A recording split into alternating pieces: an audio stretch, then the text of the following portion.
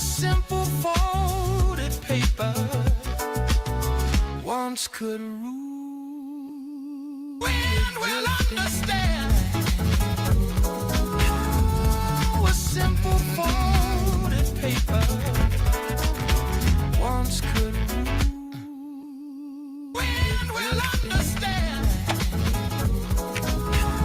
how a simple folded paper once could rule.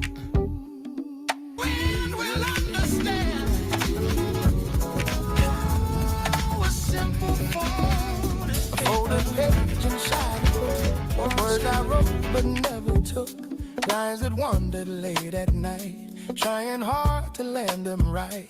Ink that pause between the lines, holding quiet second thoughts. Every sentence half a step from a truth I never kept.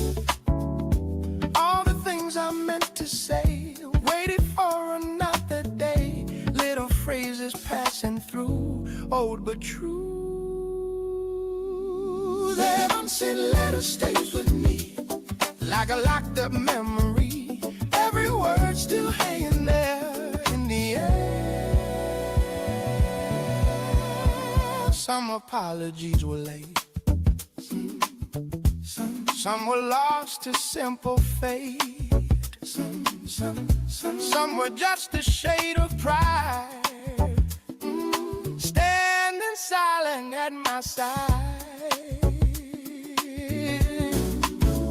Every page I tried to fill left another silence still. Every thought I tried to send reached a quiet dead end. All the courage I misplaced left its shadow on the page. Little echoes coming through what I knew. That unsent letter stays with me like a locked up memory. Every word still hanging there in the air.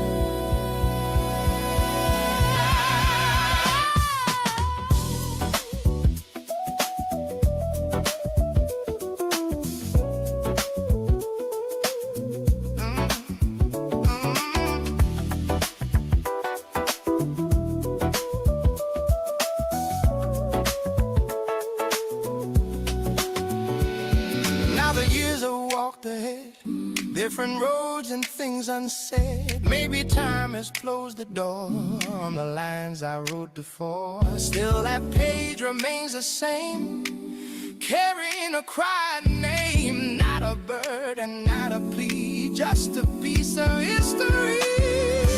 All the words that never flew still belong to something true. Little traces left behind in the mind.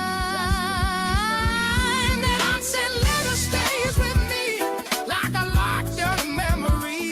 Every word still hanging there in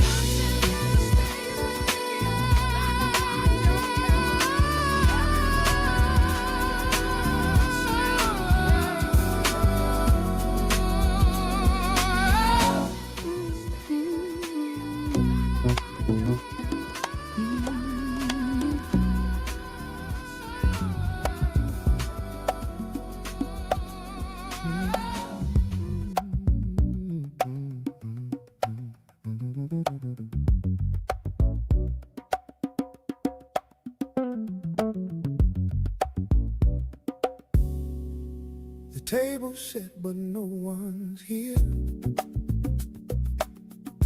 Plates align like they expect. Light falls in and disappears across a space we once kept. Glasses hold a quiet shine, not from use but from before. Every place is still defined by what isn't there anymore. What was shared still fills the air, not in voices but in where every moment used to land leaves a trace we understand. A table set for no one now, remembers when and how. Not in presence, not in sound, but in what still stays around.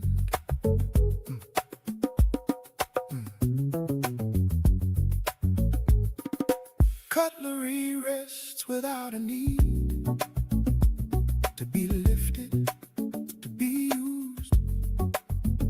Still it holds a certain speed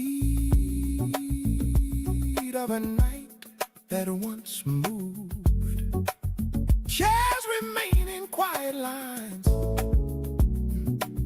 facing places left unfilled. Time no longer redefines what the silence has revealed. All the laughter fades to shape, not a loss we must escape. It becomes a softer frame without asking for a name. A table set though no one stays, still it holds those. A couple of the bigger tech names coming down. Again, Google and Meta led me last week. It seems like Google and Tesla. Those are the ones started off pretty decent. It becomes a soft frame. My table set though no one. 138, my goodness. Steve, you may need a couple of the bigger tech names coming down. The peak is Google and Meta led me last week. They're trading like. Now I pass it unaware of the nights it used to keep, but there's something resting there in the quiet running deep. Nothing calls me to return, nothing asks me to remain. Still it holds what I have learned. Indeed. All the, you guys remember the He Is Risen rally? I mean, a lot of people ask me about that, so we'll see. I mean, again, at the very least, if you wanted to chalk it up to seasonality, because usually seasonality is good on good in April, but you know, we'll find out with this whole conflict. Is that MPP on the high? A little bit of read activity. XYZ on the high too. Financials aren't doing that bad. Again, you had JP Morgan, Jamie Dimon comments talking about private credit in some of the banks today. That was decent. Now Palantir, see if software comes up. I mean, it'd be nice if you got Max 7 moving. Otherwise, everything else kind of chilling. Kimberly, Kenview, eBay, NVO. Oh, wasn't there Eli Lilly last week? I know we got out of those. Yeah, there was a lot of tough there. And isn't there HIMS? HIMS, I forgot. Do we still have that one? That was up 4%. Dude, those premiums came down, but they still have some value. They were up way more. Yeah, it's gapping up. Where's the other one? We got out of that. Yeah, there was a lot of stuff there. There was HIMS. Yeah, that was up 4%. Dude, those premiums came down. Yeah, it's gapping up. Where's the other one?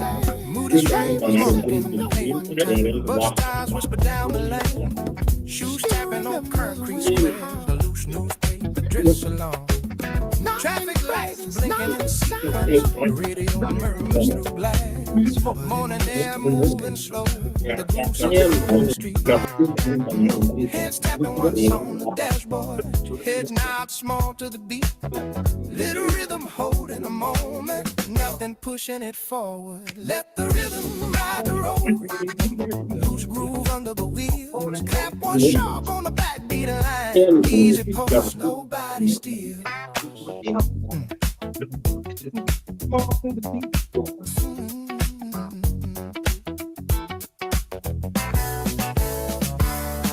Corner store door swings open, coins drop flat on the counter.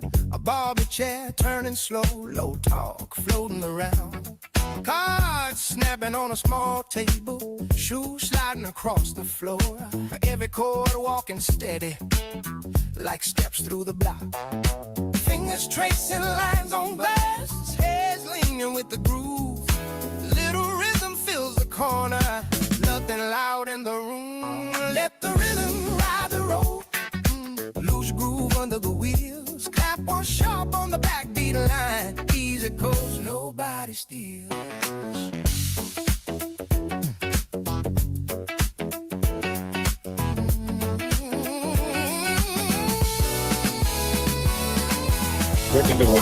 Moody train, bus stars whisper down the lane. Shoes tapping on concrete. Drifting on.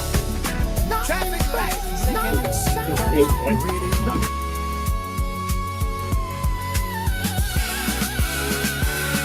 Street lamps clicking into life. Engines passing steady lines. A whistle drifting down the curve. Windows open to the air. Footsteps echo down the sidewalk. Late trains roll somewhere far. Every block keeps the tempo moving through the dark.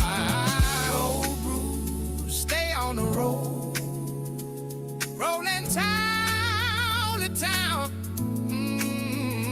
Every listener catches time. Let the beat go down. Look, the woman out the road. Loose groove running the wheels. Clock was sharp on the backbeat line. Easy for nobody steals.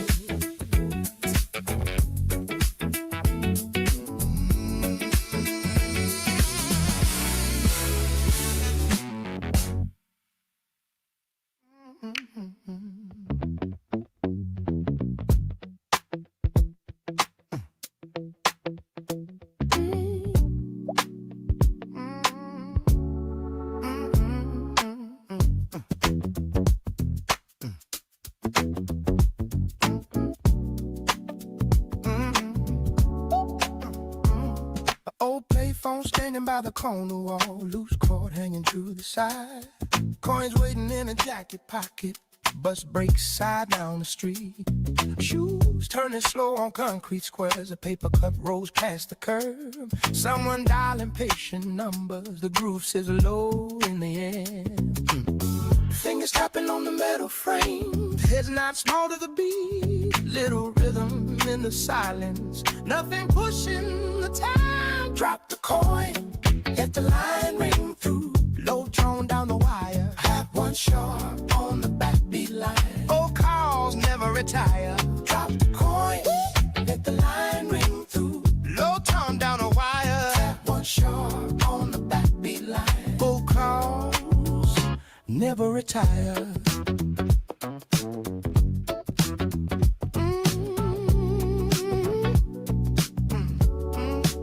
Street vendor folding his table. Loose talk drifting around. Taxi tires roll through puddles. A suitcase rests by the pole. Voices crossing the evening air. Footsteps pacing the block. Every word rides a rhythm. Moving slow down the line. Coinciding to the slot. Hands leaning with the groove. Little rhythm in the waiting. Nothing louder than needed. Drop the coin. Let the line ring through. Low tone down the wire. Have one sharp on the backbeat line. Oh, call never retire. Drop the coin. Let the line ring through. Low tone down the wire. Have one sharp on the backbeat line. Oh, call never retire.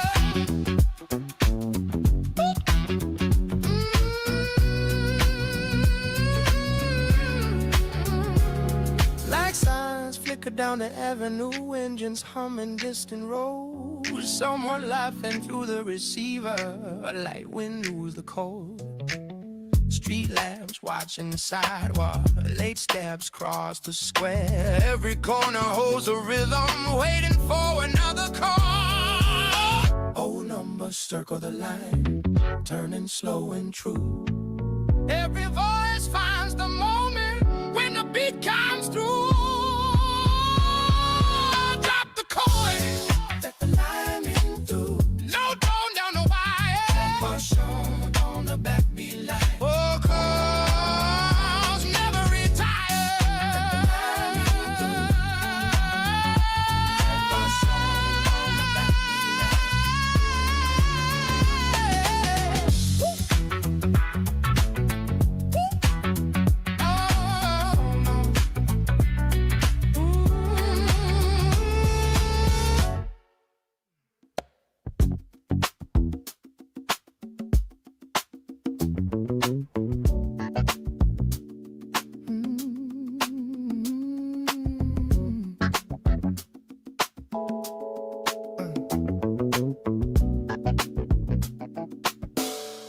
Xylophone droplets falling slow, dry kit tapping hollow floors, baseline walking patient circles,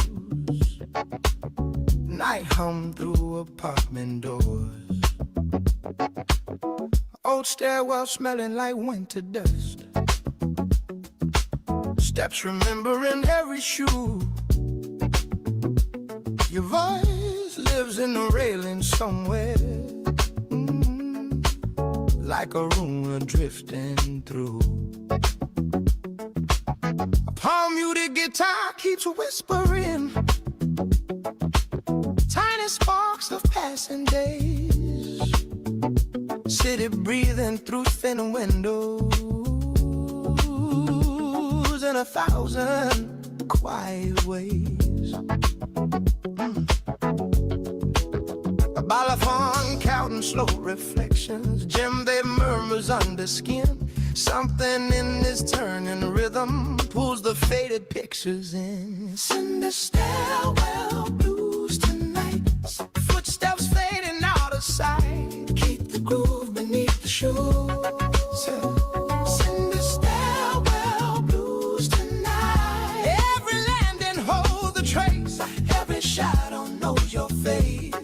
Rotations in the night, send the stairwell blues tonight.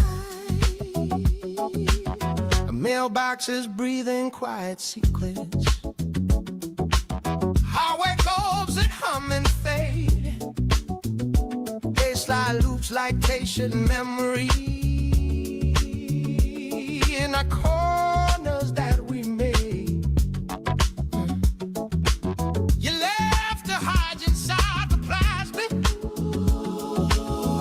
But stubborn as before,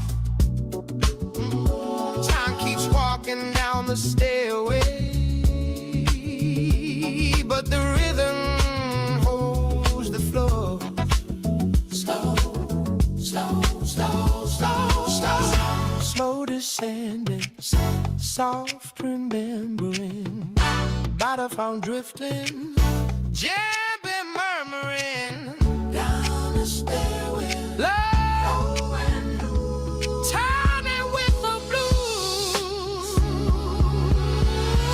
Stairwell blues tonight, footsteps fading out of sight.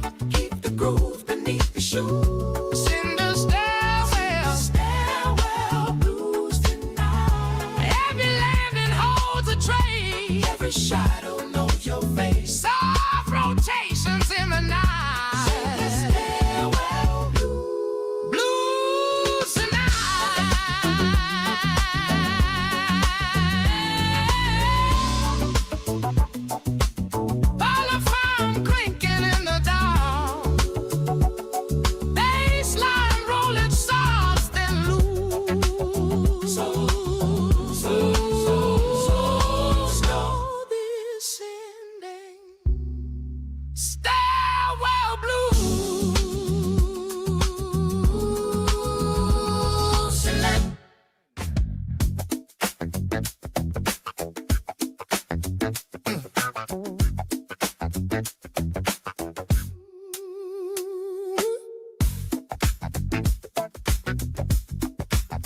Hey,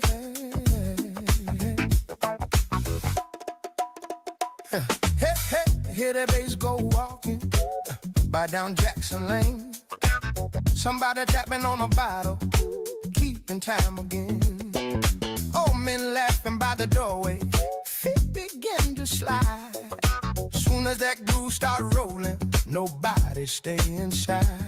Clap once, clap twice, let that rhythm shake the night. Whole block leaning to the beat, feels so right. Back alley boogie, feel that rhythm move. Left foot slide, right foot groove.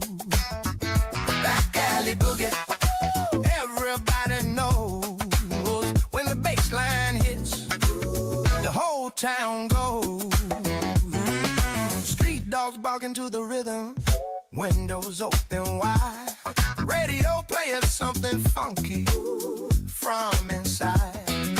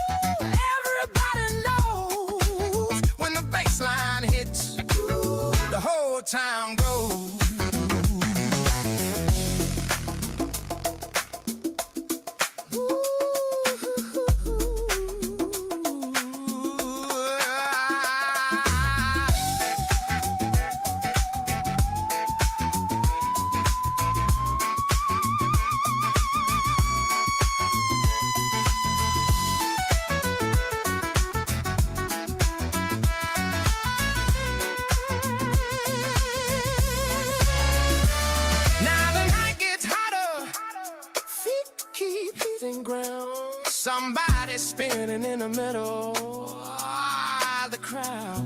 Barehead dancing with the young ones, laughing at the sound. 40 years still moving when the groove comes round. Clap once, clap twice, let the rhythm take the night. Hold straight, rocking to the beat. Feels so right. Back alley boogie.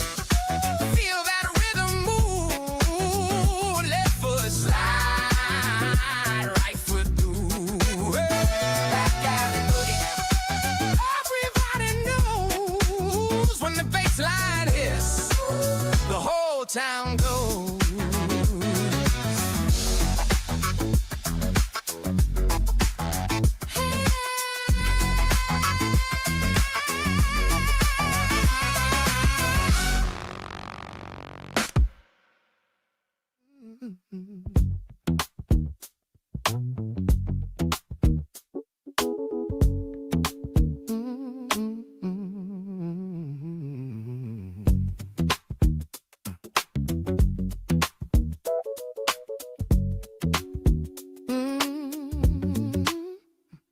Every year I make a line, say this time will be the time. Write it down in careful words, like a promise to the world. Morning plans and midnight vows, saying I will change somehow. But the weeks move quietly past the man I hope to be. Small decisions day by day, turning slowly either way. Little steps I barely see, building me. It's the turning point habit. Not a single grand moment, just a quiet daily choice, following a smaller voice.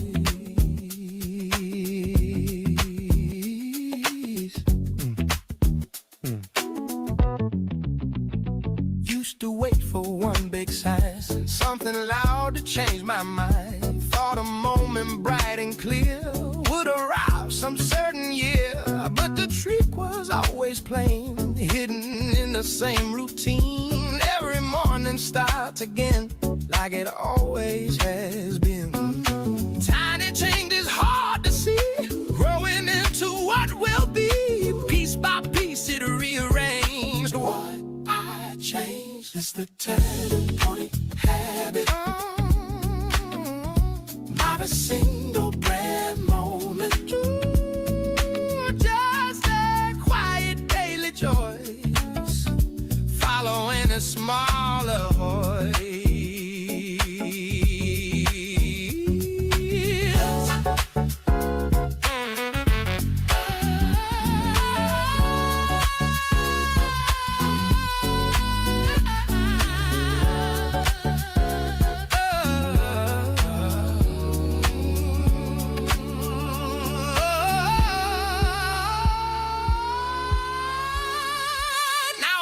The playlist loud, write it simple, not so proud. Just a step before the next, no dramatic final text. Years will move the way they do, still the path is something new, built by things I choose today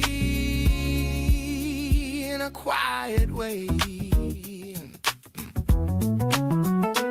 Nothing sudden, nothing fast, just a change that slowly lasts. One more step I choose to make, day by day. It's the turning point habit. Not a single grand moment, just a quiet daily choice, following a smaller voice.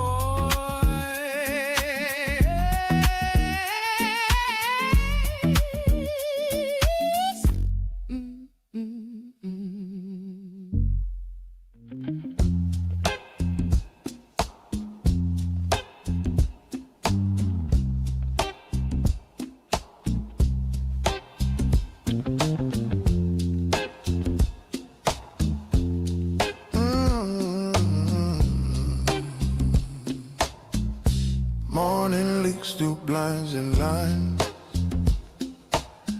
Dust turning slow and gold, kettle singing on the stove. Another day to hold. A work shirt hanging by the door, creases sharp and plain, back stiff from the years before. Still I board the train. Calendar pages on the wall, flip but never rush. Under quiet discipline, there's a hidden crush.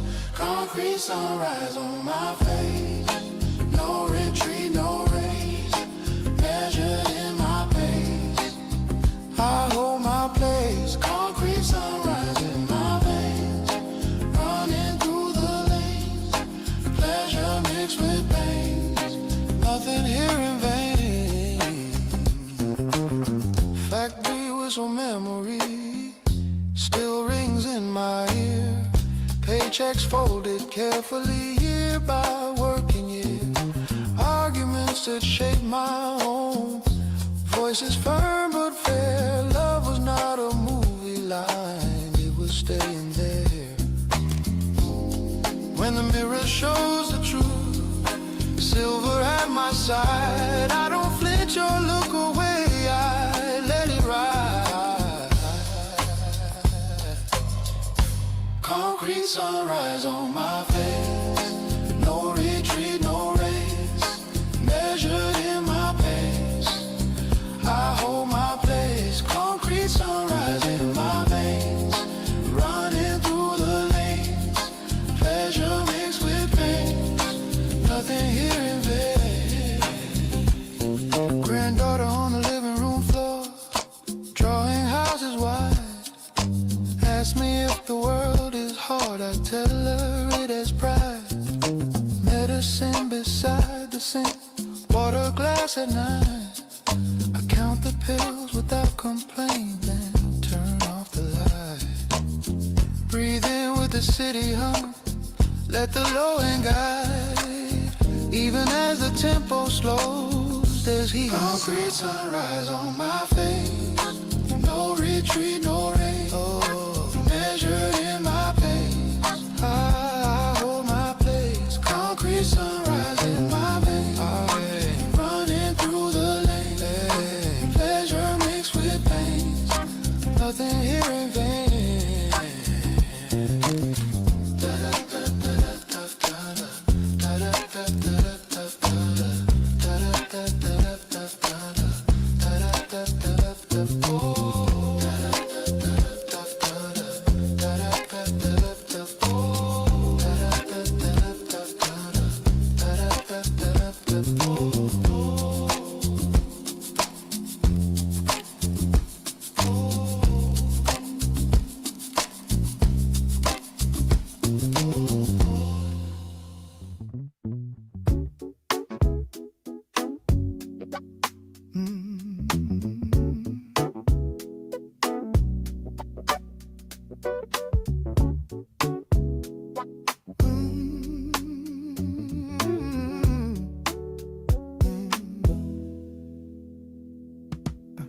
Old pickup parked by the corner market,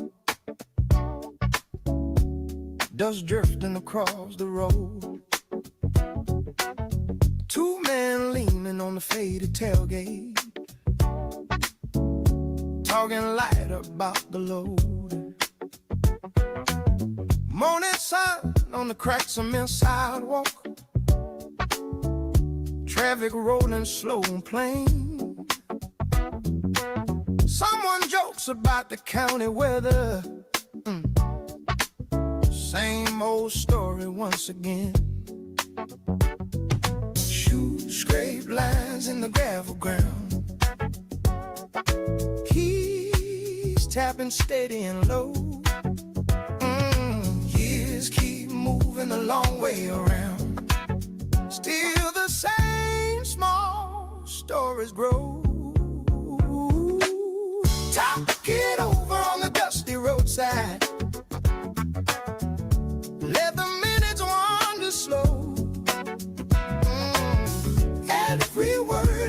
passing low tide, coming quiet, then letting go.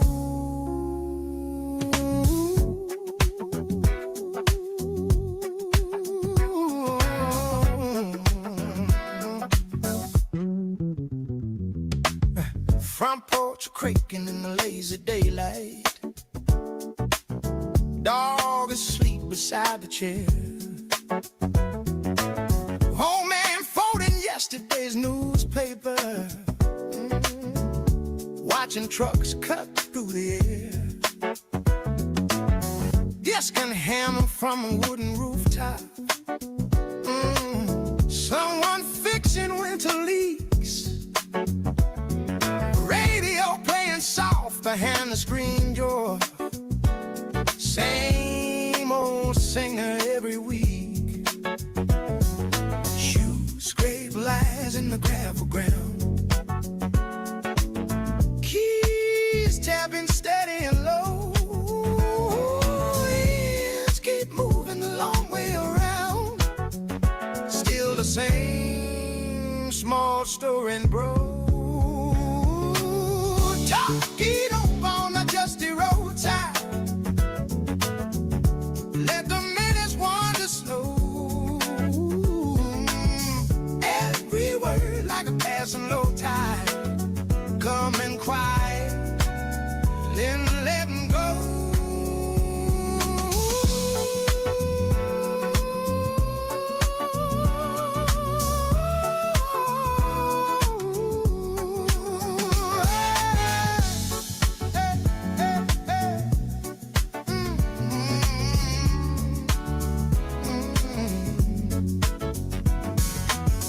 Evening settling on the county highway.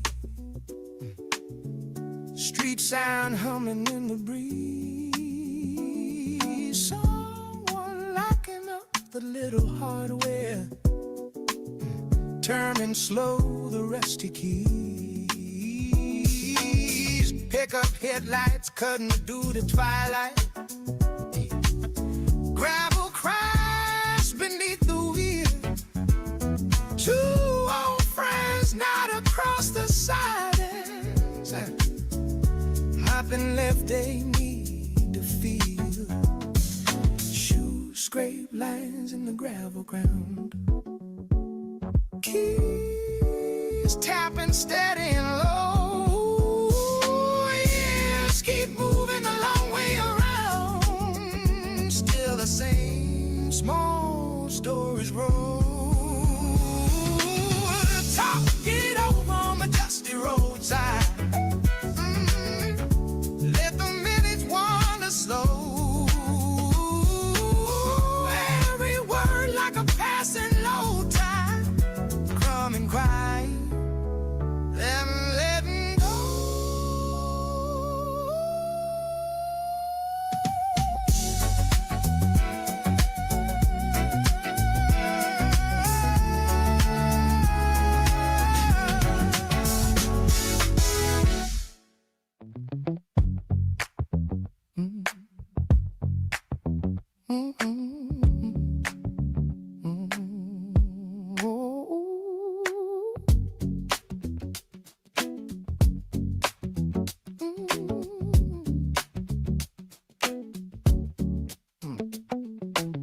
Old wooden steps beneath my shoes.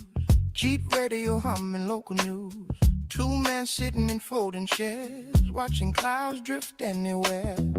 A screen door tapping in the breeze. Someone sipping quiet tea. Afternoon without a plan, just the same old span. Time hangs easy in the air, like a jacket on a chair. Old song drifting through, nothing new. Let that little radio play, carry the sound through the day.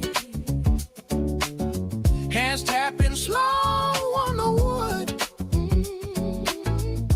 Everything feeling good. Paper bag rolling down the street.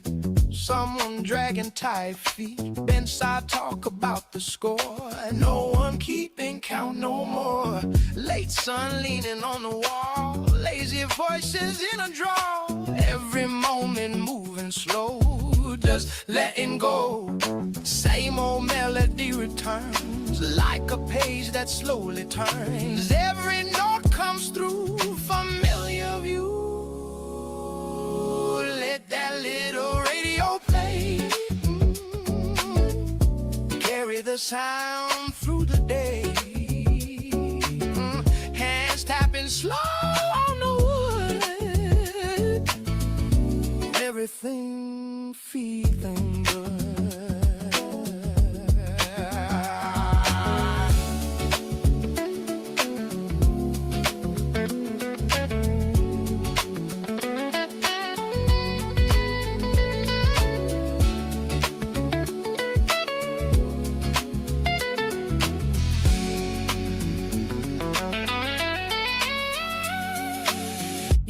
Light along the rail, someone telling one more tale. Distant whistle somewhere near, night beginning to appear.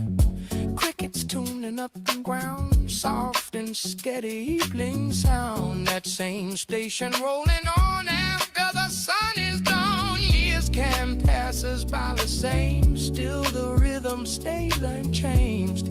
Every chord we knew passing through.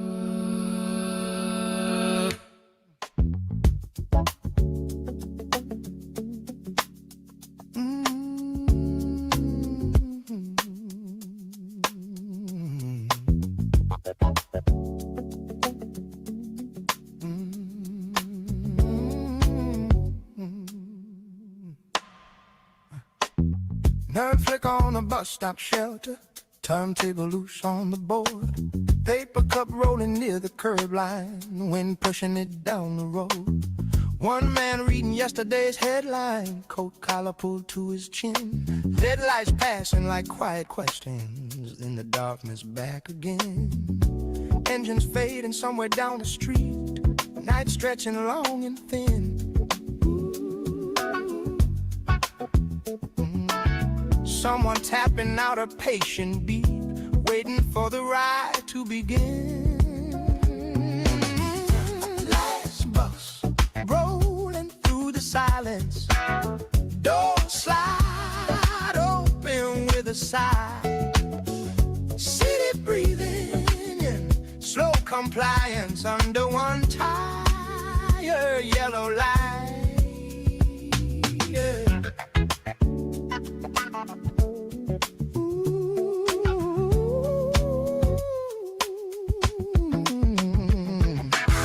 Driver nodding from the empty cabin, meter glowing pale and small.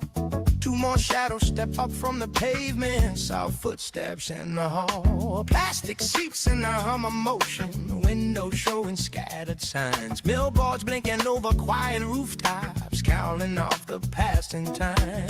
Street lights drifting under turning wheels, rhythm steady through the frame. Every rider holding different deals, but the road stays just the same. Lane ride, crossing sweeping corners, floor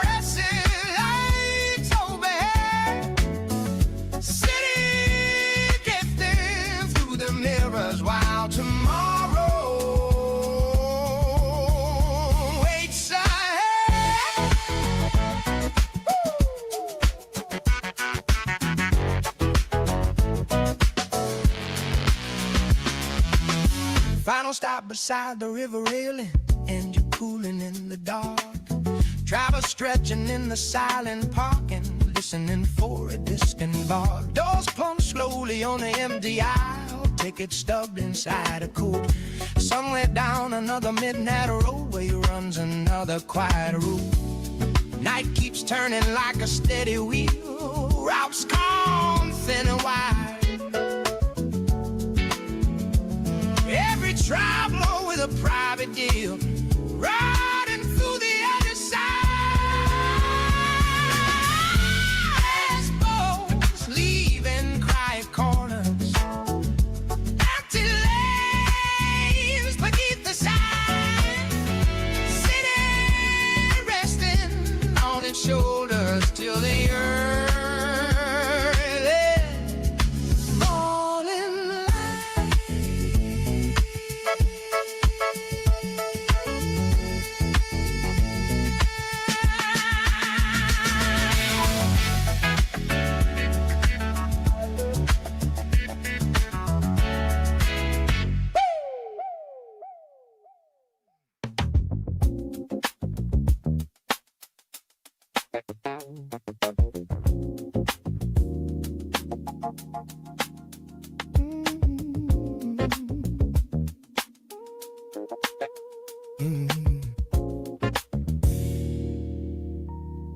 The lake keeps folding quiet silver pages, moonlight drifting through the sleeping reeds.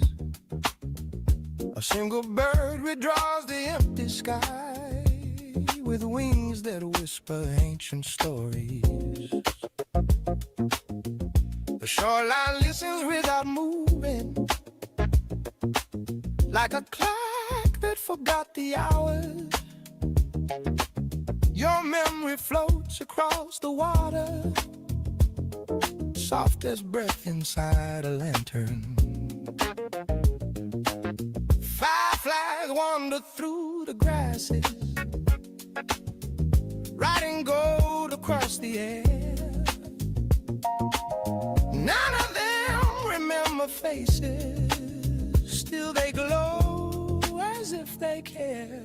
Your name falls slowly through the evening, like a feather made of light. Every ripple learns to carry pieces of the quiet night. If the sky could keep a secret, like the lake beneath the blue, all its silent constellations would be whispering of you. Summer insects stitch the darkness with invisible silver thread. Lanterns drift along the water where the fading daylight bled. We were younger than the river, running restless through the fields. Every silence held a promise only open hearts could feel. Time became a quiet current, turning slow beneath our days. Yet the night keeps gentle copies of the past we used to trace. Somewhere in the drifting starlight, all I bet is summer shine, like forgotten glass bottles sleeping under shifting tides. Every year becomes a lantern floating slowly out to sea, and the waves keep all the stories that the wind once told to me.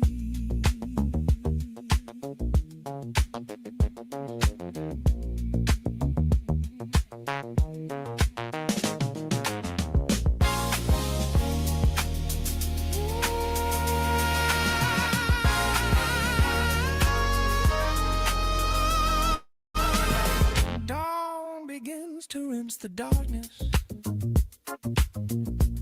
with a pale and patient hand. Birds rehearse their fragile music over water bright as bad. See if the world forgets our footsteps, still the tide will recognize how two shadows cross the shoreline. Once beneath forgiving skies, nothing truly fades.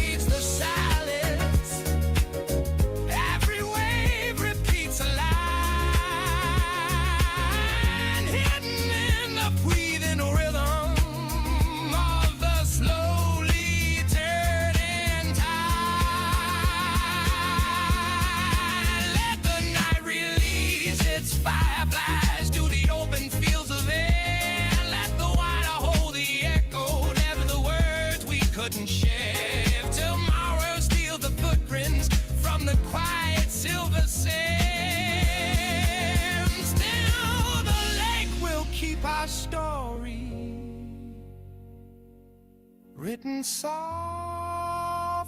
in its hand.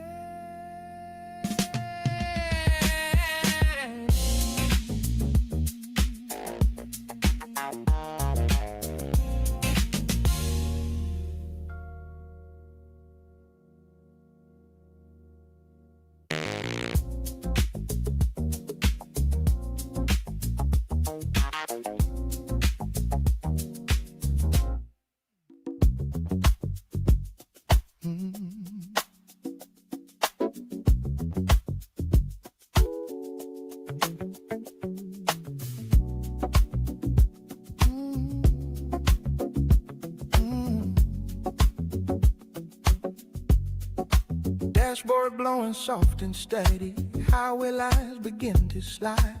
Radio between two stations, quiet static in the ride. Passing diners, empty parking, fluorescent circle on the ground. Windows open to the evening, carrying the city sound.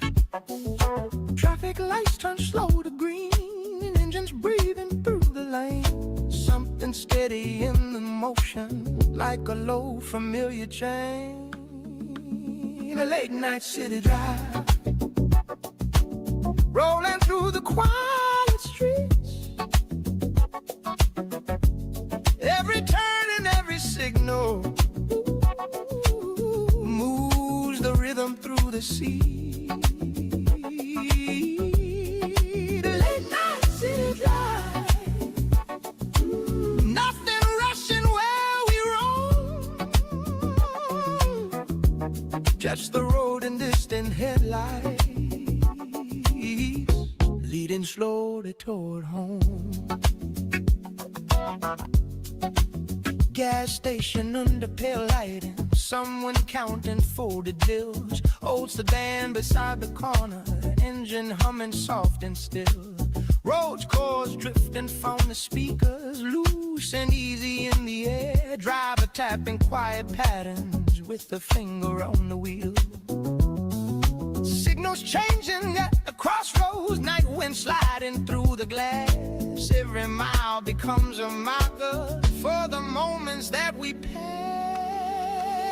Late night city drive, rolling through the quiet streets.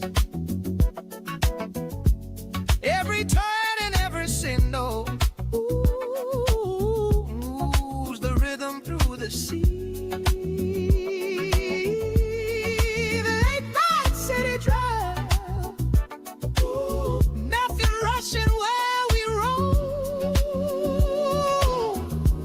Just the road and distant headlights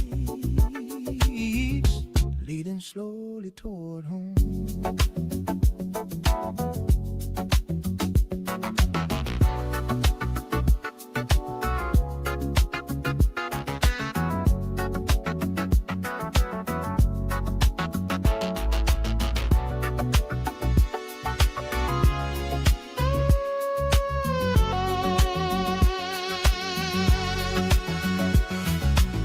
Warehouse shadows near the river, freight train rolling far away. Billboards blinking over rooftops, watching traffic fade to gray. Someone walking past the storefront, holding music in their stride. Every block repeats the pattern like a pulse beneath the drive. Street lights, strolling eyes of amber, guiding every turn we take. Every mile keeps a rhythm that the quiet roads away. Late night city drive, rolling through the quiet streets.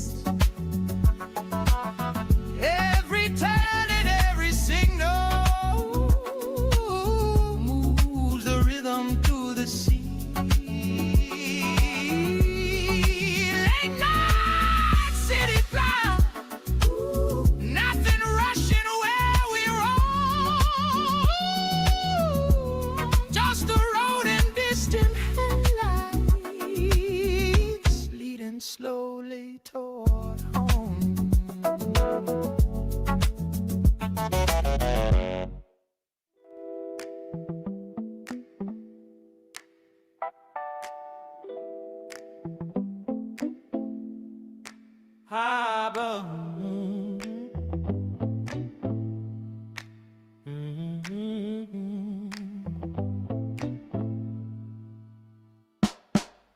harbor wind against my coat, salt resting on my sleeve, fishing boats tied to the dock, like promises I keep. Ledger books and factory gates stamped into my hands, calluses that never lie, more honest than my plans.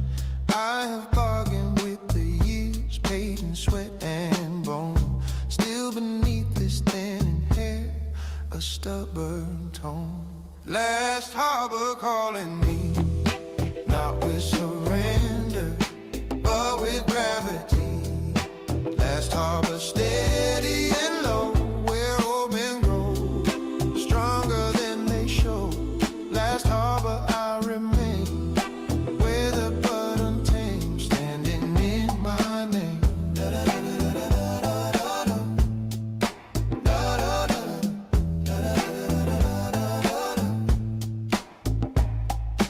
Kitchen radio humming news, static in between, coffee rising with the dawn, ritual routine, wedding ring of faded gold, warm against my skin, every argument we solved, every silent win, friends reduced to photographs, frames along the hall.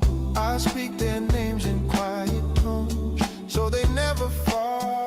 Last harbor calling me, now with surrender, but with gravity. Last harbor steady and low, where old men grow stronger than they show. Last harbor I remain, where the blood untamed, standing in my name.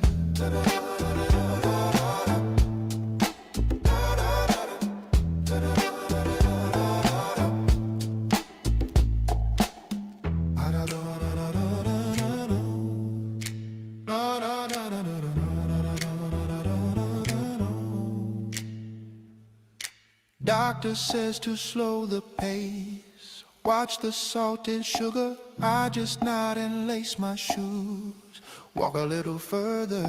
Grandson asking what I did back when I was strong. I tell him strength is holding on when the night is long, breathing with the tide below, let the baseline roll.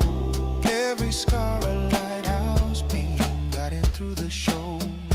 Last harbor calling me, not with surrender, but with gravity. Last harbor steady and low, where old men grow stronger than they show. Last harbor I remain, where the blood untamed, standing in my name.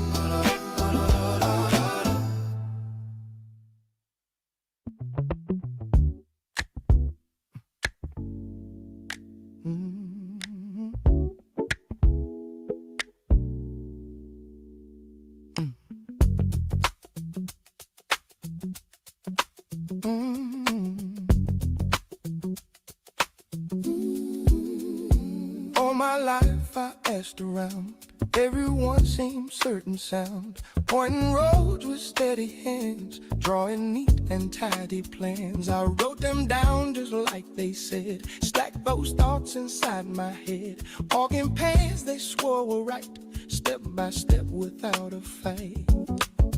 Every answer I would take felt too smooth to truly make. Little doubts would pass me by, wondering why all these borrowed answers fade. Every promise someone made, standing here I finally see they weren't meant for me. Some said chase a steady name, some said fortune was the game, others swore a careful line would deliver peace in time. But the days kept rolling through, questions growing, something new. Every road began to bend, past the point they tried to send. All the voices in my ears started fading year by year, leaving one small voice behind in my mind. All these borrowed answers fade, every promise someone made. Standing here, I finally see they weren't meant for me.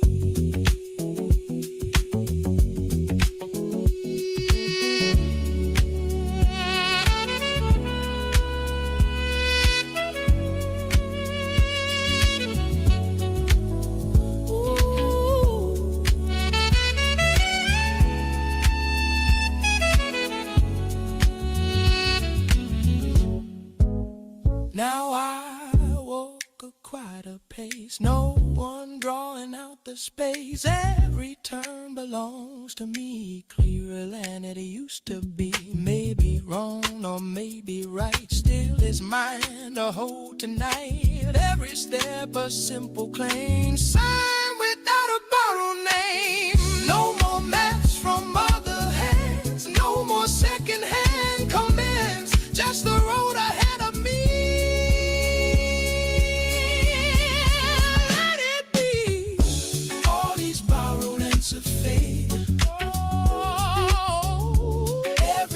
Someone made space.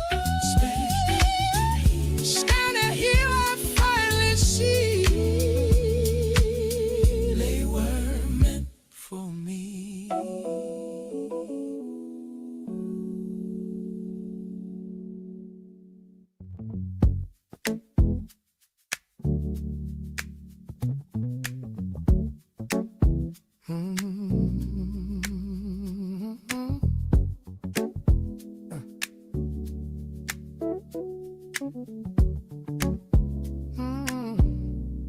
There's a drawer beside the bed, full of things I never said.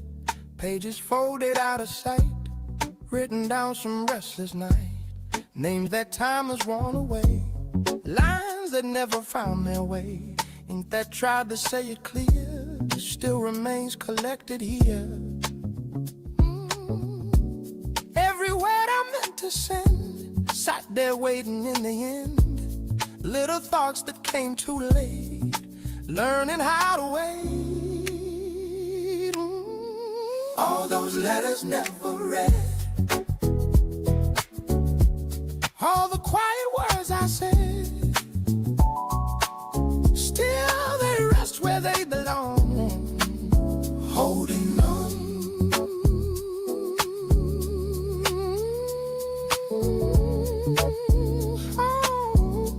Some were written out of doubt, some to figure something out. Some were questions without names, some are careful hidden blame. Every page a passing thought, things I felt but never brought. Every line a smaller part of a careful heart. Maybe silence had its place, maybe time erased the trace. Every message left behind changed my mind. All those letters never read, all the quiet words I said, still they rest where they belong, holding on.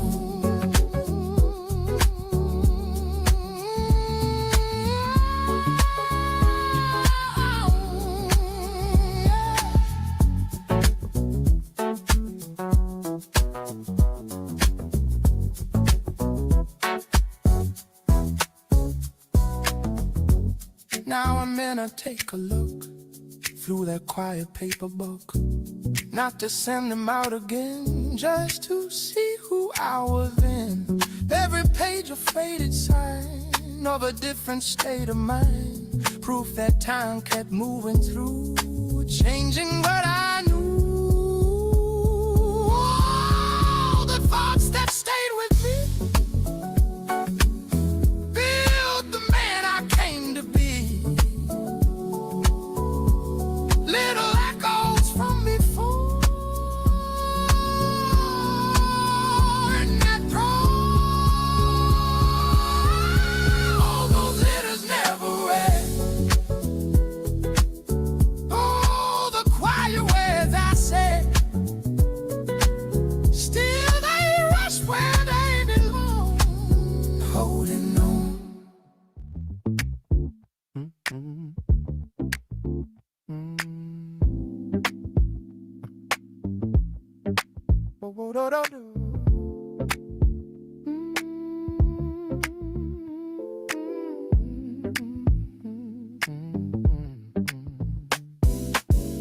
Closed doors waiting in a narrow frame. Soft hum calling out my name. Two brief glances in the steel. Faces showing what they feel. Someone pressing numbers down. Another staring at the ground. Morning rising through the space. Nothing moves but as we face. Time stands still between the floors. Holding breaths behind the doors. Low tone passing through like a distant view. Up we go, but something stays heavy in a quiet way. Hands stay still, we never speak. Tension settling in too deep. Putting lights fading one by one. Every stop is never done. Small talk breaking, then it dies. Silence filling up the ride. Afternoon inside the box. Every second ticking clocks. Nothing here we choose to say. Still it lingers anyway. Little shifts in every glance. Caught inside a silent chance. Every thought comes through something new. Doors will open, then we go. Leaving what we'll never show. Feet step out, but something stays. Following us through the day. Doors will open, then we go. Leaving what we'll never show. Feet step out, something stays. Following us through the day.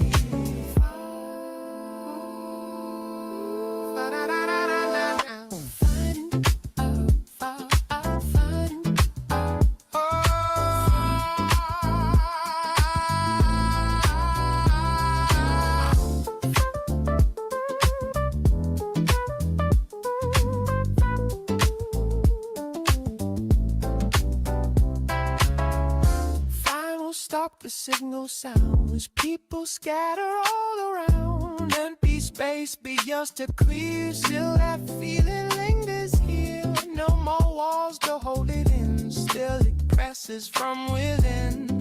That same moment I sing to, sticking to. Years of silence pressed is calm. Carried in a hidden foam. Every truth we knew breaking through. Step outside but feel the weight.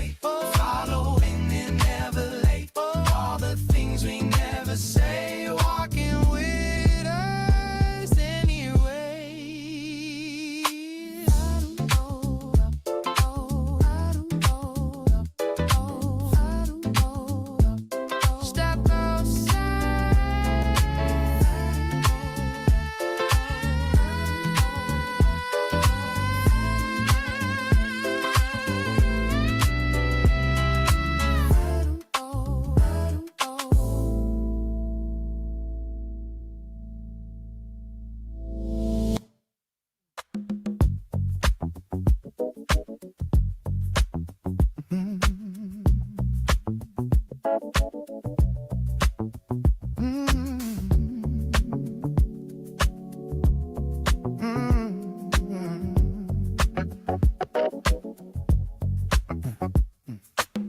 Clipper silent on the counter. Mirror holding empty chairs. After hours in the barber shop. Dust of voices in the air. Old broom leaning by the doorway. Radio talking soft and low. Someone left a joke unfinished from an hour or two ago. Floor still shining under neon. Hair like snowfall on the tile. All the talk from this afternoon lingering a while. Barbershop left closing. Quiet sitting in the room. Every story from the daytime still hanging in the bloom. Barbershop left closing. City slowing down outside. All the laughter from the daytime somewhere in the mirrors hide. Somewhere in the mirrors hide.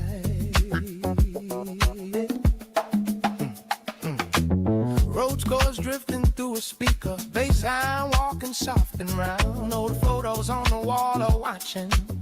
Every haircut handed down. Someone argued about boxing. Someone swore a team would win. Someone told a love confession just above the clipper spin. Street light blowing through the window. Cars are passing one by one. but the room remembers voices from the rising of the sun. Barbershop after close at the crime, sitting in the room. Every story from the daytime still hanging in the glue. Oh, barbershop after closing, silly slowing down outside at a rafter from the daytime. Somewhere in the mirrors hide.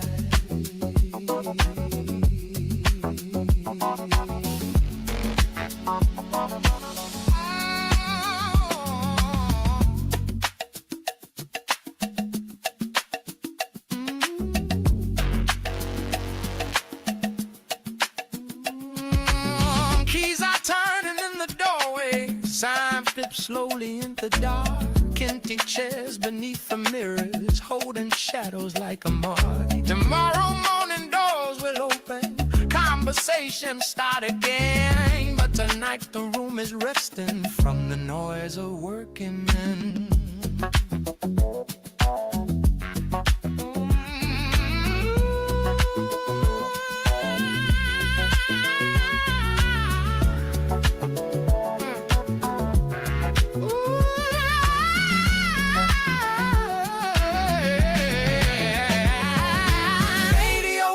Near the counter, last song floating through the air. Even silence in this barbershop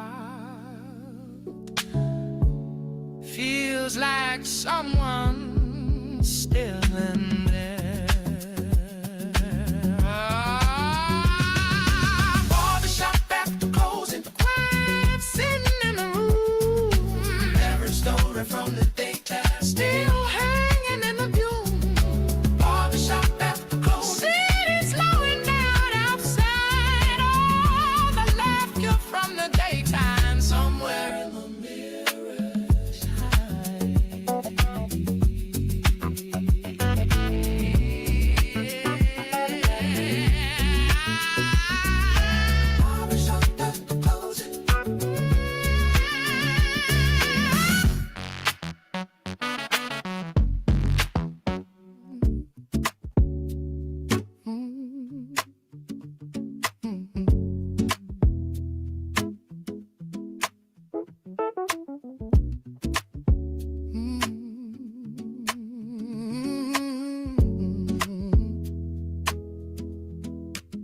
Small receiver on the shelf, talking mostly to itself.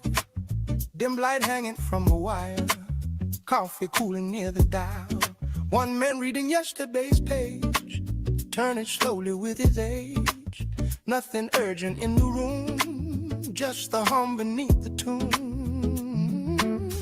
Minutes drifting one by one, like the setting of the sun. Every note passing through, old but true. Let that quiet station run through the night till morning comes. Hands resting on the chair, listening there. Neon blinking down the block, someone checks a silent clock. Footsteps fading past the door, then returning nevermore. A voice speaking calm and slow from a distant studio, filling up the empty air like somebody sitting there. I was moving soft and wide with the signal as a guide. Simple words coming through, nothing new. Let that quiet station run till morning comes. Hands resting on the chair, listening there.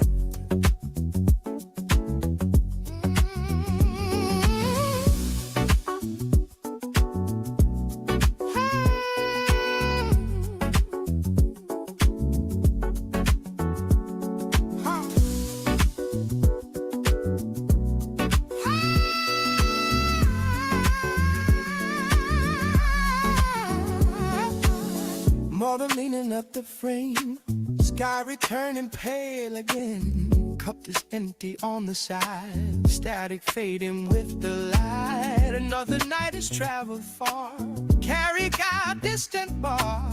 Still the voice remains a friend till the program finds its end. All the hours passing by underneath the open sky. Little signals came through out of you. Let that quiet station one through the night to molten conch. Hell resting on the chair, listening there.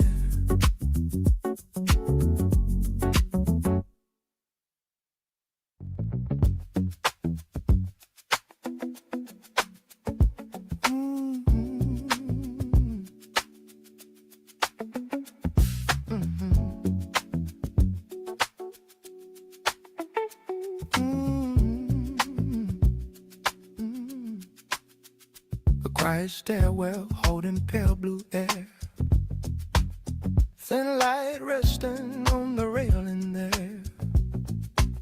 One drifting echo touched the hollow wall, soft as winter feathers falling small. Your distant figure bending through the glow, like moving water no one seems to know. Even the silence learned a silver tone, standing beside me almost like its own. The hallway opened into floating light, a quiet garden hidden in the night. Every shadow softened into bloom, turning the air into a quiet room.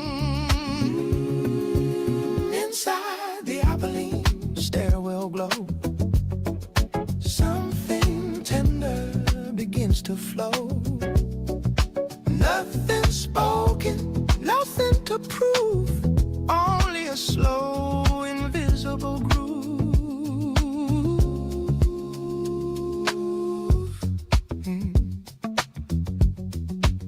The paper moon rested on the floor, silver breathing through the narrow door. Your fading footsteps folded into mist, leaving my quiet slightly kissed. Glass like echoes drifted through the stair, little constellations in the air. Every moment loosened into space, time forgetting its ordinary phase. The walls dissolved in quiet blue, every corner remembering you. Even the night began to move, slow as an unspoken groove. Inside the opaline stairwell glow, something tender begins to flow. Nothing spoken, nothing to prove, only a slow, invisible groove.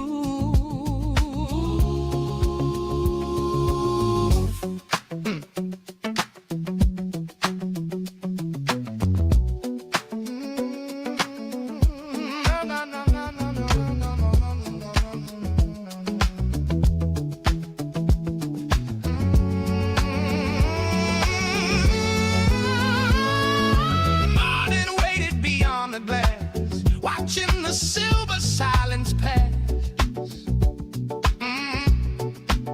the stair returned to ordinary stone. It's something luminous I grow. Invisible feathers fill the air, quiet breathing everywhere. Even daylight moved more slow, carrying where the night could go. Somewhere beneath the waking room, that quiet stair continues to bloom, hidden softly in the groove, where silent memories slowly move. Inside the other lean stairwell glow,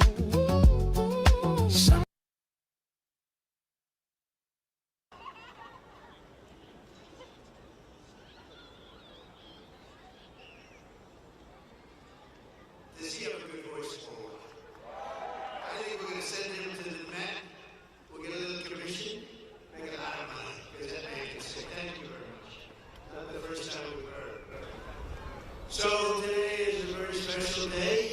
It's a day where we celebrate Jesus. It's a day where we celebrate Star-Spangled Banner, yet wave for the land of the free and the home of the brave. The rescue that took place yesterday. Something that you rarely see. You know, they were giving me a briefing about that. And they said, normally when you're in a very hostile territory, and I don't think it gets much more hostile than Iran, they're capable fighters, they're very tough people, and there are others like that. You don't mind when the enemy is weak, but that enemy is strong. Not so strong like they were about a month ago. I can tell you, in fact, right now they're not too strong at all, in my opinion, but we're soon going to find out, aren't we? But when a thing like that happens, where a pilot's shut down, in most instances, you're really not able to go in, because you'll go in with 200 people and lots of jet fighters and helicopters, and you really don't have a chance. You get shot down, you lose 200. In order to pick up one, it's a horrible thing, but it's very rare that you can do it. And what we did yesterday is we picked up not one, we picked up two. We kept the first one quiet, and we were able to keep it quiet for about a day, which made it a lot better. But those two pilots were incredible, brave, and we thank them. And we're going to be having a news conference today at 1 o'clock at the Oval Office, and we look forward to it. But I just want to say we have a great military. We're the greatest military, the most powerful military any place in the world. You saw what happened with Venezuela. And it's an honor. I built it in my first term, and I didn't know I was going to be using it this much in my second term. It's my honor. And they're the greatest people on earth. Our warriors are the greatest fighters on earth. And they very much appreciate you and love you, and that's why they do it. So this is all about today. I must tell you, I came out and I expected we were going to be talking about farmers, and we love our farmers. We were going to talk about so many different products, but you know what they want to talk about? Sir, this is about eggs. Eggs. Because we have the egg farmers of the entire country here, and they are unbelievable. And if you remember, when I first got elected, my first news conference with the fake news, a lot of fake news here today, but I had a news conference, and the first question, what are you going to do about eggs, sir? I said, what's wrong with eggs? I just got this. My second day in office, I had a news conference, and they were screaming at me, what am I going to do about eggs? And I said, well, it's like, tell me what's wrong with eggs. The price was so high. It was 4 times higher than it was a year before. I said, well, that sounds like a problem. Let me think about it. And Brooke Rollins, our great Secretary of Agriculture, she got involved. We all got involved. They didn't want me, as you know, just last year, it's hard to believe, they didn't want me to order eggs for the Easter egg roll, the Easter egg hunt that we have here every year. They wanted me to use plastic. I said, I'm not using plastic, we'll get it solved. And within a short period of time, eggs came down. They came down 40%, 50%. And by the time we got there, we had so many eggs, we didn't know what to do with them. And today we have more than 40,000 eggs supplied by all of the great egg farmers that are with us. So eggs is a big thing, and it was a big thing to our great First Lady, who's here someplace. Let's see. I think this is our First Lady. What do you think of our First Lady? She's a movie star. I don't know. Do we call her First Lady or a movie star? She has the biggest movie. Can you believe this? And she deserves it. Would you like to say a couple of words to your friends? Happy Easter Monday. I hope you enjoy this beautiful day. We are celebrating a very special Easter egg roll this year because it's 250th birthday of this beautiful nation. Enjoy it, and I hope you have a wonderful day.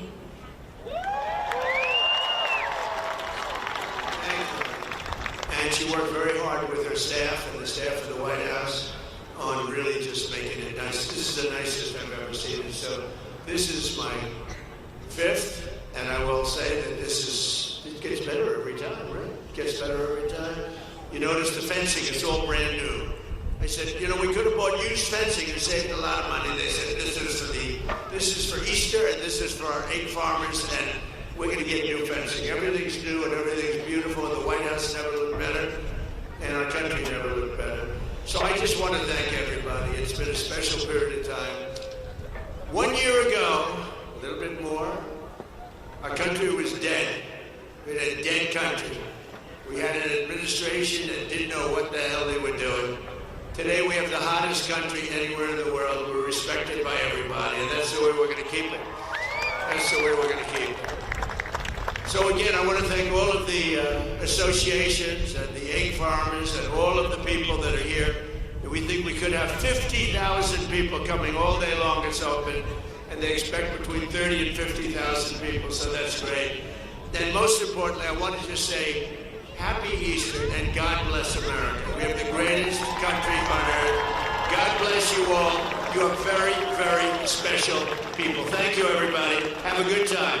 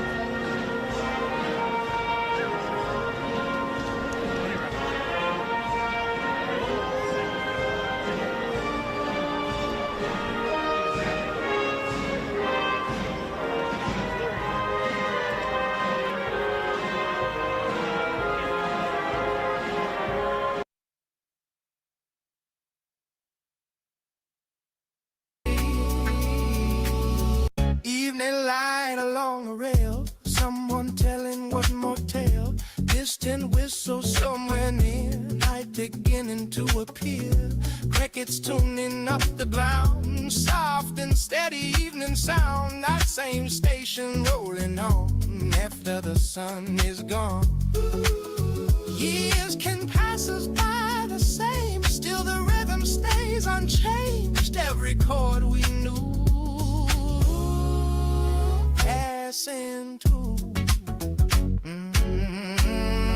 Let that little radio play, carry the sound through the day. Let's carry it slow on the wood, everything feeling good.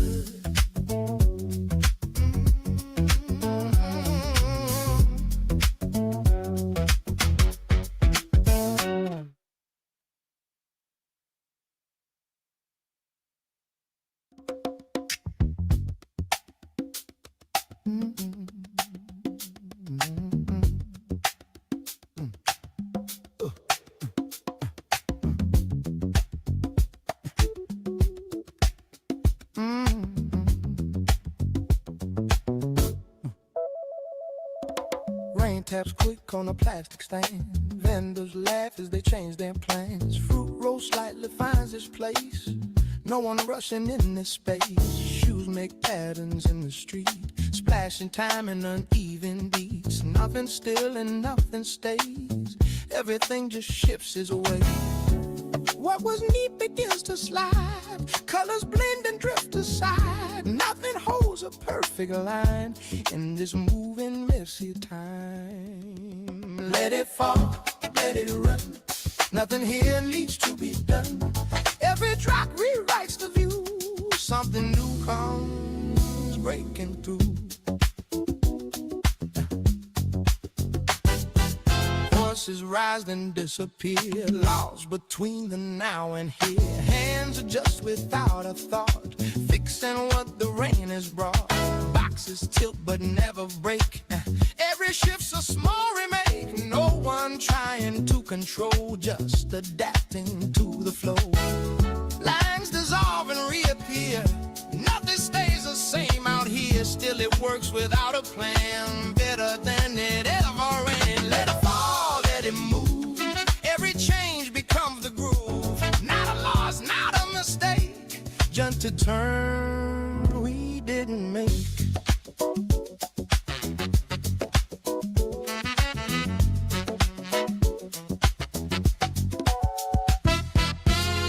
train slows down but leaves its mark in the shine and in the dark. The streets reflect the broken sky, split in pieces passing by. Nothing fixed and nothing wrong, just a day that moves along. In the middle of the mess, there's a strange trend of progress. What we plan just slips away, makes a better kind of day. Not by force, not by design, but by letting things unwind.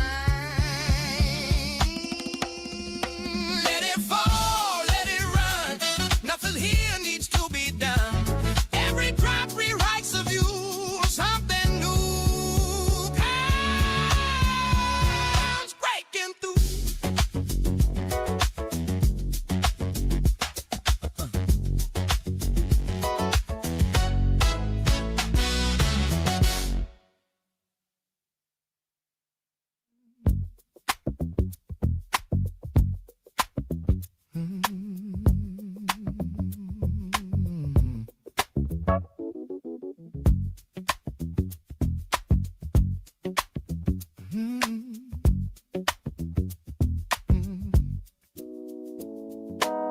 A lamp above the working district, throwing shadows on the mess.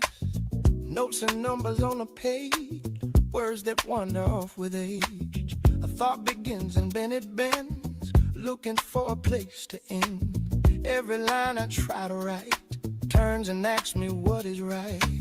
Questions moving through my head, things I wish I'd never said. Little echoes coming through from a view, talking to the empty chair. Like somebody might be there. Every answer slow to rise in these quiet nights.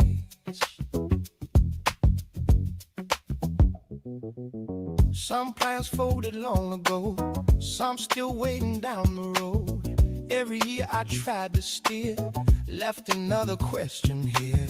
Faces passing through the mind, some I left too far behind. Words I never tried to say, still returning anyway.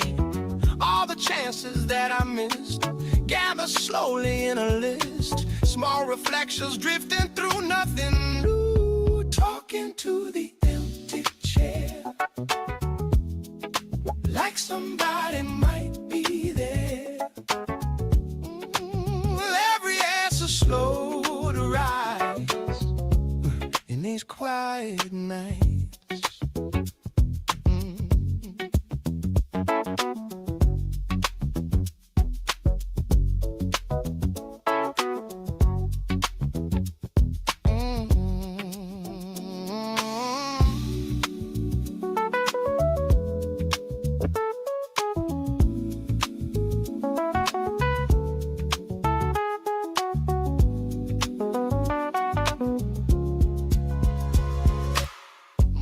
Pressing at the blast, nights long thinking starts to pass. Pages filled with crooked eyes, half of them just borrowed signs. Maybe truth is small and plain, hidden somewhere in the strain. Maybe all the man can do is keep walking what is true.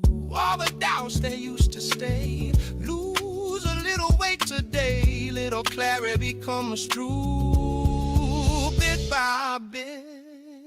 Talking to the empty chair, like somebody might be there. Every answer slow to rise in these quiet nights.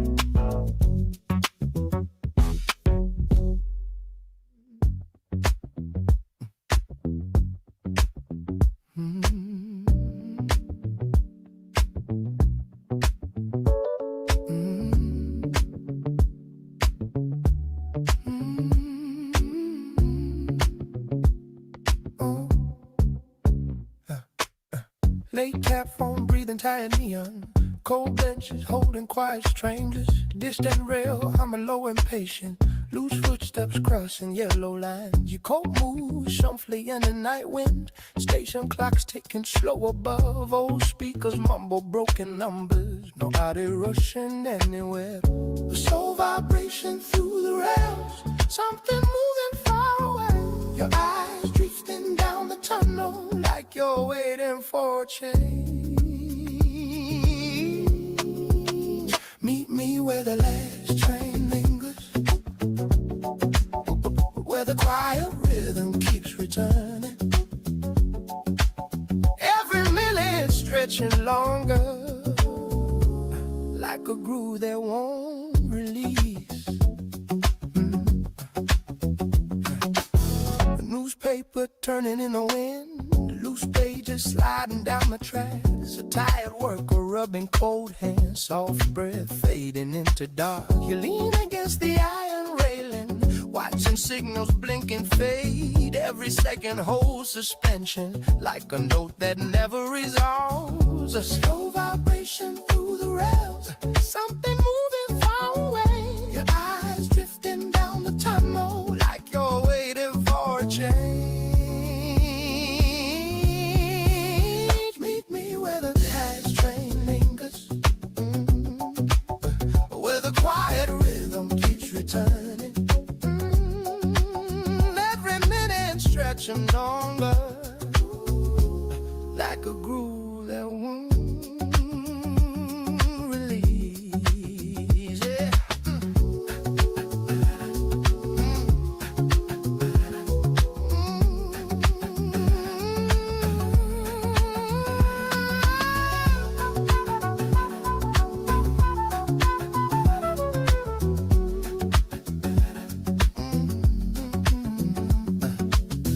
Headlights slowly bloom from darkness, steel wheels singing through the line. Doors side open with a tired whistle, warm air drifting through the cold. You turn softly toward the carriage, one small glance before you go. And somewhere in the empty station, the rhythm keeps you close. Slow vibration through the rails, something moving far away. Your eyes drifting down the tunnel, like you're waiting for a chance. Meet me where the last train lingers, where the quiet rhythm keeps returning. Every minute stretching on. I could prove that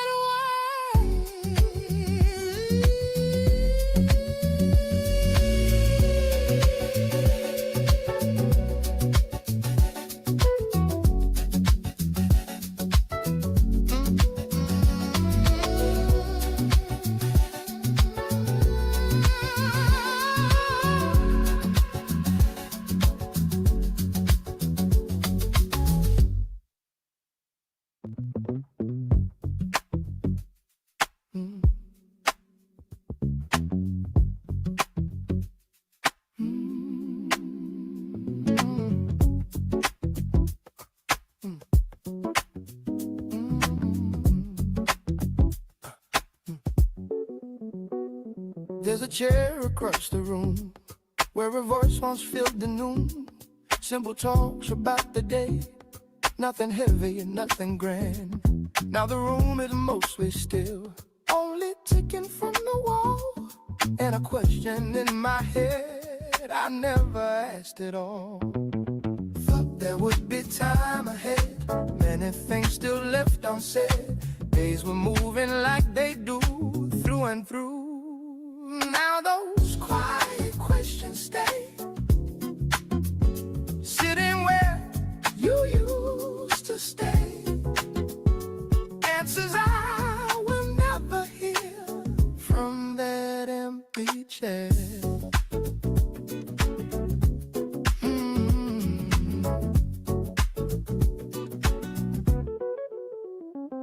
I recall the smaller things, ways you pause between the lines, half a smile before a word, simple habits of your kind. Never thought to write them down, never thought they'd disappear. Life was just a normal day, Looking back, I understand. Time moves faster than we planned. Ordinary moments fade unreplayed. Now those quiet questions stay, sitting while you used to skate. Answers I will never hear from that empty chair. From that empty chair.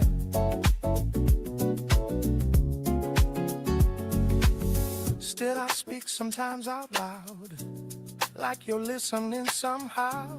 Small reports about the day. Thing is, I figured out too late. Maybe words don't need reply. Maybe memories enough. Just a voice inside my mind, clear but soft. Every talk we used to share left a quiet presence there. Not a last that disappears through the year. Now those quiet questions stay, sitting where you used to stay. Answers I will never hear from that empty shell. From that empty shell.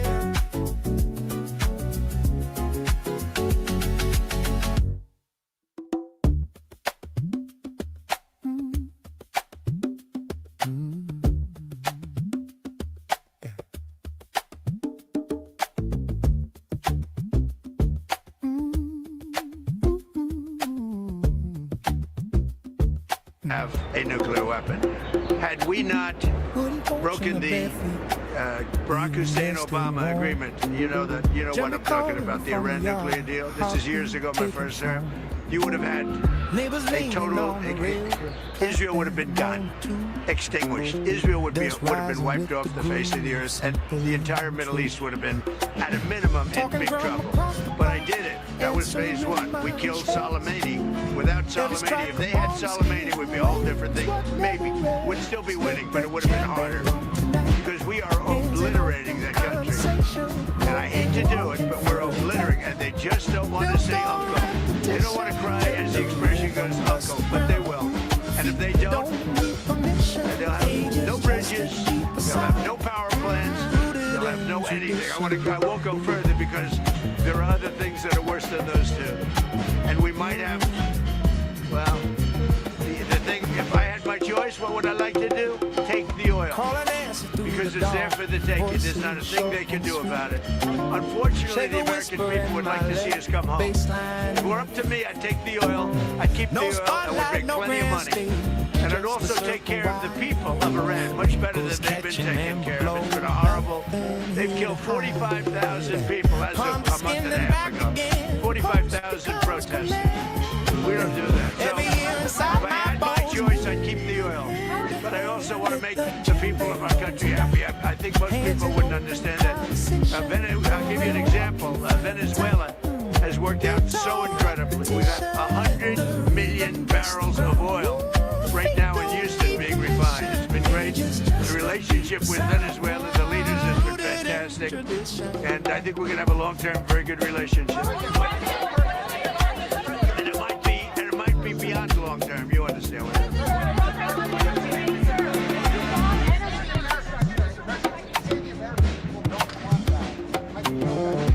Well, I tell you what, I'm pretty good at this stuff, and I go around and I check. They'd like to see us win and come home. And I appreciate CNN for the first time maybe in my life. They did a poll, and everyone's saying, oh, is Trump losing MAGA? No, I'm not losing MAGA. MAGA loves what I'm doing. And CNN did a poll of MAGA voters, a big poll, a very important poll. Harry, and he went on, he said, this is amazing, 100% support. He said, I've never had a 100% poll at anything before. That is, do you support Trump, MAGA people? Which is, by the way, mostly Republican. If you look, I would say MAGA makes up a majority, like about 95% of the Republican Party, all right? So they went out, they did a poll, and CNN came back 100% support. So they support and come back. But remember, wars last years. We're in there for 34 days. And we've obliterated a very powerful country in 34 days. Yeah, if it were up to me, I'd like to keep the oil. I just don't think the people in the United States would really understand. How is it taking care of the Iranian people if you're bombing? Yeah, who you with? Who you with? Yes. Well, that's a radical left group of lunatics if you're with it. Let me just tell you, very fair question. The Iranian people, when they don't hear bombs go off, they're upset. They want to hear bombs because they want to be free. And the only reason they're not out protesting, you know that, is because they were informed that if they protest, like the wrestler and his friends, if they protest, they will be shot immediately. And that's an edict, that's in writing. If they protest, if they go out in the streets, they will be immediately shot. They don't have guns. You know, we sent some guns, but the group that was supposed to give, which I said would happen to my people, I said it, I called it exactly. We sent guns, a lot of guns. They were supposed to go to the people so they could fight back against these thugs. You know what happened? The people that they sent them to kept them because they said, what a beautiful gun, I think I'll keep it. So I'm very upset with a certain group of people, and they're going to pay a big price for that. But the Iranian people will fight back as soon as they know they're not going to be shot, and as soon as they can get weapons. If they had weapons, not many of them, if they had weapons that would go the other way, and you know what would happen? Iran would give up in 2 seconds because they wouldn't be able to take it.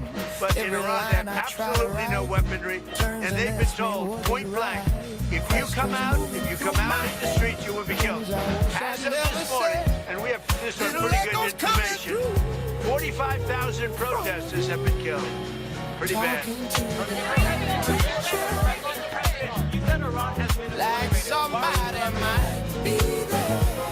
It's a big country. They can't fight back. They have no capability. They have some missiles left.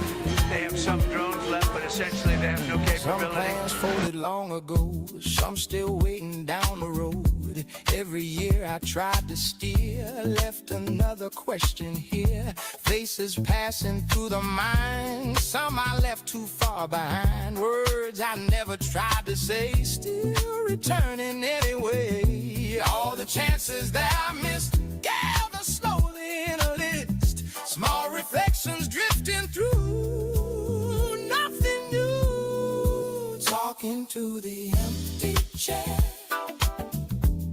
like somebody might be there. Yes, slow to rise in these quiet nights.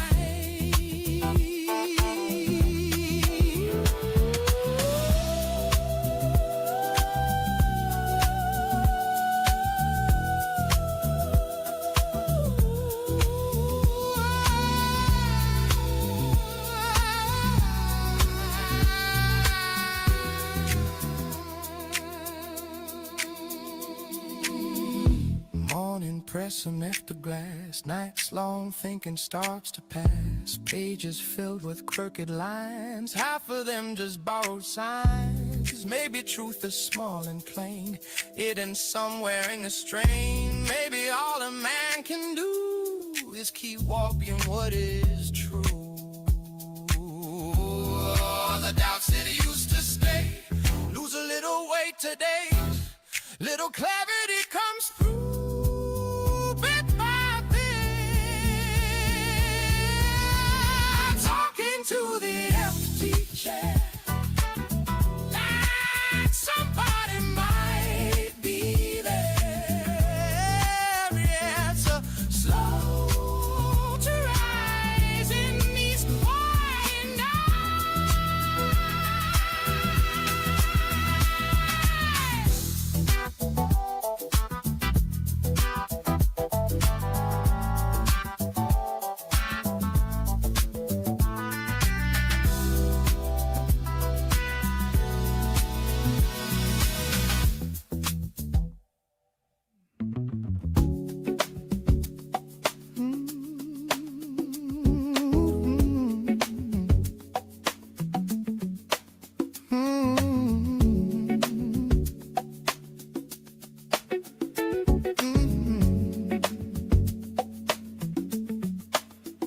The dusty record spinning in the corner, soft crackle drifting through the room, low lamps hanging over quiet tables, long shadows on the floor. The bartender counting empty glasses, slow rhythm in his hands. You sit alone beside the jukebox, like you're waiting on a tune. Every groove inside the record turns the night a little slow. Every whisper in the hallway feels like somewhere I should go. Inside the broken vinyl lounge tonight, where the rhythm leans a little sideways, every spinning song becomes a memory. Let the groove pull us around. A trumpet line sighs through the speakers, crooked notes that almost smile. Someone tapping shoes beneath the table, keeping time without a word. You stir the drink beside your elbow, watching dancers move in pairs, but every pause becomes a rhythm floating softly through the air. Every groove inside a record turns the night a little slow. Every whisper in the hallway feels like somewhere I should go. Inside the broken vinyl lounge tonight, where the rhythm leans a little sideways, every spinning song becomes a memory. Let the groove pull us around.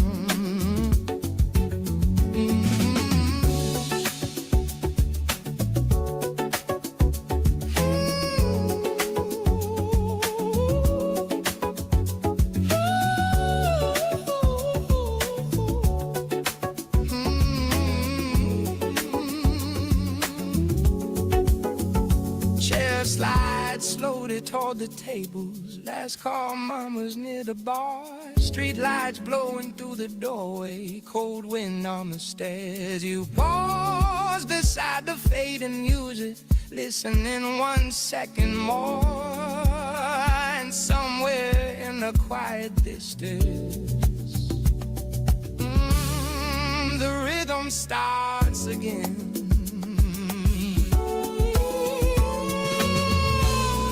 Every groove inside the record turns the night a little slow. Every whisper in the hallway feels like somewhere I should go. Inside the broken vinyl lounge tonight, where the rhythm means a little sideways, every spinning song becomes a memory. Let the groove pull us around.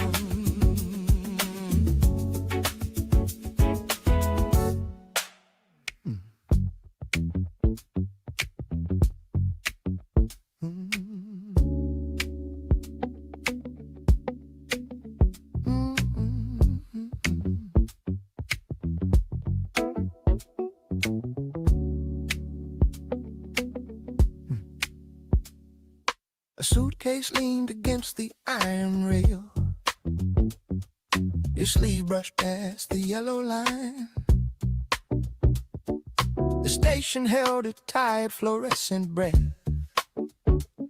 as if the hour refused its time. You said nothing, only turned your head, a gesture small enough to miss, but something fragile crossed the air and settled quietly in my chest. The loudspeaker murmured broken vows. A train arrived somewhere unseen, and in that thin mechanical echo, your absence formed between the beams. Like a glass tone struck in midnight air, you trembled once and then were gone. Still the vibration moves march through silence long after the sound has withdrawn. The newspaper lifted in the wind, then fell against the platform tile. Your footsteps faded through the corridor, measured in a narrow mile. The doors closed softly on the train. No drama in the still or life. Only a slight unfinished feeling, drifting slowly through the night. Nothing shattered in the portrait, no grand design of grief or flame, just a quiet rearranging of the air around your name. A single glass tone through the evening, clear enough to bend the dark. Even now in certain hours, I hear it ringing in my heart.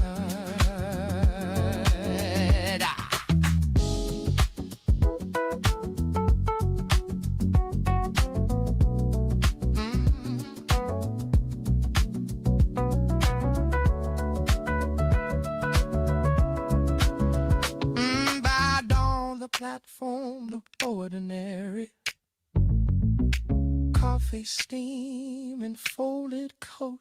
The rails were turned to patient silver under pigeons and morning news. Yet something in the passing footsteps keeps a delicate refrain, like a tone struck once in winter, still trembling to the brain. Some encounters leave no story, no final words to memorize, only a brief and lucid resonance that time refuses to revise. Like glass toes struck in midnight air, still circles through the quiet room, not loud enough to stop in morning, but clear enough to bloom.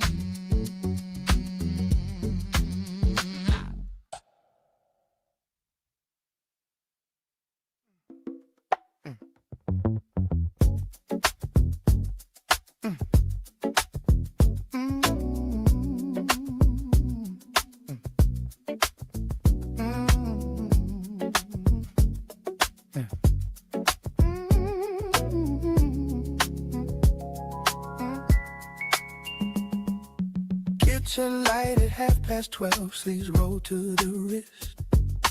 Apron hanging on the chair, floor in a twist. Fridge hum keeping steady time, towel cool on my feet. Wooden spoon against the bowl, soft and sweet. Pinch of salt to turn the spice, taste and then adjust. Years have taught my careful hands patience over rush. Midnight recipe, stir it slow with me. Seasoned by experience, mellowed perfectly. Midnight recipe, no one else can see all the little secrets simmering in me. Children grown, the house is complex for only two. Yet I cook like Sunday noon when the table grew. You walk in and shake your head, say it's way too late, but you steal a little taste from the waiting plate. Laugh lines in the doorway, steam up on the glass. All the years burned blend into the past in my recipes. Stir it slow with me, seasoned by experience, measured perfectly. In my recipe, no one else can see all the little secrets simmering in me.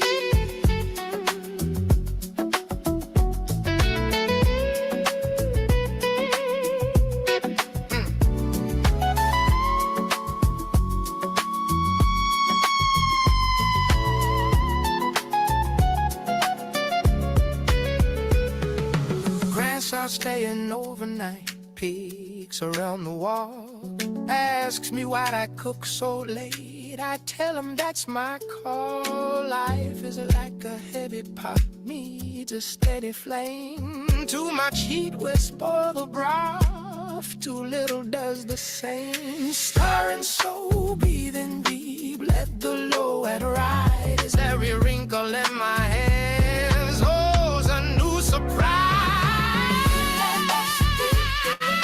Stir it slow with me, seasoned by experience, measured perfectly. Midnight recipe that no one else can see. All the little secrets simmering in me.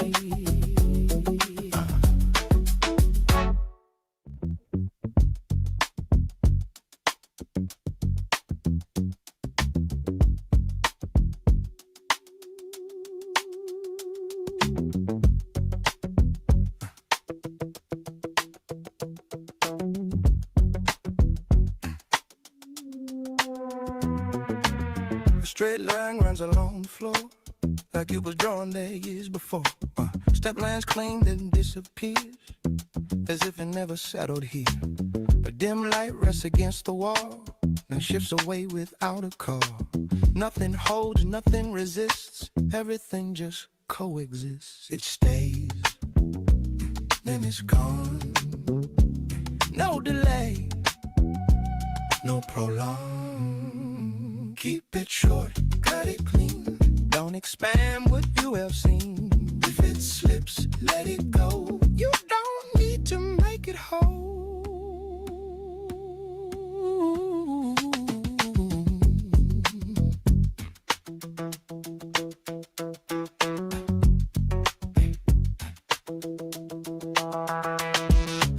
The window frames a passing shape that never fully takes its place.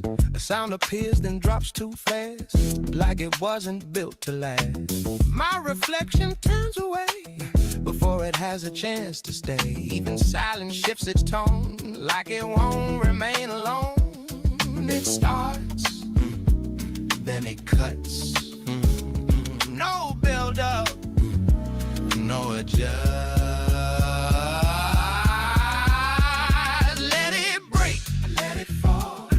Complete it at all. As is more than enough. Keep it simple, keep it rough.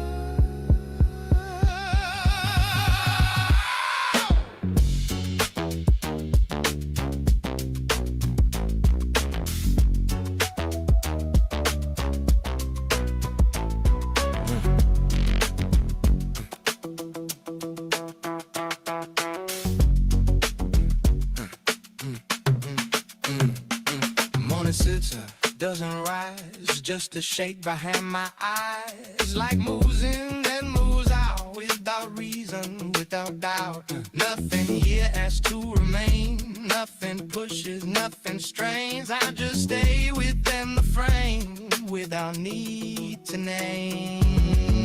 No for life, no design, just a break in time. Got it all before it grows. Let it be what no one knows. Keep it light, keep it brief. That's enough for any peace.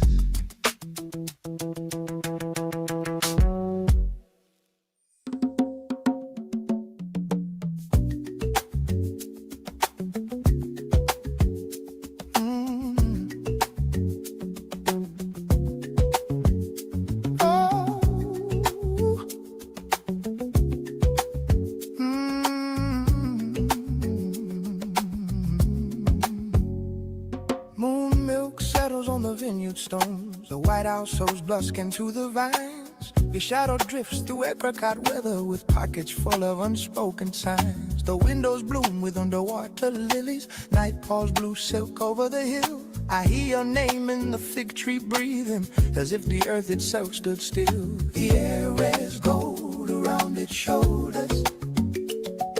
A quiet bell sleeps inside the leaves. We move as though the dark were holy, and every branch had learned to grieve. You arrive like water learning color. You remain like perfume on the stairs. The stars lean low to watch us listening, while silverless halos float through the air.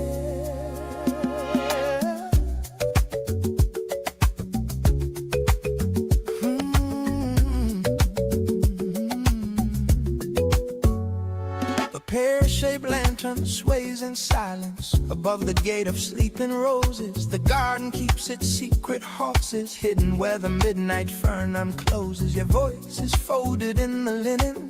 The room is dressed in violet grain. 1,000 moths rehearse their circles and stitch pale crowns across the rain. The air wears gold around its shoulders. The quiet bell sleeps inside the leaves. We move as though the dark were holy, and every branch had learned to grieve. You arrive like water learning color. You remain like perfume on the stairs. The stars we low to watch us listening, while silverless halos fall through the air.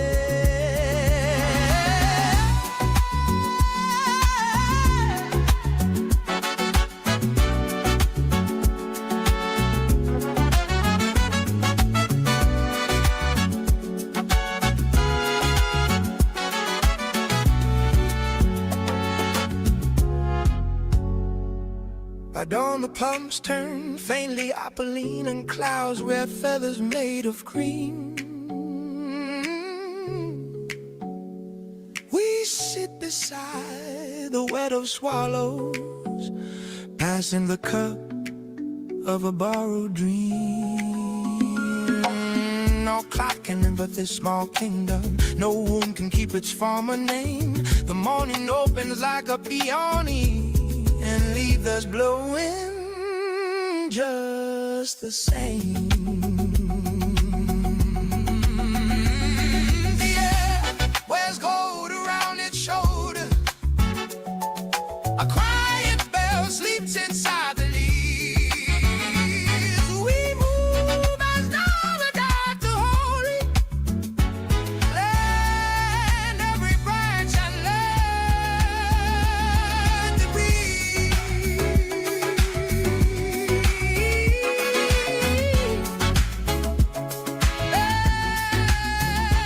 You ride like water, faded color.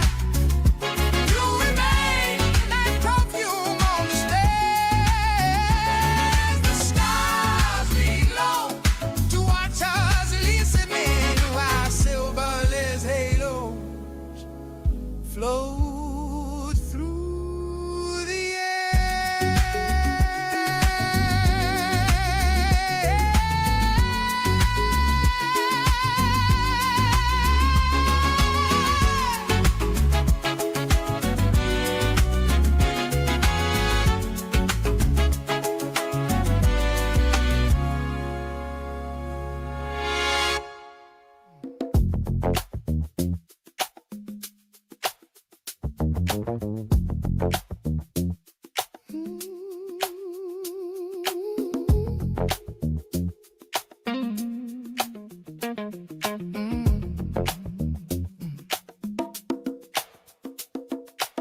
street heat rising from the ground, baseline sliding through the town, neon dripping down the walls, slow silhouettes in the crawl, leather steps across the beat, Low drums talking through the street, eyes half closed, shoulders lean, living somewhere in between.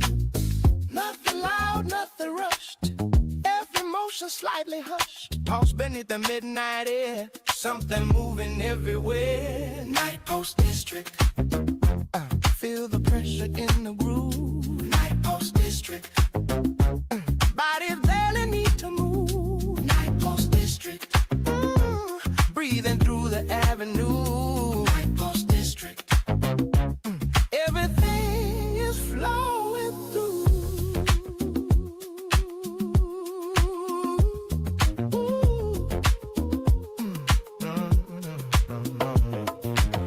Palm guitar scratching the time, road drops in a crooked line, dusty rhythm drying tight, footsteps sliding left and right, crying out across the room. No one breaking the perfume, minimal but razor clean, every pocket cut and lean. Hand drum circle through the chest, short replies without a test, every bar just pulls you near, gravity inside the ear. Night Post District, feel the pressure in the groove. Night Post District, body and body need to move. Night Post District, breathing through the avenue. Night Post District, everything is flowing through.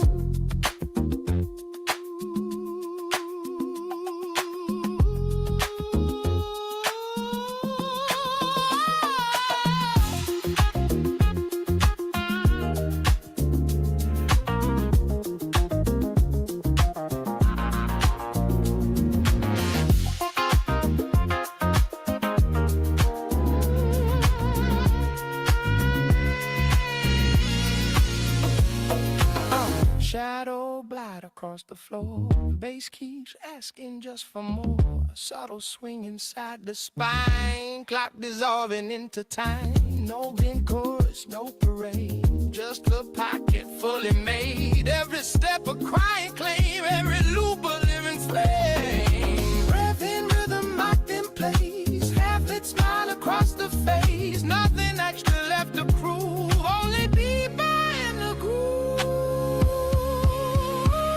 Post District, feel the pressure in the groove. Post District, bodies barely need to move.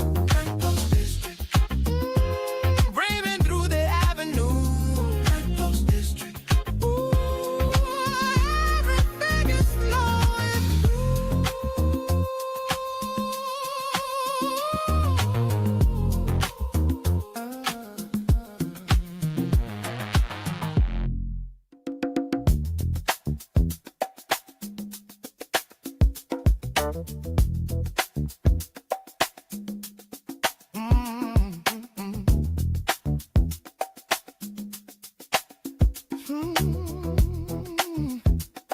Yeah.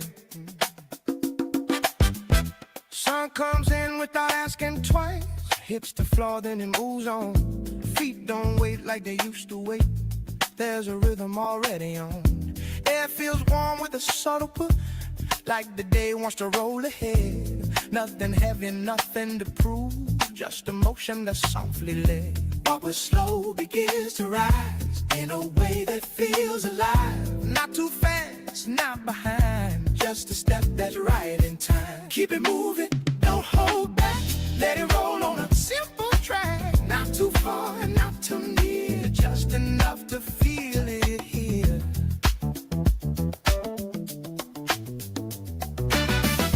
People passing a steady line, no one rushing, no one late.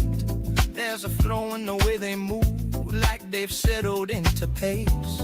Every glance, every step feels like part of something wide. Not a story that needs to end, just a ride you don't divide. All the weight begins to ease in the shift of simple things. Nothing lost in letting go, just a different way to flow.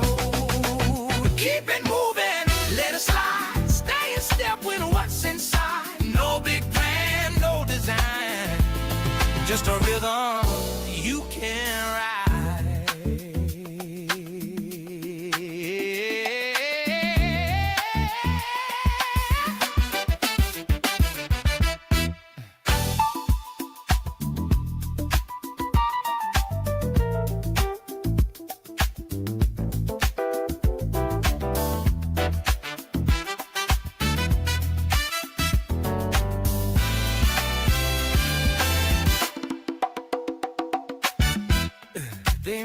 on without a sound, but you feel it in your feet. Like a pulse that never stops, but it never needs to leave. Nothing calling you away, nothing pulling you behind. Just a light that keeps its shade in the middle of your time.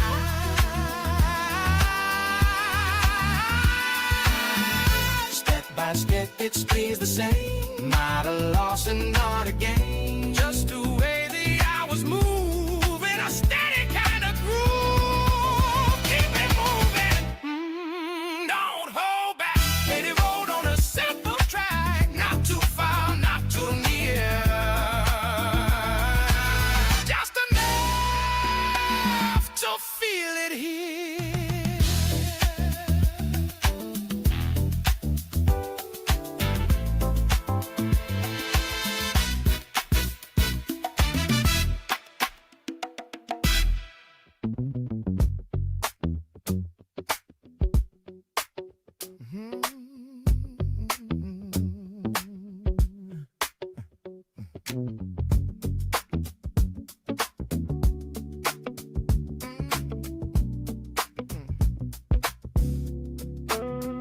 You stay like an aftertaste in water, barely there but hard to lose.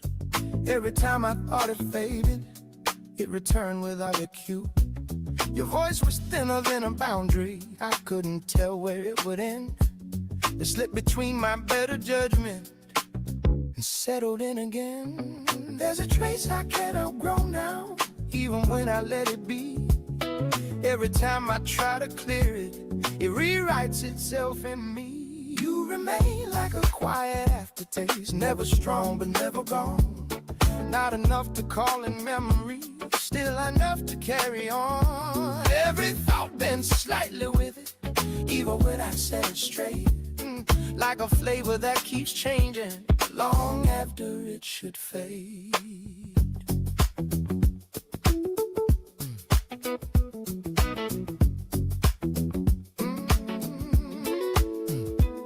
You felt like something just beyond me, close enough to almost name. Like a meaning out of context, still repeating all the same. Time moves clean without resistance, but you settle in between. Like a word I never finished, still affecting what I mean. There's a shift I can't ignore now, even when I let it pass. Every moment keeps a fragment of something that will last. You remain like a fading aftertaste, never clear and never stroll back. Not enough to bring you closer, still too present to be gone. Every feeling leans around it in a way I can't replace. Like a taste that keeps returning, either after it escapes.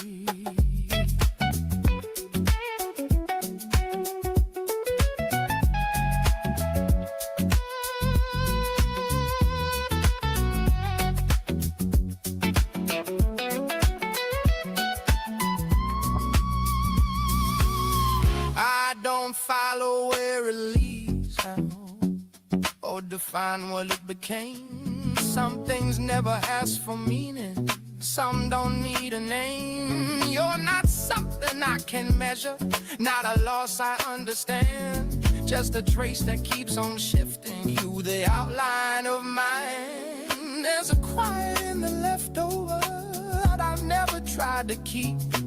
Still it settles in the pattern of the way I think and breathe. You remain like a quiet aftertaste, even now without a phrase. Not enough to disappear, still too present to erase. Every ending leaves emotion, even after it is done. Like a taste that keeps on changing, long after it is gone.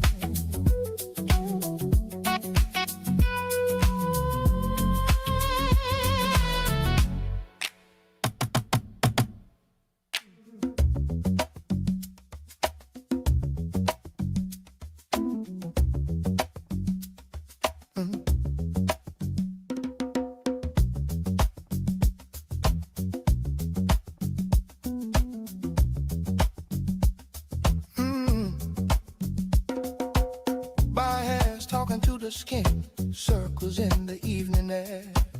Dust lifting from the floor, loose rhythm everywhere. Shoulders aim so one by one, feet begin to slide. No announcement, no command, just the turning tide. Swing soft pulse under the ribs, heat starting to rise. Tiny motion in the spine, fire in the sky. Slow ember motion, rolling through the groove. Low steady ocean, making bodies move.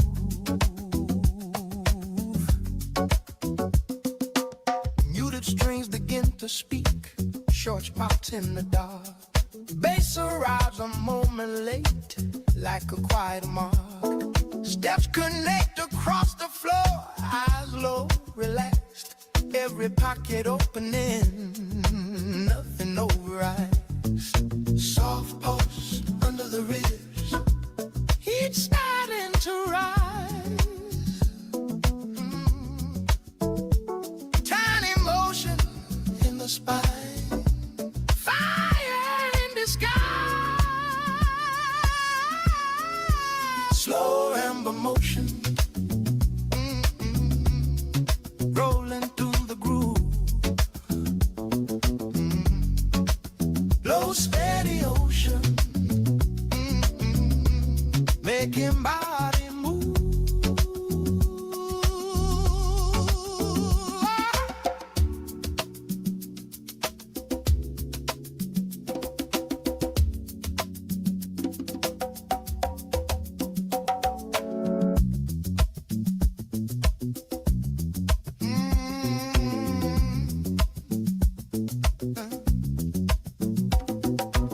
Light air moving through the room, shake her left and right. Subtle waves of shoulders roll, leaning into light. No big moment coming soon, just a steady climb. Every vibe a deeper step inside the time. Soft pulse under the ribs, heat starting to rise. Tiny motion in the spine, fire in the sky. So ember motion, rolling through the groove. Low steady ocean, making bodies move.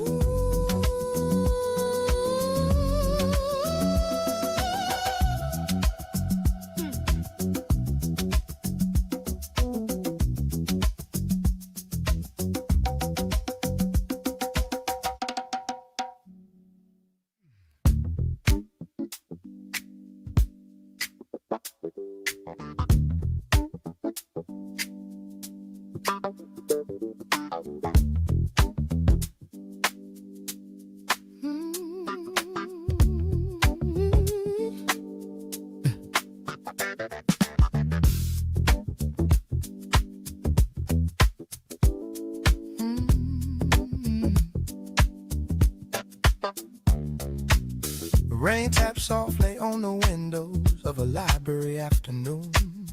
Dusty pages breathing silence like old forests made of words. A book opens like a doorway into weather made of ink. Every sentence holds a season, every margin burns to think. Paper whispers under fingers, turning slowly into sound.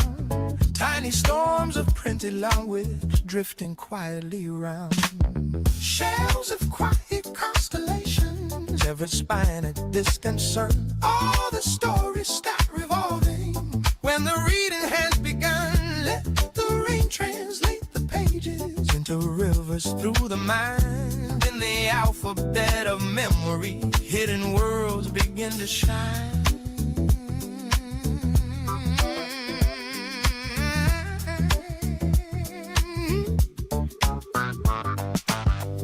Plots unfold between the chapters, mountains rising out of ink.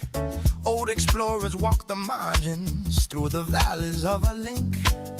Every word becomes a lantern hanging in the corridor of 1,000 silent journeys no one counted before. Time becomes a quiet bookmark, holding moments in between. All the lines we once imagined still alive upon the scene. Somewhere in these paper galaxies, all our vanished questions glow like the sparks of hidden campfires under drifting lines of prose. Every thought becomes a vessel crossing oceans made of mind, and the rain keeps gentle rhythm for the world we left behind.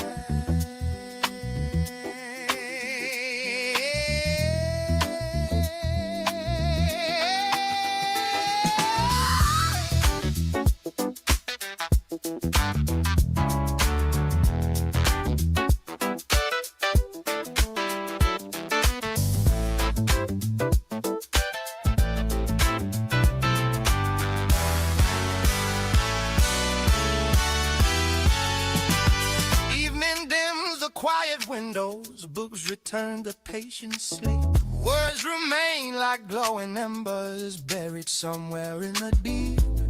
If tomorrow turns the pages, still the paper will recall how a simple line of language once could open every wall. Nothing written truly vanishes.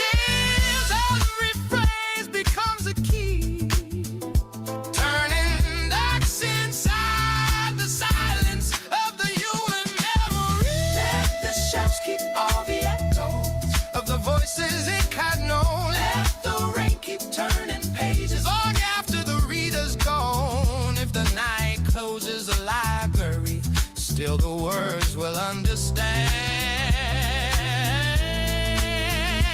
how a quiet room of paper built a universe by hand.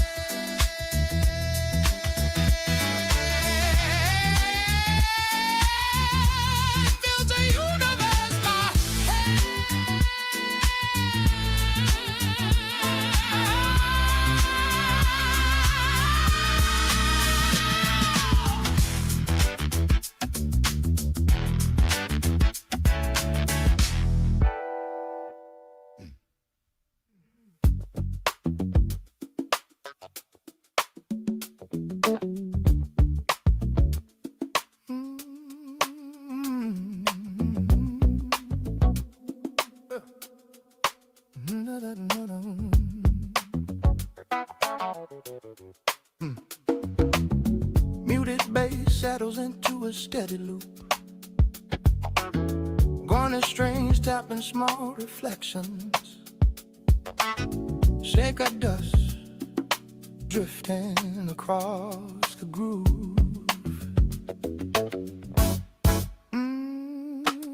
Window seat on the midnight bus, city sliding past the glass. Yellow lamps blur into rivers, every block another past.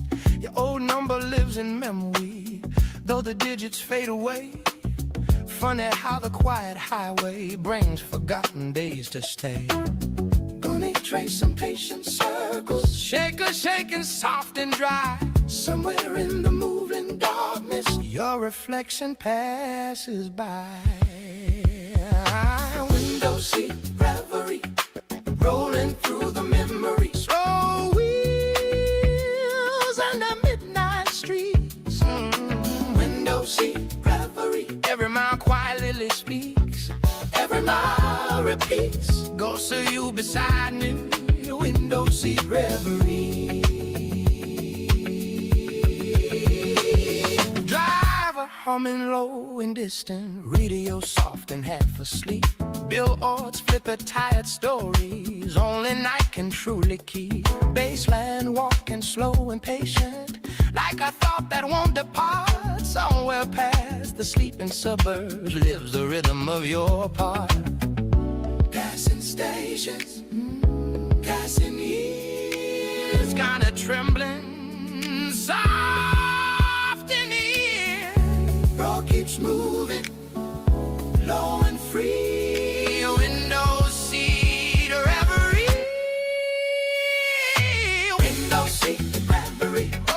Rolling through the memory. Slow wheels on the midnight street. Window seat reverie. Every mile quietly bespeaks. Every mile repeats. Close to you beside me. Window seat reverie. Rolling through the memory. Window seat reverie. Rolling through the memory. Window seat reverie.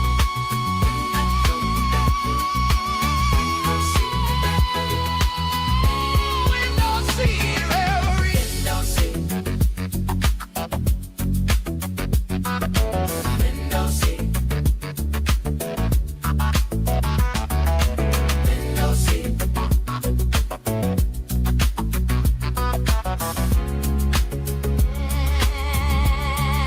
Window seat reverie.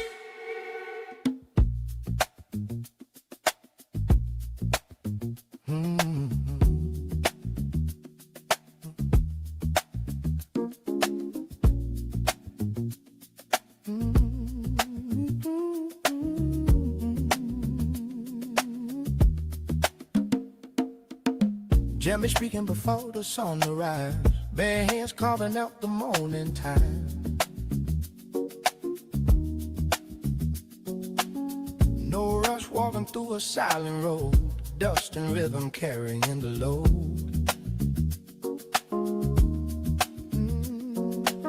Low wind dragging through a broken sign, every step falling right in line.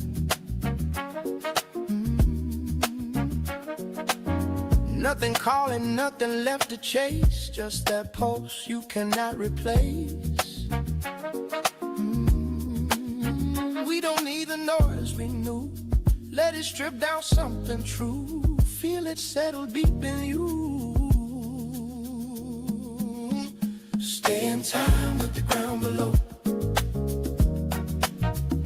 let it move how it wants to go. No more racing the setting sun, we just live in a quieter run.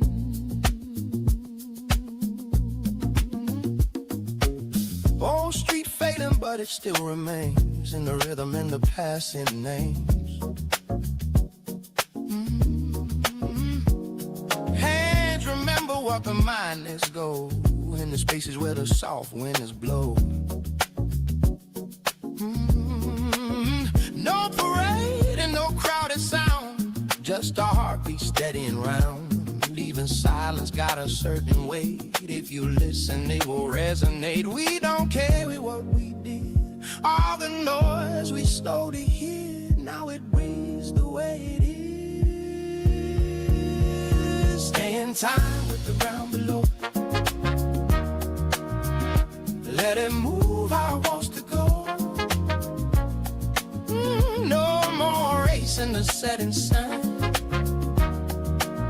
we just live in a quieter run.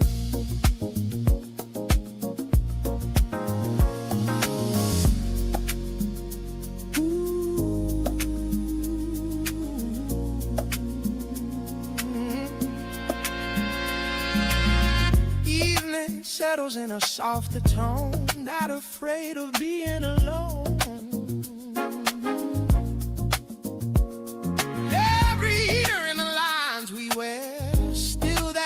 I'm sitting there. No big words and no brand design, just a brand that a steady line. Where we meet, it was always near. In the pulse, we finally hear. We don't fight the slowing down, let it turn without a sound, feet still rooted to the ground. Stay in time with the ground below,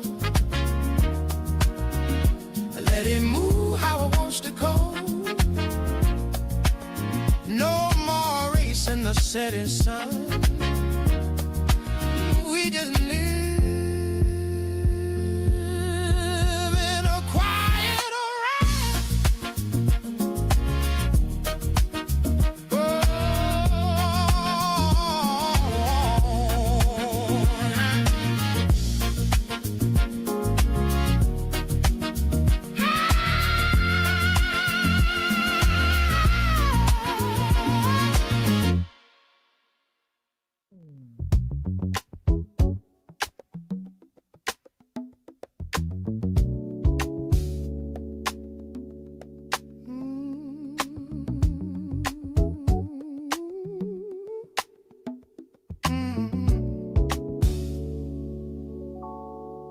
pawn shop blowing near the corner, letters buzzing over glass, watches lying behind the counter,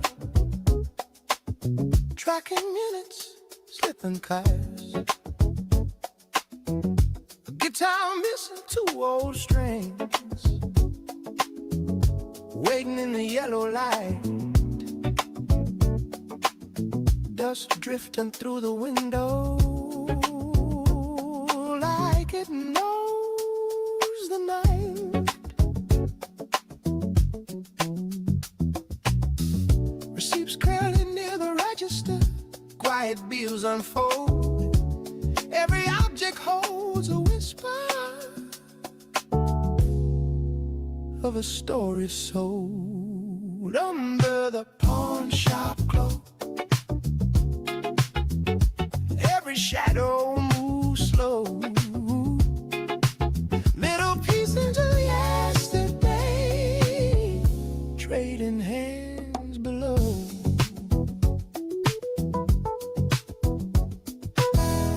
A ring resting in the velvet tray, names fading on the side, an old camera without its lens, keeping the secrets inside. The clerk flipping through a ledger without raising up his eyes. Every line across the paper holds a quiet goodbye.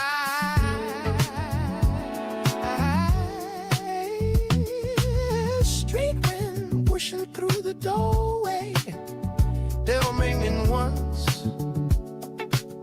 Every step inside the shop carries someone's knife. Under the pawn shop cloak,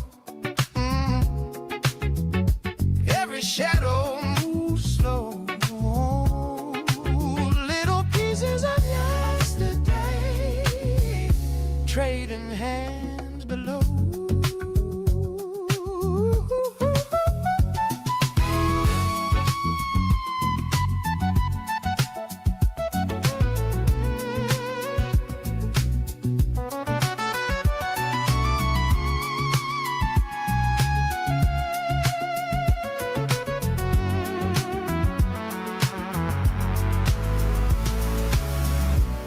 Morning hiding past the rooftops, traffic starting far away. The neon sign begins to flicker, fighting off the gray. One last customer at the counter, counting coins with care, leaving something on the table. Oh, he won't wear. The clerk writes down another number, slides the drawer closed. Another cry never read. Finally goes under the pawn shop floor. Every shadow slow, little pieces of yesterday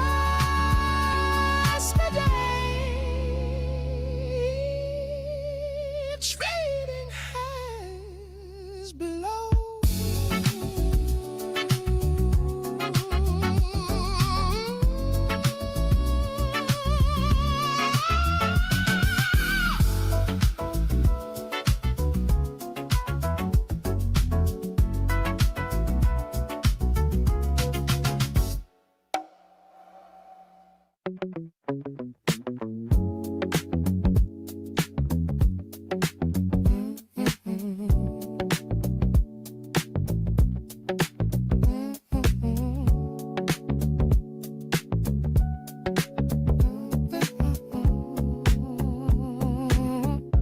Barcode blurred on a crumpled slip.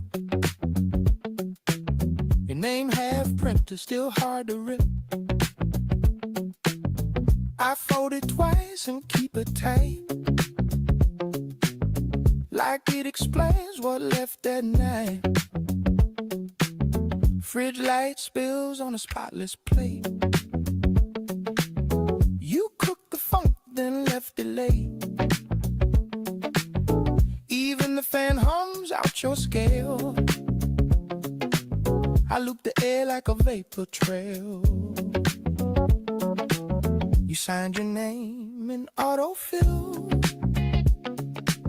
With spoken chords, I can't sit still. A phrase you drop still chokes the hook. So I breathe around it, never look. Hello, tone receipt, the ink won't hold. Still the beat recalls your fold. You paid in pause, you left in change, and funk remembers what you rearranged. I play a line through muted teeth, one note left in the printed sheath. Laundry beat in the phantom key.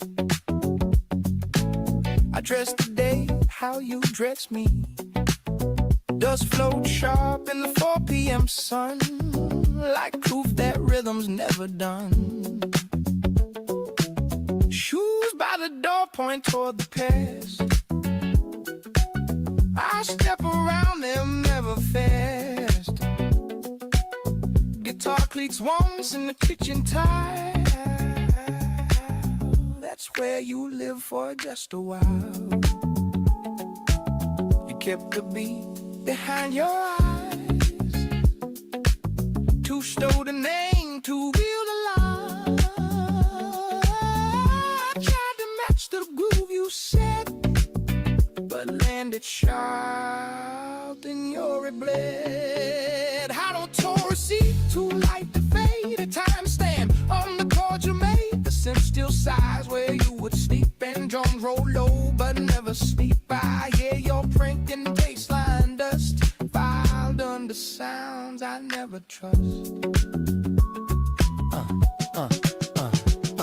Clock hands part to a bubble hour. I wear your funk like a second shower. Couch still hold your leaning ghost. The backbeat drives where I miss most. Elevator voice says floor two, but I hear you say I'm not through. Even the mirror won't reflect what you wrote. No disconnect. The I'm extents you didn't leave in rhythms drawn from old receipts. The front don't lie, but it distorts and leaves me locked in half some chords. Hollow tone receipt, you fought the mic with roof too slow to hit just right. The register hum but never rang. Now I rehearse what didn't hang. You faded out and funks repeat, still found under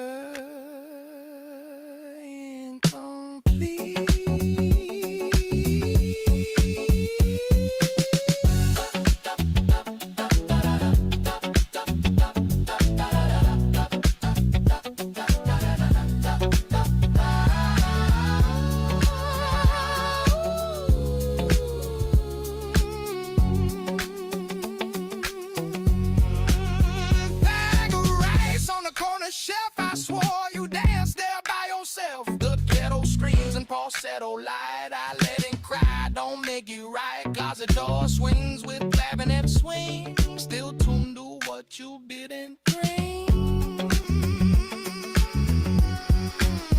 Even the walls split like a band, but none recall where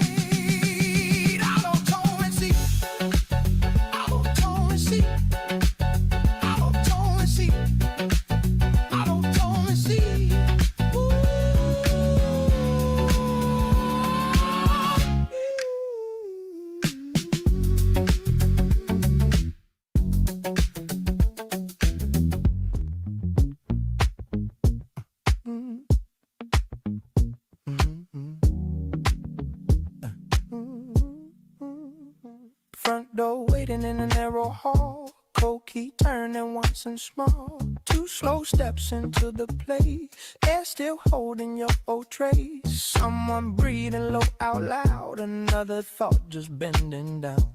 Nighttime leaning on the wall, nothing moves but I recall. Time stands still inside the room, carrying a quiet gloom. Low tone coming through like a distant view. Walk inside but nothing stays, every step just fades away. Hands reach out but find no trace. Only air I can't replace. Empty shelf beside the bed, words still ringing in my head. Simple things I used to know, and now they have no place to go. Midnight pressing on my chest, every thought denies its rest. Nothing here I want to keep, still it wakes me from my sleep. Little signs I try to read, still they never seem to lead. Every truth comes through, something new. Turn around but nothing's there, only weight I always bear. Feet don't move, I stay in place, lost inside this hollow space.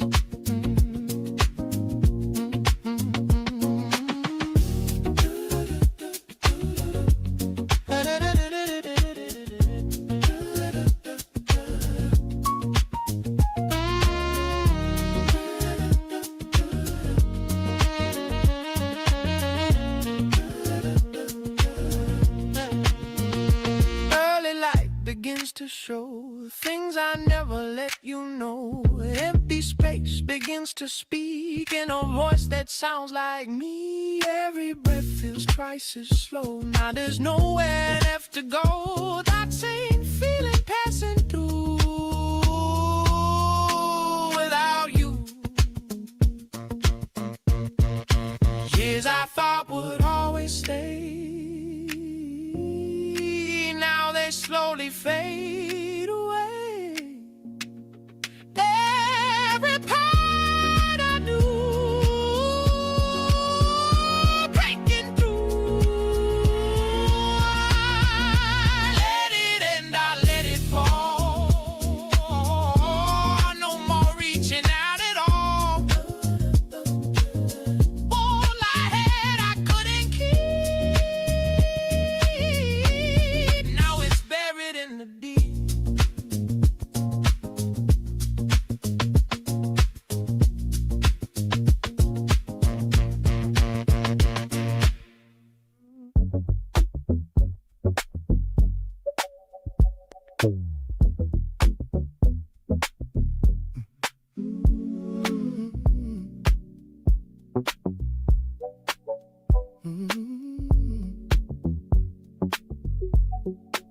The ceiling bent like liquid arithmetic, numbers dripping down the spine of air.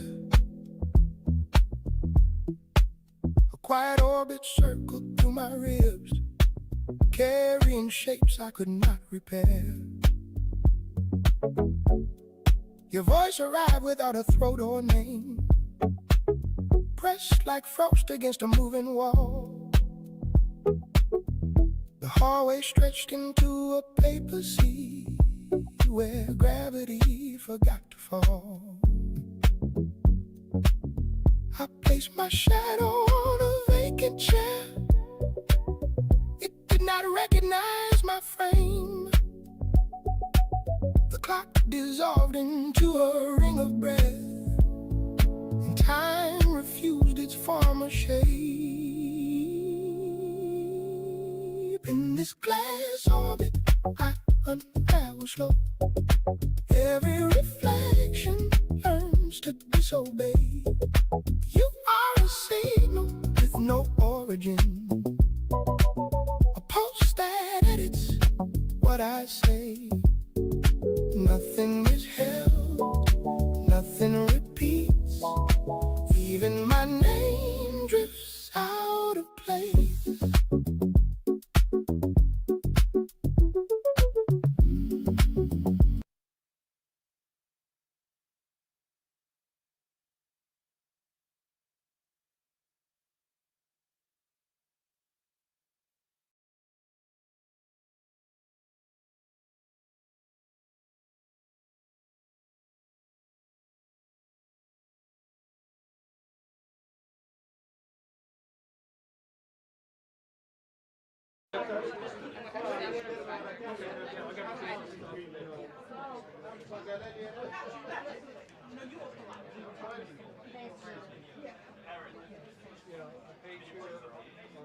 Push what button? On your camera? Which? This stuff has to go, folks. So I told them too, they pushed it all up. All this stuff has to go. This is spot control. Right there. That's the one. That's the Anthony one. I know, I pressed it. Which button? Just call me. Hold on.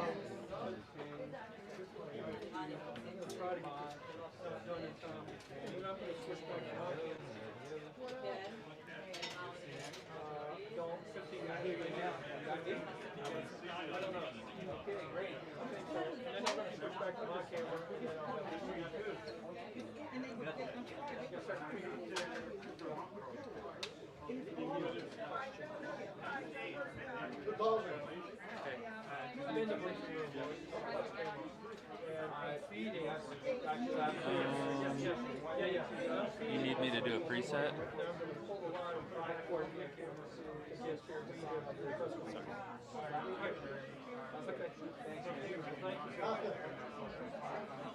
Something to be there?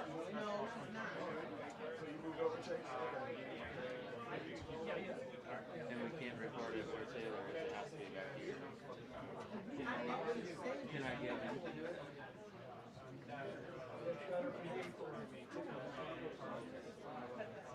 That's not my issue.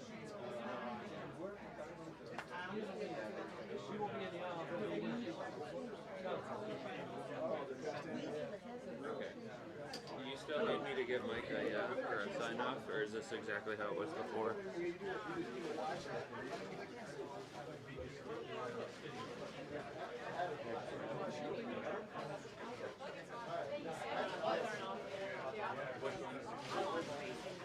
So the one facing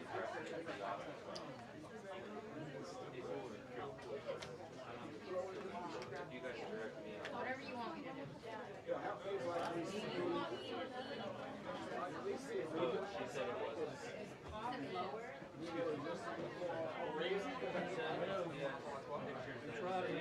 This is how it was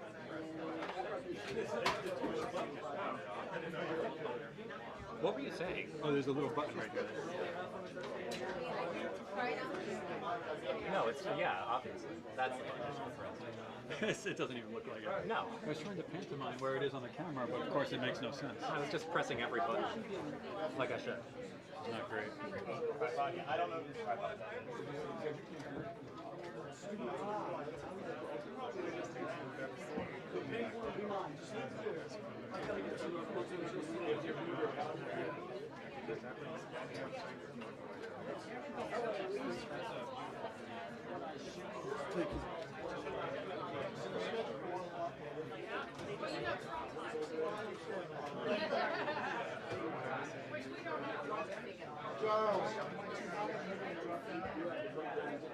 Charles. I'm powering up. It's got lithium, so it should last for a good 3 hours. You should see me. 1, 2, 3, 4, 5, 6, 7, 8. Okay.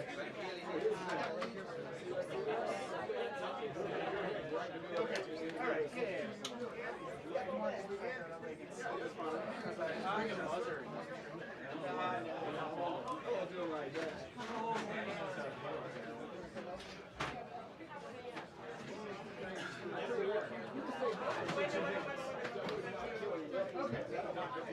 I mean, as far as I know where it is, so I'm not going right over there, so we're all good. Hey, Mike, I don't know more. Mike, oh, she's on the phone. Stay right there. Thanks, Tom.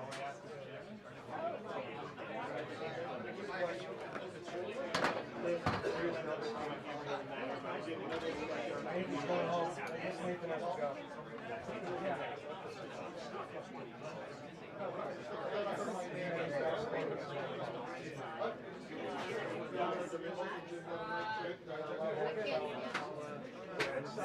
That's all right. That's all right.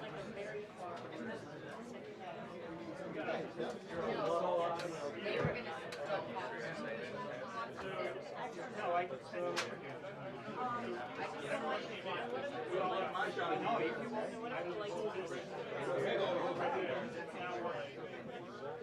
Squeeze that in,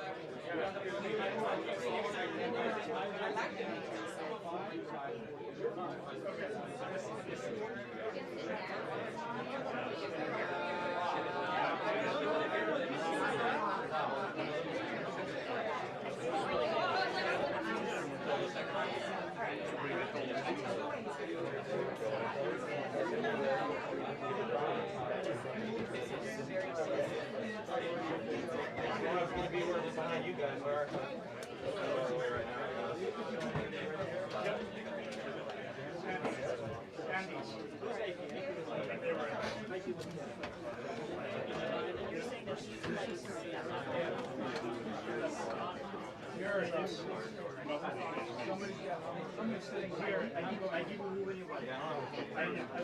There was still here, now it's gone.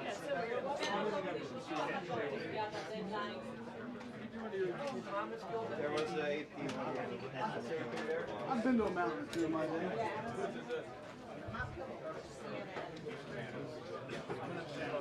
Andrew, I'm coming next to you. I'm on that big stool. Come on.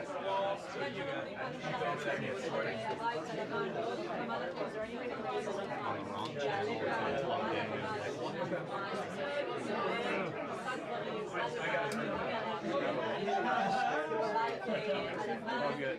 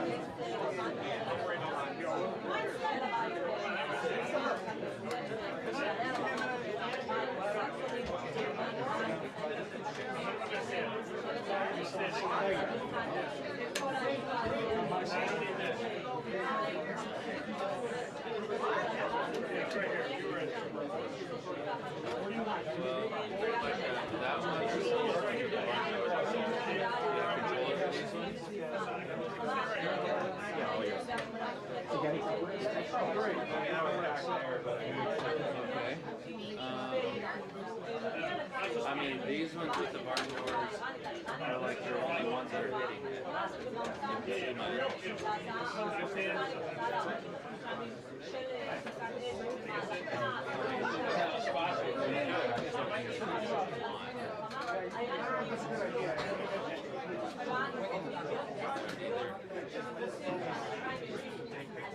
The only viable thing was those 3 sky panels that they don't want.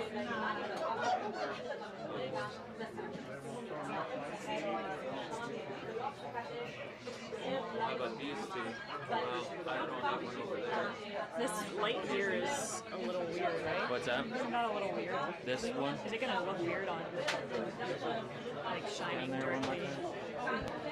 So we won't see that. Only thing is here. It'll be like on his head, right? Yeah. I guess this is also messing up the lights a little bit. It's like spotlight here. That hits from like, yeah, like you can't see. If I stand there, you'll be able to see kind of this, but there's nothing we can do about it unless we put on sky panels. So this is the 3 that we had on before. Alright. Awesome. I don't know where. The actual camera. Because like this stuff is going to be fine.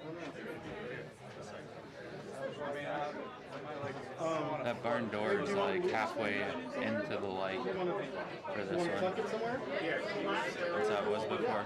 Do you want me to just tuck it? I'll put mine by his. Okay, she's getting somebody. Yeah, firing. Which one is it? Flags, yeah, there's nothing. nothing to point on this side. We could do it this side, but not that way. Okay, go ahead. Shooting? Yes. Thank you. But even the same, there is these two. Are they at 100? Huh? They're gonna be. Can I find out that answer? Will they tell us that answer? I mean, Caroline will be. When I go back there, I'll Oh, are you going back? yeah, I'll stack it back.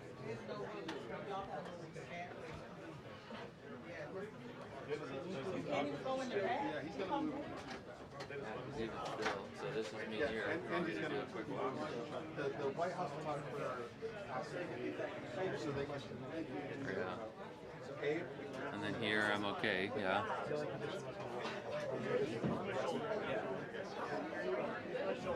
This whole thing was last time, but it's really much better. Can we try to turn it off and then just see how it looks? We have 25 minutes. Yeah. I think we just turn it off. We want to see how it is. Let's turn the 3 barn doors off. My God, don't you think we just turn that off and see how it looks? Yeah, just this one is. Well, yeah, These two. yeah, sorry. That's our priority. That's the center one. You have to turn just turn them all off. Yep. We only got the center one off. We need this 2 sides. Yeah. Yep. Okay, there's all of them.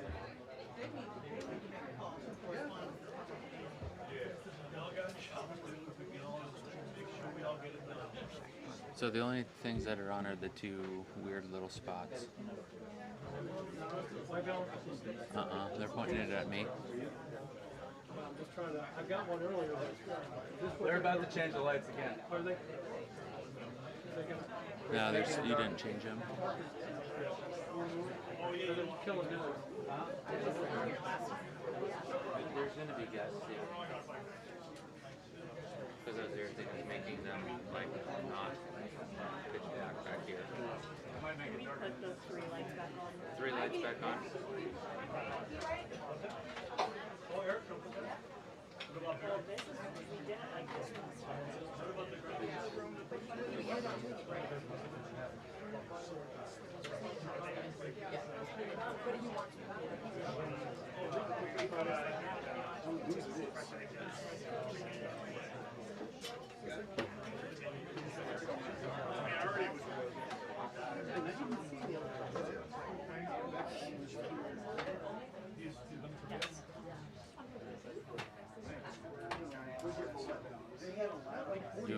You don't want me to bump that top barn door up, do you? Because I feel like it's like here. Well, it's like 3/4. Like if I stand up straight, I'm 3/4 of that light. I can see it.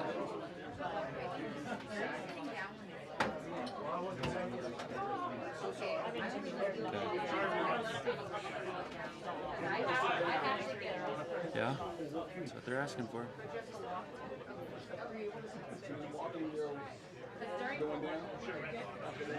During questions. During questions,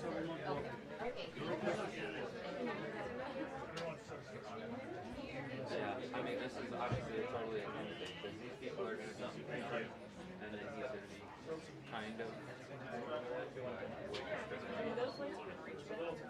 So these ones do, so you kind of see how they're These ones are pointed at the press, and then this one is...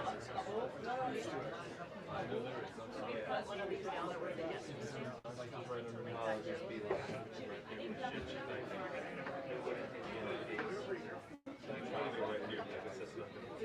These were on last time.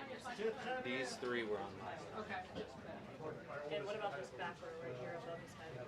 This back row was on last time. He says yes. According to his picture. And it's at the same tone.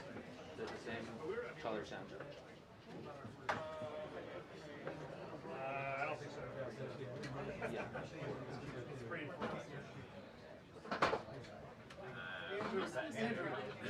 For this event?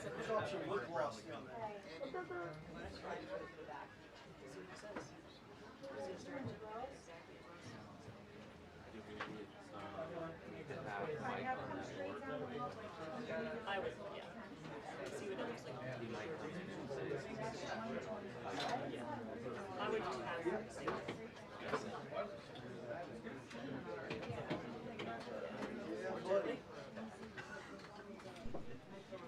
we need to get him a press credential. Mike, we're gonna get you a press credential. Alright, Anagen takes pictures. I'll call you if anything needs to change. Okay.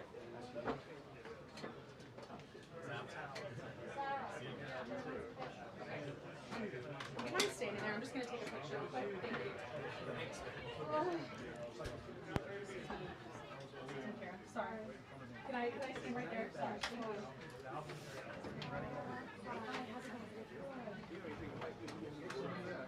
Thank you.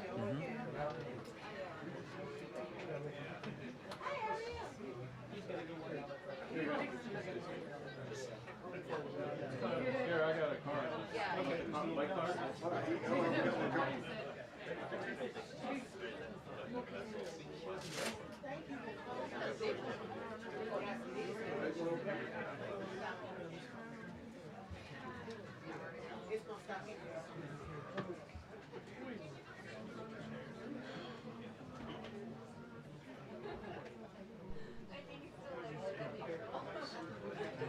You get it?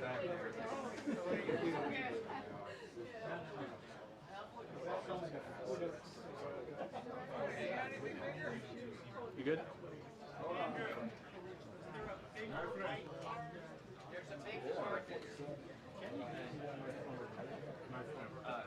No. This rope extension, Mac usually does this. We charge it. Give me one more time. The white card on Down here somewhere? You are the best. Down here? Should be a white card. Charge it. Oh, here it is.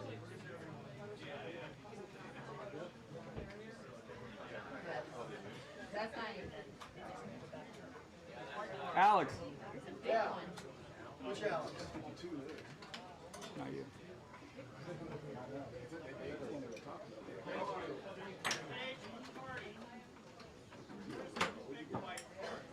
Bigger? What do you need? There's a big white card back there. Yeah. Back here? Over here. Over here. We think that's it, Andrew? Andrew.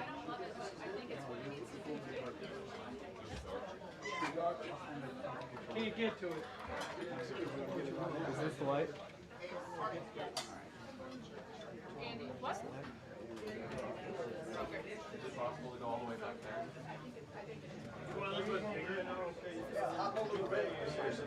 Yeah. No, I'm over there. Oh,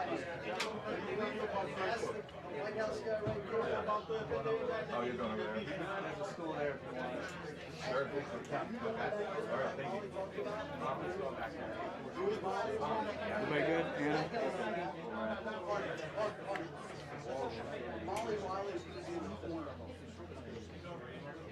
Andrew, you're not sitting here? Where? Over my camera. Oh, okay. Good? Okay, so that's possible. Thank you.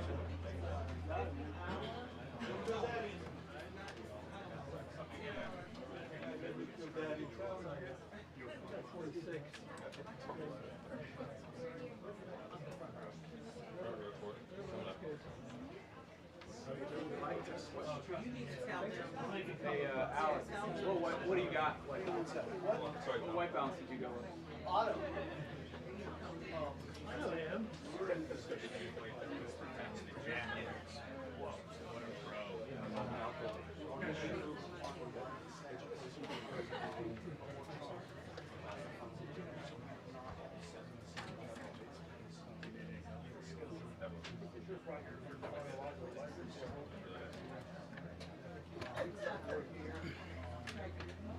Yeah, I know.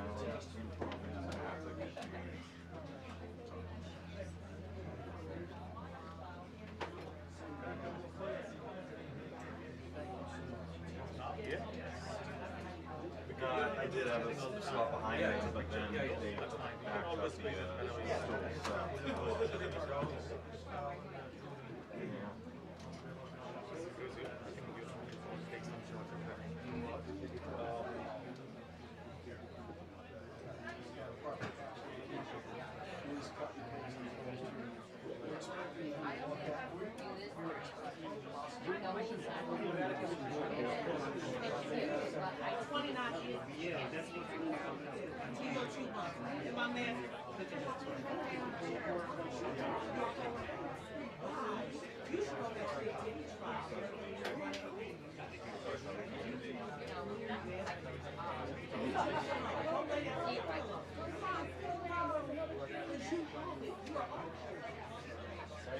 Where's my way?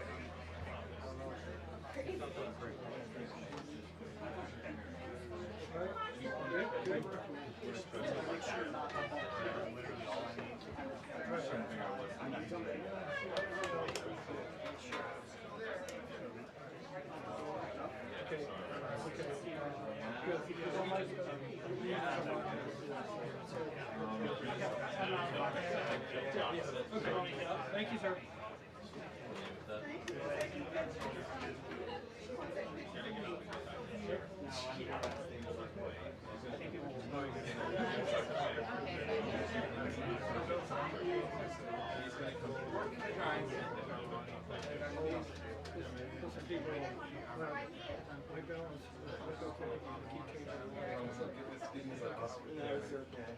The Weight Watchers.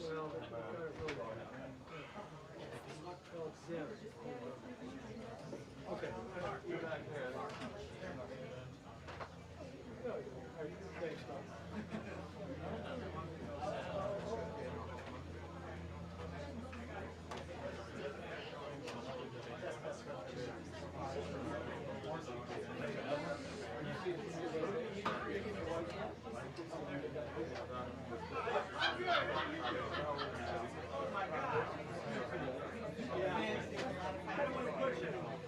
Thank you for being kind.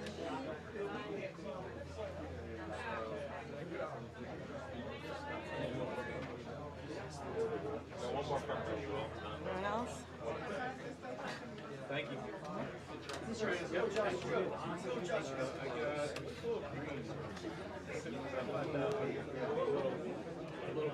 It's a lot easier on my eyes for sure.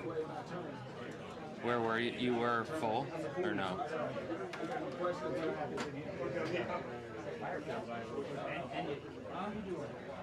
Okay.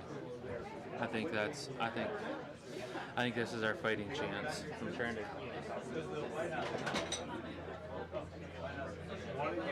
Yeah, I was going to go wherever someone.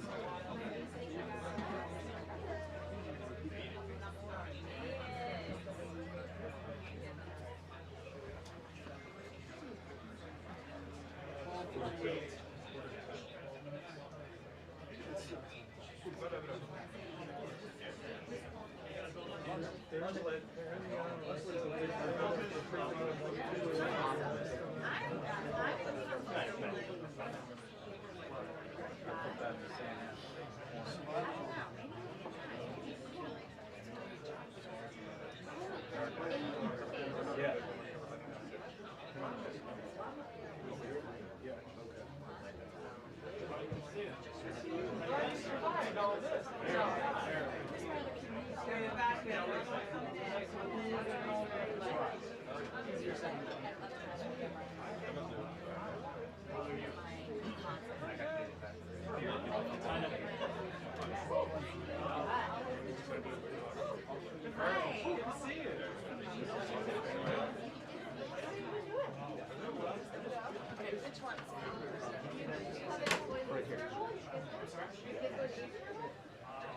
No, I'm here.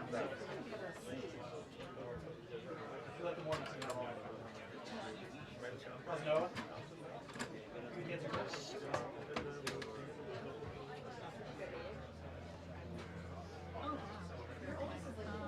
Yeah, we're taking them on. I've never done that. Spring break. I'm really sorry. It's going to be picky. No, we are worried about Last time we focused on the front row.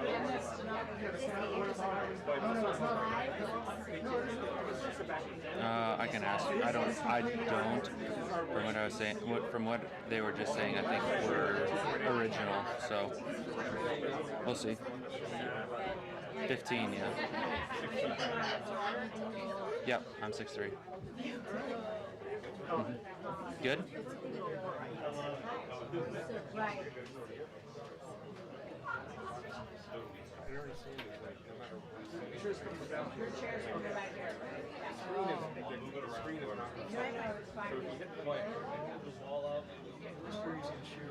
I got you.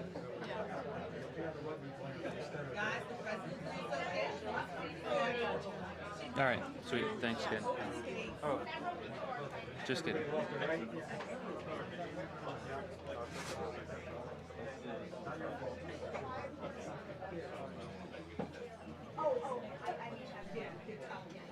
Yeah, not on the seal. Yeah.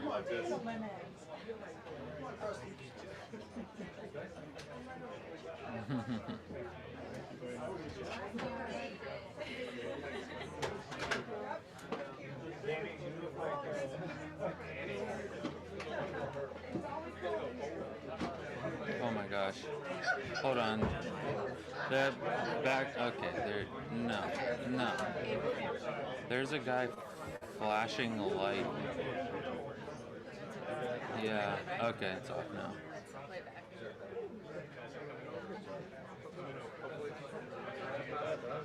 Good?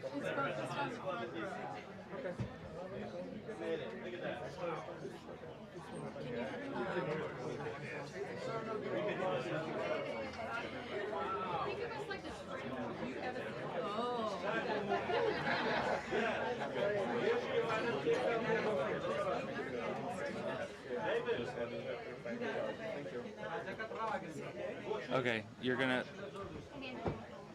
Alright, you're gonna have to call Taylor too. Have someone else call Taylor or Mac. Yep. I mean, I was trying to connect to it on the app, right?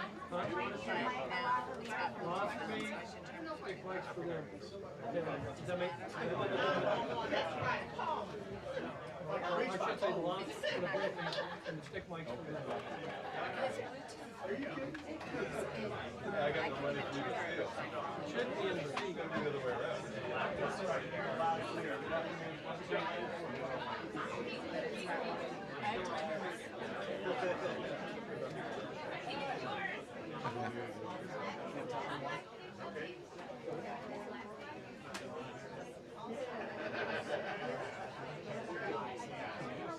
Because of you.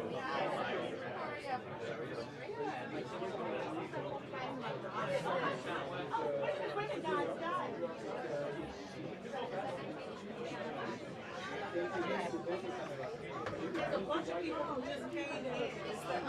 And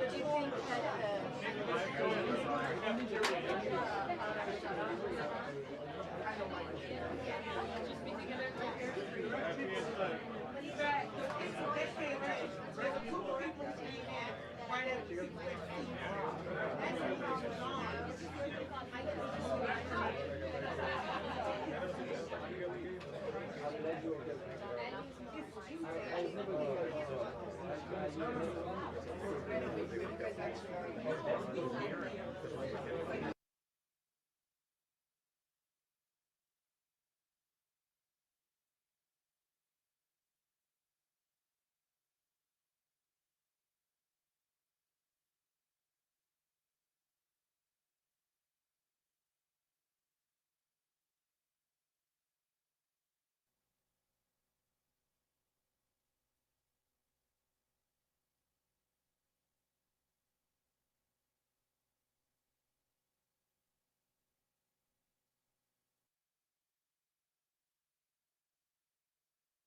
me without a warning, then slowly chose to stay. I don't reach for what we were now, still it settles in my hand. hands, like a weight I never noticed till it slipped beyond my grasp. You remain like quiet gravity, pulling without a sound. Not enough to hold me still, not enough to let me down. Every thought bends slightly toward you, even when I turn away, like a line I never finished, still repeating through the day.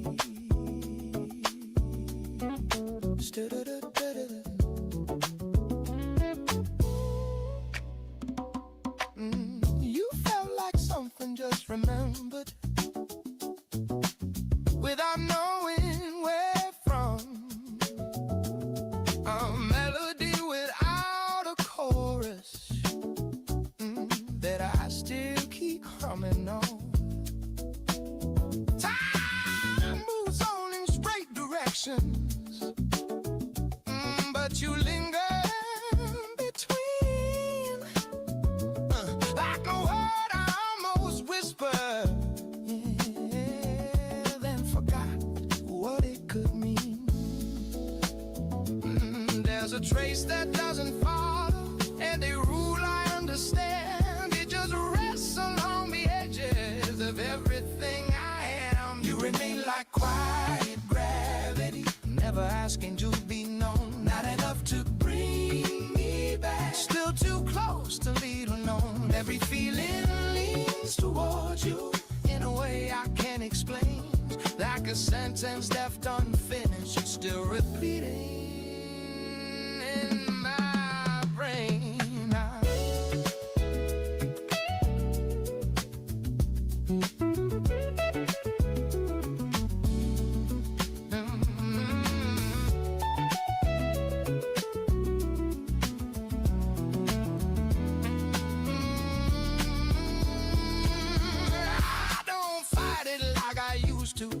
Or pretend it isn't there. Some things don't need resolution, some just learn to stay somewhere. You're not heavy, not a burden, just a shape I've grown around, like a rhythm in the distance that I hear but can't track down. There's a chord I didn't choose here, but it fits me all the same. Like a silence I've adjusted, till it no longer feels strange. But you remain like quiet gravity, even now without a trace. Not enough to change my direction, still it shits my inner space. Every ending leaves emotion, even after it is gone. Like a line that keeps on moving long after it is drawn.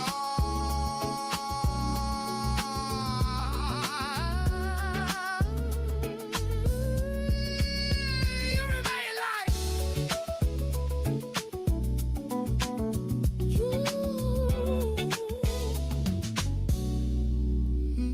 you remain like quiet gravity.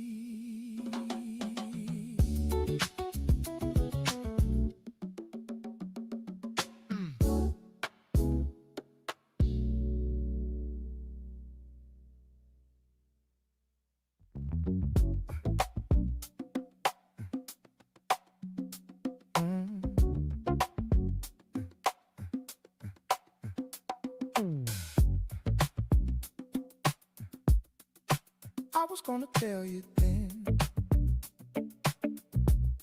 right before it slipped again. Had it clear inside my head, but I let it sit instead. You were talking, I just stayed, waiting for a better place. Somewhere would fit just right, so it wouldn't start a fight. Every second passed it by, every chance I let it slide. I could feel it shifting wide from what I meant inside. I was gonna tell you, but I didn't know how. Didn't gonna change it. Didn't wanna break it down. Now it's sitting somewhere. I can't reach it now. I was gonna tell you.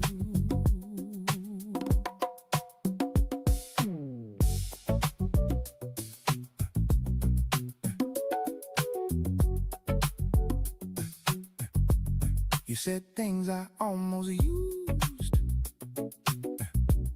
as a way to introduce what I kept just out of sight, hidden in a careful line. But the moment didn't stay, fell apart and drifted away. Now it's harder to explain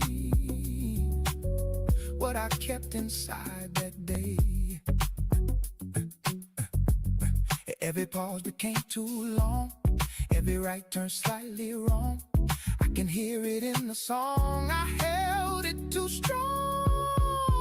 I was gonna tell you, but I didn't know how. Didn't wanna change it. Didn't wanna break it down. Now it's sitting somewhere. I can't reach it now. I was gonna tell you.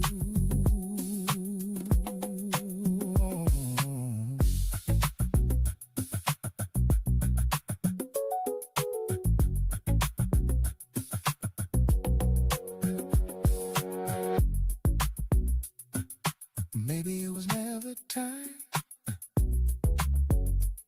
Maybe it was just my mind trying to keep things as they were. Even when they started to blur, now I see it didn't wait. Closed itself without a trace. Some things only live that long, and they're gone before they're gone. Every word I didn't say found another way to fade.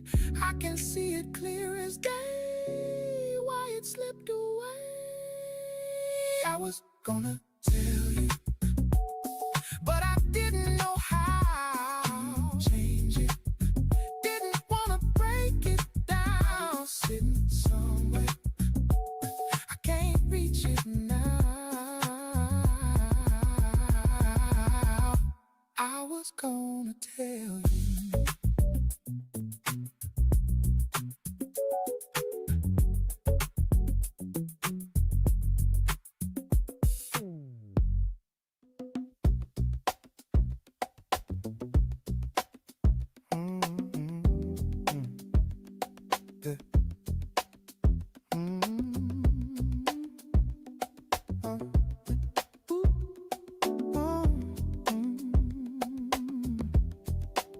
Phone lights up then fades away. Name I didn't take. Rain is tapping on the roof like a small mistake. I was right there on the edge, from above the screen. Let it ring into the dark like it's nothing to me. Maybe just bad timing, maybe just the night. Still it lingers in my chest longer than it might. Missed call in the rain tonight, echo in my room.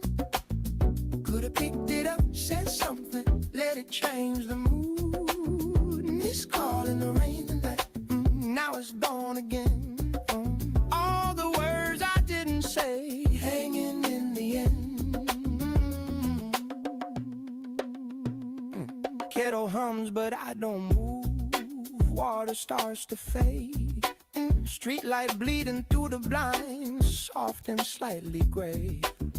I replay that little buzz more than I should do, like it meant a little more than I let it through. It was just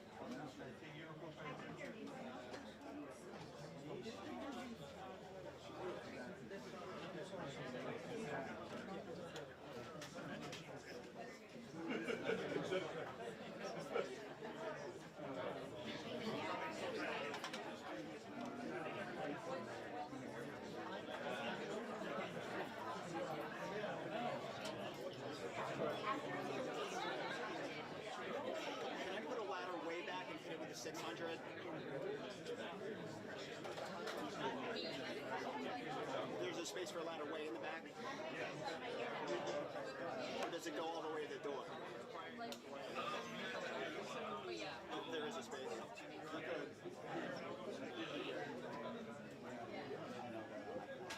Just go.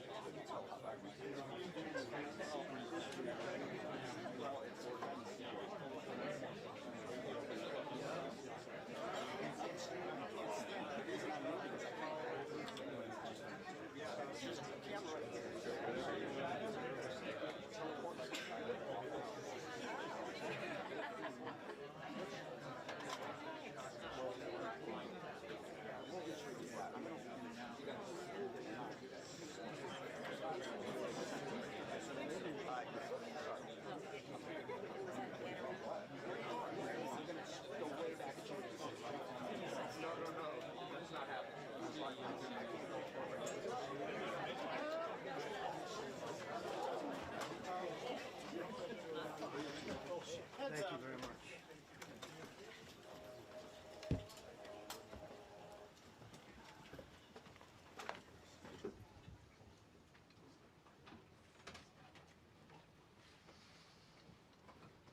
It's a great honor to be with you, and happy Easter. We had a great Easter. This is one of our better Easters, I think, in a lot of different ways. I can say militarily, it's been one of the best. So, good afternoon. We have quite a bit to discuss. We'll go into pretty good detail. And we have the people that are most involved. We'll give you exactitude. And we're here today to celebrate the success of one of the largest, most complex, most harrowing combat searches. I guess you would call it a search and rescue mission ever attempted by the military.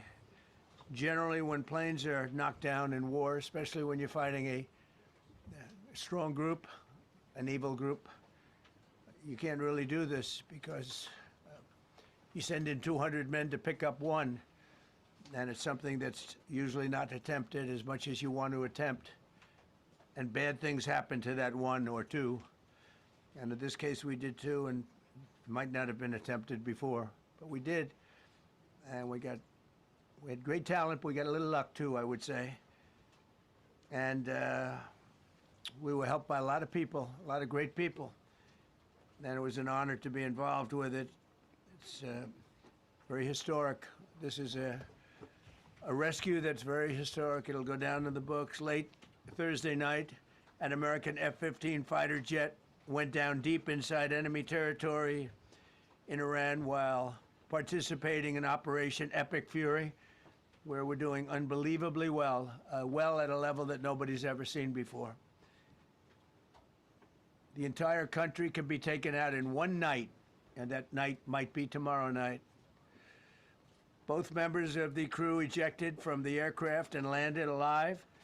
On Iranian soil, I immediately was asked to make a decision. I ordered the U.S. Armed Forces to do whatever was necessary to bring our brave warriors back home. A risky decision, because we could have ended up with 100 dead as opposed to 1 or 2. It's a hard decision to make. But in the United States military, we leave no American behind. We don't do it. Within hours, our armed forces deployed 21 military aircraft into hostile airspace, many flying at very low altitude, being shot by bullets. You bring rifles into play when you're going that low, but there are also certain advantages. And in broad daylight over Iran for 7 hours, at times facing very, very heavy enemy fire. We have a helicopter that's got a lot of bullets in it. It's amazing. We just realized how good those weapons are. Our machines are. Nobody has the equipment that we have, and nobody has the military that we have. Not even close. We're the most powerful military anywhere in the world by far. The flight crews and warfighters aboard those aircraft took extraordinary risks to rescue their fellow service members.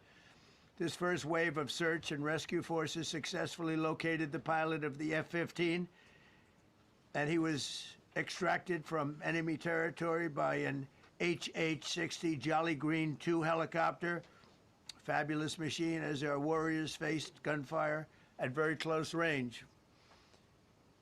It's amazing that when you look at the machinery, what happened, that nobody was even injured. Meanwhile, the second crew member, a weapons system officer, highly respected colonel, had landed a significant distance away from the pilot. When you're going at those speeds, even if you go out 2 or 3 seconds later, it's miles and miles away, because you're going fast. He was injured quite badly and stranded in an area teeming with terrorists from the Islamic Revolutionary Guard Corps rough group, as well as besieged militia and local authorities. Many, on top of everything else, they told the communities actually within inside of Iran, the people of Iran, they were given a tremendous incentive to find this pilot. Despite the peril, the officer followed his training and climbed into the treacherous mountain terrain and started climbing toward a higher altitude, something they were trained to do in order to evade capture. They want to always go as far away from the site of the shoot down.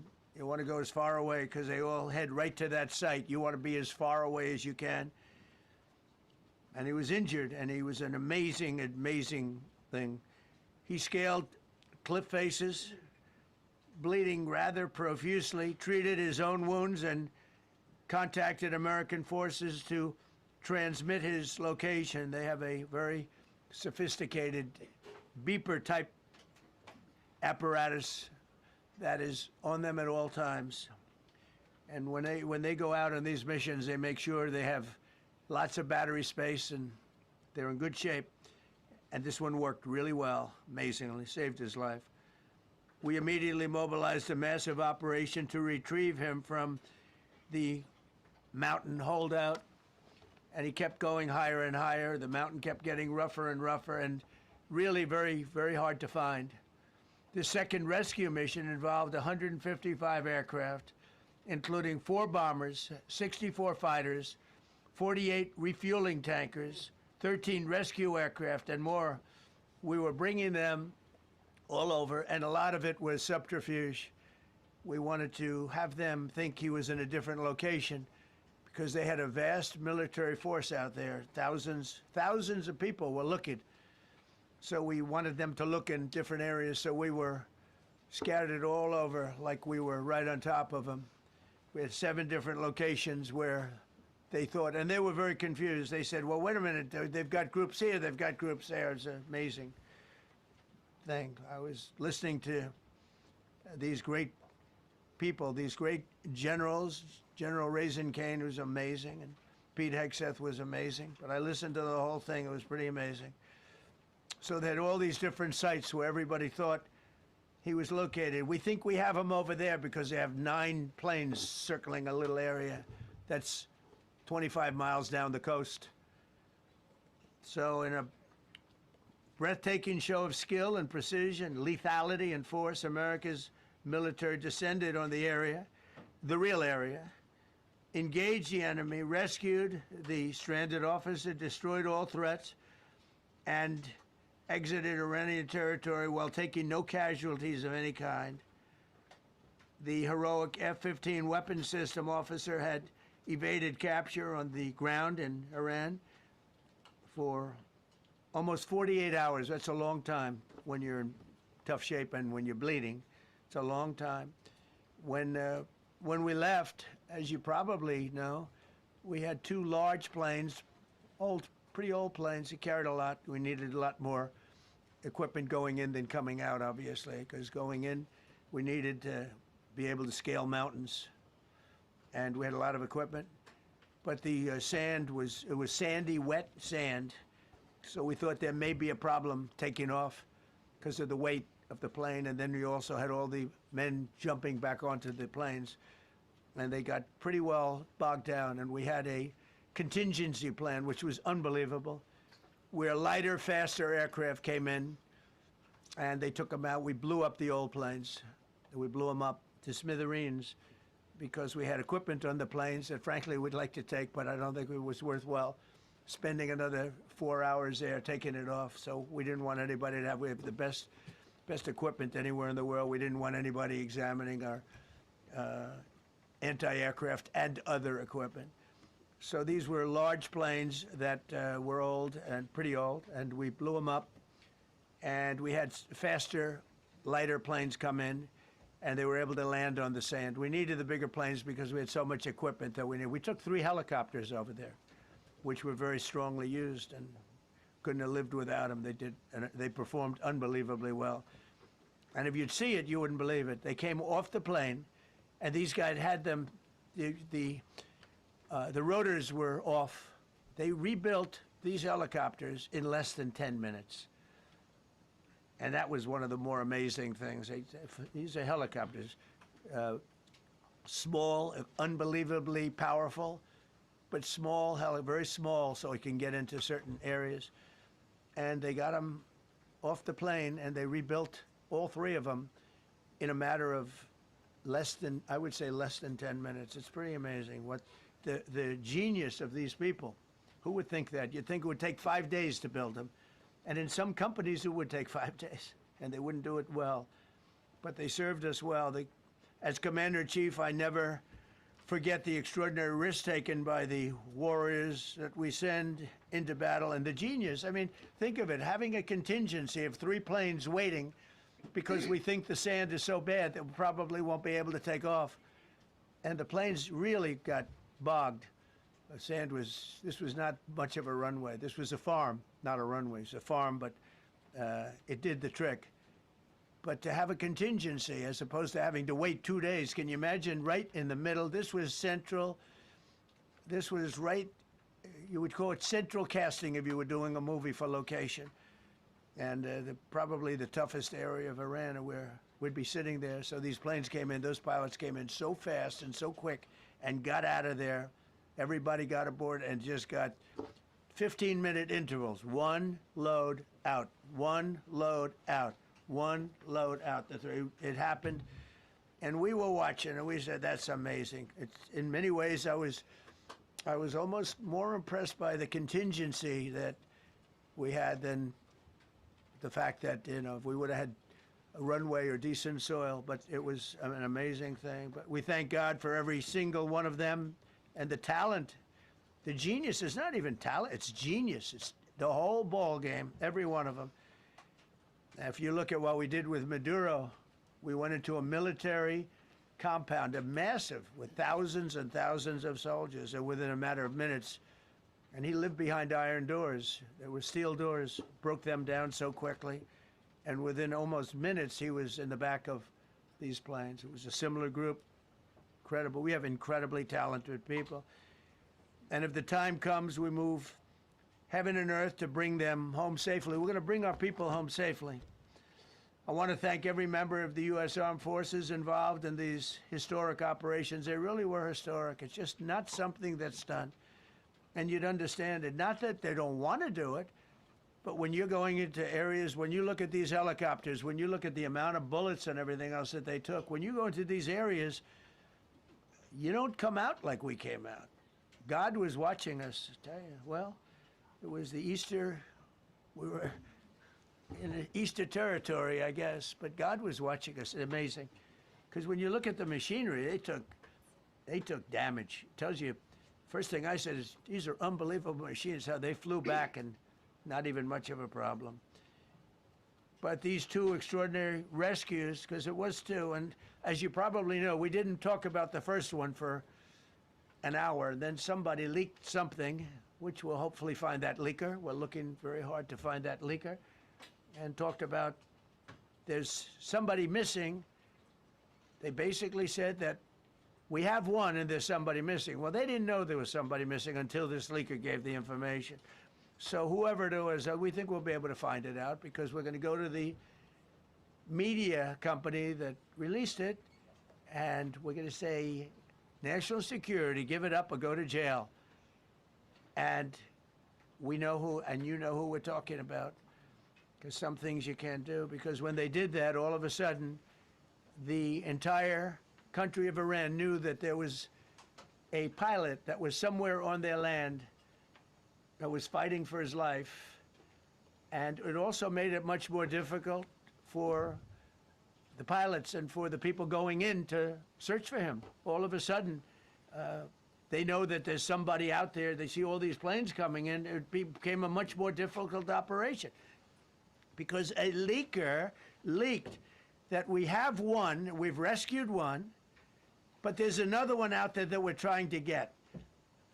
So actually, the country, Iran, put out a major notice, you all saw it, offering a very big award for anybody that captures the pilot. So in addition to a hostile, very talented, very good, very evil military, we had millions of people trying to get an award. So when you add that to it, but we have to find that leaker because that's a sick person. Probably didn't realize the extent of how bad it was. I can't imagine that the person did, but we're going to find out. It's national security, and the person that did the story will go to jail if he doesn't say, and that doesn't last long, and I think everybody would understand it. They put this mission at great risk. They put that man at great risk, and they put the hundreds of people that went in looking for him, because everyone now knows that we're going in. Over the past 37 days, America's armed forces have carried out more than 10,000 combat flights over Iran, unheard of, striking more than 13,000 targets. The F-15 we lost last week was the first manned aircraft downed by the enemy in this entire operation with thousands and thousands of flights. They got lucky. It was a lucky hit. You know, eventually you get lucky. But we got lucky too because we got both of them back. But it's a record that is unparalleled in the history of military air operations. Nobody's ever seen anything like it. It's such an honor to be involved with it. We were up late at night, and then we were waiting for those contingent planes to come in, and we say, come on, let's go, get in, because they're waiting out on this farm without a runway, with wet, crummy soil, sand, mostly sand, wet sand, and it eats planes alive. And we're waiting and we're saying, I hope that one can land and take off. And they came in like magic, boom, boom, boom, one after another. It was like genius. So impressed by that. Because we were a little concerned. We said, boy, if they don't get in and get up fast, we're sitting in them. And that's called Iran Prime, right, General? That's where the whole bet is. And here we are sitting there waiting for a plane. But they came in so fast and so hard, and these guys knew exactly what to do. Let's go, come on, get in, let's go, blah. They came one right after another, not at the same time. They don't want to come at the same time. They had to come right after each other. They didn't have any room. There was barely any room to land. Tiny little patch of very wet earth and sand. So I'm so proud of the people that I have standing up here with me and many others that worked. I mean, so many. Steve Witkoff's over here. He's doing fantastically. Jared Kushner. But the people that are here, the job they did is amazing. And I think I'm going to introduce the head of the CIA, and he is a man who, he's central casting, okay? If we cast a movie, he's going to play the head of the CIA. He's one of the few. John Ratcliffe, he did a phenomenal job that night. He did something that I don't know if you want to talk about it. If you want, you can. I'm not sure he's supposed to. I'm not going to talk about it. But the CIA was very responsible for finding this little speck. It's like they used an expression on one of the shows. A general was talking about, it's like finding a needle in a haystack, finding this pilot. And the CIA was unbelievable. And you may, if you can, you'll talk. It might be classified, in which case I'd have to put him in jail if he talks about it. And I don't want to put him in jail. He doesn't deserve that. So, John, do you want to say a few words? Thank you. Thank you, Mr. President. It's a privilege to be here with you today to share what we can about this exceptional mission and to recognize the ingenuity and bravery of those who executed it, as well as the leadership and resolve of the President who ordered it. One thing that has been clear to me in this role is that the flawless military operations that the Department of War is known for are hostage to flawless intelligence. We saw that in the skies over Iran in Operation Midnight Hammer last summer. We witnessed it in Venezuela during Operation Absolute Resolve. We've seen it against the cartels in the Western Hemisphere, and we're seeing it every day in Operation Epic Fury, including this mission to rescue an aviator buried deep behind enemy lines. Because it is the unique tradition of the U.S. Armed Forces that we leave no man or woman behind, this was a no-fail mission. That was the spirit in which the President put us to work, and we were determined not to let him down or our airmen down. As an agency, the CIA possesses unique capabilities that only the President can deploy. Some of these capabilities fall under covert action authorities. And because covert means exactly that, I'm not going to be able to tell you everything that you want to know. At the President's direction, we deployed both human assets and exquisite technologies that no other intelligence service in the world possesses to a daunting challenge, comparable to hunting for a single grain of sand in the middle of a desert. This was also a race against the clock, as it was critical that we locate the downed aviator as quickly as possible, while at the same time keeping our enemies misdirected. For that reason, in addition to the human and technical assets deployed by the President to find our airmen, CIA executed a deception campaign to confuse the Iranians who were desperately hunting for our airmen. On Saturday morning, we achieved our primary objective by finding and providing confirmation that one of America's best and bravest was alive and concealed in a mountain crevice, still invisible to the enemy, but not to the CIA. That confirmation was relayed by Secretary Hegseth to the President, and the operation quickly moved to the execution phase. Following the successful exfiltration on Saturday night, Our intelligence reflects that the Iranians were embarrassed and ultimately humiliated by the success of this audacious rescue mission. When the president asked me to lead the CIA, he made it clear: get back to basics, no politics, no agendas, tackle the hardest problems, and execute the toughest missions. This president is about results, and now that's what his CIA is about too. The professionals at the agency and at the Department of War deserve immense credit for their flawless execution during this daring mission. Their skill, creativity, and courage are unmatched on the battlefield wherever they step. But none of that matters, and all of that is wasted without a president with the political courage to put them into action. Mr. President, I've had the privilege of seeing you act with political courage in the best interest of the United States up close on a daily basis, and I'm grateful that this successful mission has given the American people a window into that as well. The Secretary and Chairman will tell you that our service members' confidence is boosted by a Commander-in-Chief who has their back the same way they have yours. And I know that the confidence of CIA's officers is boosted by the knowledge that their work is informing a president who's not afraid to make the hardest decisions when the stakes are highest. And to the American people, your confidence should be boosted by knowing that the security of the nation is in the hands of a president who's willing to take on problems that have confounded both sides of the political aisle for nearly half a century.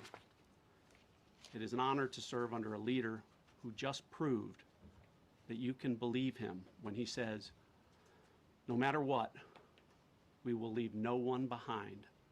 We will come for you. Thank you.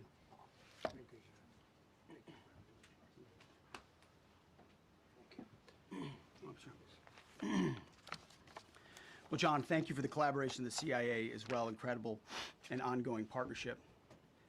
Ladies and gentlemen, fellow Americans, and especially the brave warriors in our armed forces, over this Easter weekend, the United States military has once again proved why we possess the greatest fighting force the world has ever known.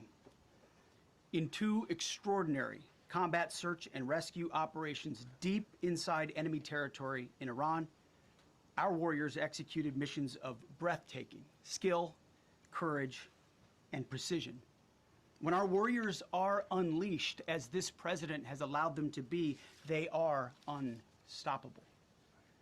When American airmen were down behind enemy lines, our forces and our president did not hesitate.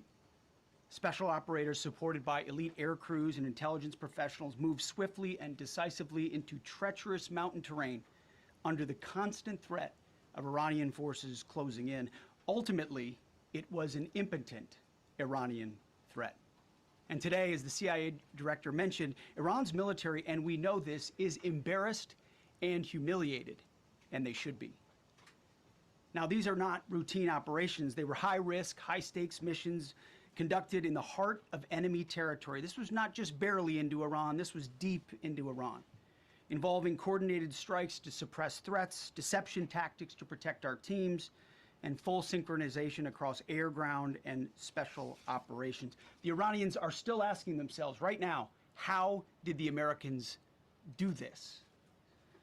One downed airman evaded capture for more than a day, scaling rugged ridges while hunted by the enemy. When he was finally able to activate his emergency transponder, his first message was simple, and it was powerful. He sent a message: God is good.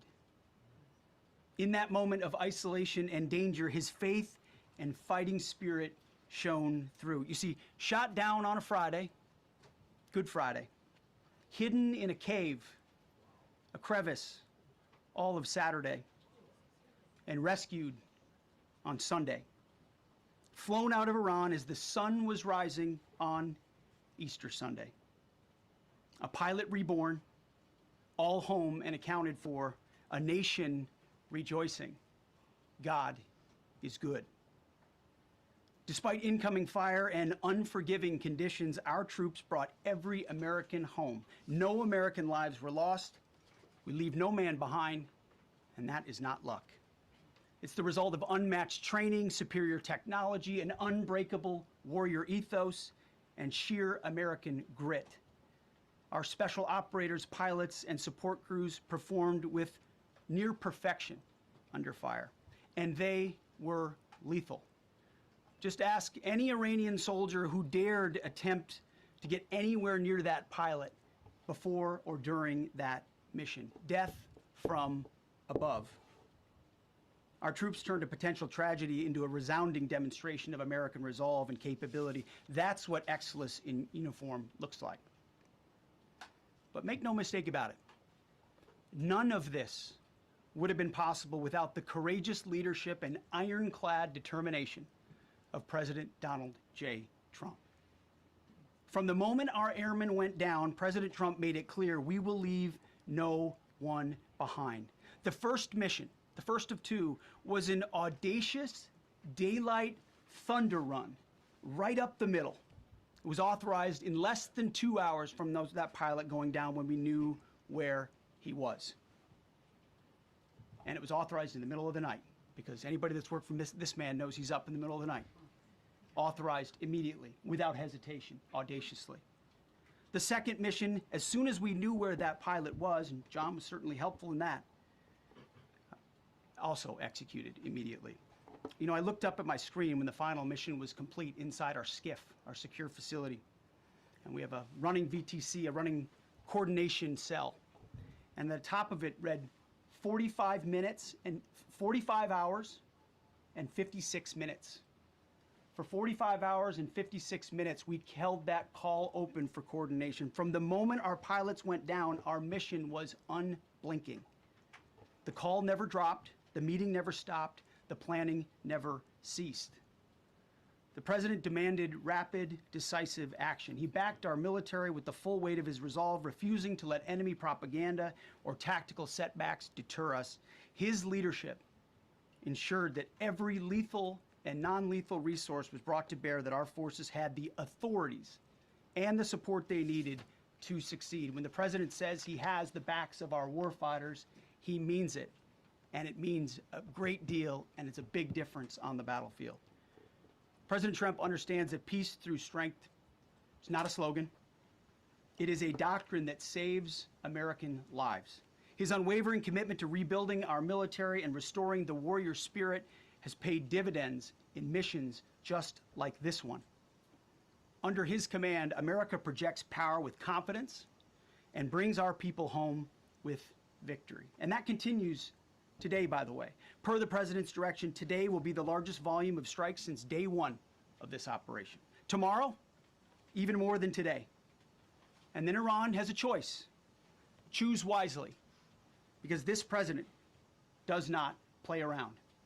You can ask Soleimani, you can ask Maduro, you can ask Khomeini. To those heroes who planned and executed these rescues, your nation stands in awe. I stand in awe. The chairman stands in awe. We all stand in awe of your professionalism and bravery. We serve for you. You embody the very best of America. To the rescued airmen and their families, welcome home. Your courage and endurance, the quiet declaration of faith amid the storm, inspires us all. God is good every day. And to our adversaries watching from Tehran, let this be a clear message. The United States military will go anywhere, at any time, to protect our own and complete the mission. We execute with precision. We control the skies. You see, we flew for 7 hours in daylight over Iran to get the first pilot. And we flew 7 hours in the middle of the night to get the second. And Iran did nothing about it. We fight with honor, and under President Trump's leadership, we win. So God bless our troops, God bless President Trump, and God bless the United States of America. Thank you. Well, good afternoon, everyone. Thank you, Mr. President. Thank you, Mr. Secretary. A note before I start, I know many of you want specific details in these briefings. We will share what we can, but I will retain what I must in the event that we have to go do this again sometime. And I cannot stress the importance, as the President said, around operational security. The Secretary and I will do a more detailed briefing tomorrow morning, and we look forward to sharing the details that we can. On Thursday, 2 April at 10:10 p.m. Eastern Time, 4:40 in the morning, local Iran time, the Joint Personnel Recovery Center, which handles the Central Command area of responsibility, declared an isolated personnel recovery event for a U.S. Air Force F-15E Strike Eagle, call sign Dude 44, which was down in hostile Iranian territory. The pilot and weapons system officer had both safely ejected and were isolated behind enemy lines. Following confirmation of active rescue beacons and on the direction of the Secretary and by order of the President, a rescue operation was launched with the stated purpose of bringing both Americans home safely. As the Secretary said, several hours later on the morning, after positively locating the front seater, call sign Dude 44 Alpha, and aware of an aggressive ongoing search by the enemy, a U.S. Central Command plan was approved by the Secretary and the President. Shortly thereafter, a U.S. Air Force Combat Search and Rescue Task Force, comprised of A-10 Warthogs in their Sandy role, and I'll describe what that is in a minute, HC-130 Combat King IIs, HH-60 Jolly Green II helicopters, and Air Force Special Warfare Airmen, a package comprised of combat rescue officers and pararescueman operators, audaciously penetrated enemy territory in broad daylight to find, fix, and recover Dude 44 Alpha from behind enemy lines. This was an incredibly dangerous mission, an incredibly dangerous undertaking, but a filled promise made to every American warfighter that you will not be left behind. We will always come find you, and we will always bring you home. Over the next hours, the Search and Rescue Task Force crossed the beach, entered into Iranian airspace, protected by a fighter strike package, and moved into the objective area, all under fire. En route, as some of you have seen on social media, the helicopters took gas off the C-130s and pressed onward and forward up into the objective area. While this was ongoing and out in front of them, the Sandy flight of A-10s and other remotely piloted aircraft, drones, and other tactical aircraft were violently suppressing and engaging the enemy in a close-in gunfight to keep them away from the front seater and allow the pickup force to get into the objective area. During this engagement, one of the Sandy aircraft, the one primarily responsible for communicating with the downed pilot, was hit by enemy fire. This pilot continued to fight, continued the mission, and then upon exit, flew his aircraft into another country and determined that the airplane was not landable. This was one of our A-10 Sandy aircraft. The pilot then made the decision to eject over friendly territory and was quickly and safely recovered and is doing fine. After picking up Dude 44 Alpha, the HH-60 Jolly Green fight was engaged by every single person in Iran who had a small arms weapon. And one of the aircraft, the trailing aircraft, took several hits. The crew sustained minor injury, and they are going to be fine. A note for those of you that do not know what a Sandy does. Named after the flight call sign that did this very mission in Vietnam, flying A-1 Sky Raiders and A-7 Corsairs, a Sandy has one mission: get to the survivor, bring the rescue force forward, and put themselves between that survivor on the ground and the enemy. They are committed to this. This is what they live for, and this is what they've trained for over many, many years. The A-10 force and the rescue force did a fantastic job rescuing Dude 44 Alpha. He was recovered Friday afternoon. As I said, and the nation needs to know this, this was an incredibly brave and courageous mission, and a testament to the courage, skill, and tenacity of the joint force and our leaders. And especially a daylight option, having the guts to try, means so much to so many.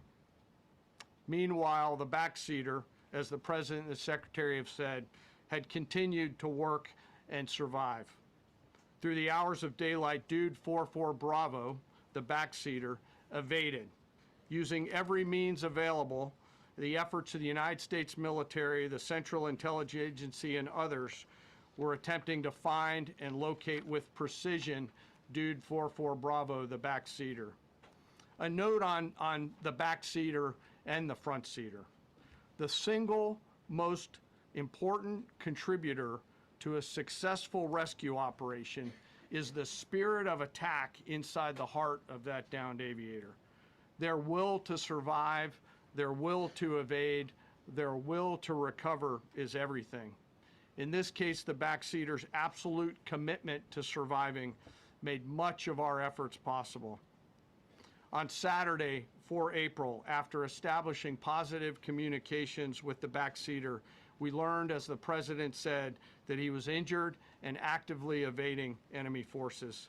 And thanks to our interagency partners, we were able to get eyes on his location and positively ID him. Throughout this entire time, the enemy force continued to search for 44 Bravo, and the joint force continued to strike them over and over and over again. Fighting off marginal weather in Iran and the enemy's search for a second time on Saturday, at the recommendation of the CENTCOM commander and at the approval of the Secretary and the President, we launched a rescue task force to recover Dude 44 Bravo. Again, this came to the President and the Secretary for approval, this time with a much larger force package based on the time that the enemy had to prepare to find 44 Bravo. Again, this force was protected by A-10 Warthogs using the Sandy call sign. And this force had one single mission: do everything they can to bring an American home. This meant having a plan, being prepared to execute that plan, and, more importantly, being prepared for multiple, simultaneous contingencies. And because of this force's professionalism, grit, and determination, fight off two enemies at the same time: the enemy searching for 44 Bravo and contingencies, which anyone who has done these types of missions knows we run into every single time. The force fought off both of those enemies incredibly well. During the period of darkness on Saturday, and as the Secretary said, into Easter Sunday and into the daylight, the force fought its way in and rescued Dude 44 Bravo. They were protected overhead by an air armada, including tactical drones, strike aircraft, and others. The force fought through multiple simultaneous contingencies, something no other nation, no other military can do, and safely returned Dude 44 Bravo, the backseater, home, and all other Americans home as well. At midnight 12 local Eastern time, Easter Sunday, more than 50 hours after the start of this operation, the Joint Personnel Recovery Center declared Dude 44 Bravo, both the front and back seater, returned to friendly territory. The courage demonstrated by both the pilot and the weapons system officer while isolated and them invading the enemy cannot be overstated. Their grit and warfighting tenacity is a direct result of the absolute trust they have in our rescue forces, their training, and their will to survive and return. They always knew that we would be ordered to go get them, and they always knew that we would be coming to get them. These two operations reflect our nation's most sacred obligation to our military service members. We leave no one behind, bless you. It also perfectly captures the first truth of our special operations forces, that people are more important than hardware. That is the standard we live by, and the rescue forces that execute these missions operate under a clear motto: these things we do that others may live. Their actions were a direct embodiment of that commitment to others, and I could not be more proud of each and every one of them today. As the Secretary said to our enemies, this operation serves as a clear reminder of the capability and will of America's joint force.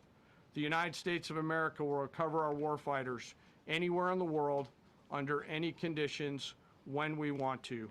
We will always bring overwhelming skill and firepower. To every member of the Joint Force, our interagency partners, the leadership at CENTCOM, and our leaders at the Department and above, thank you.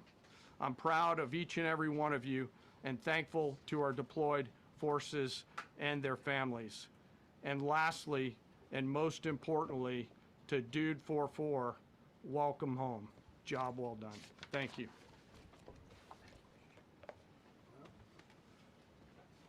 Pretty amazing, pretty amazing.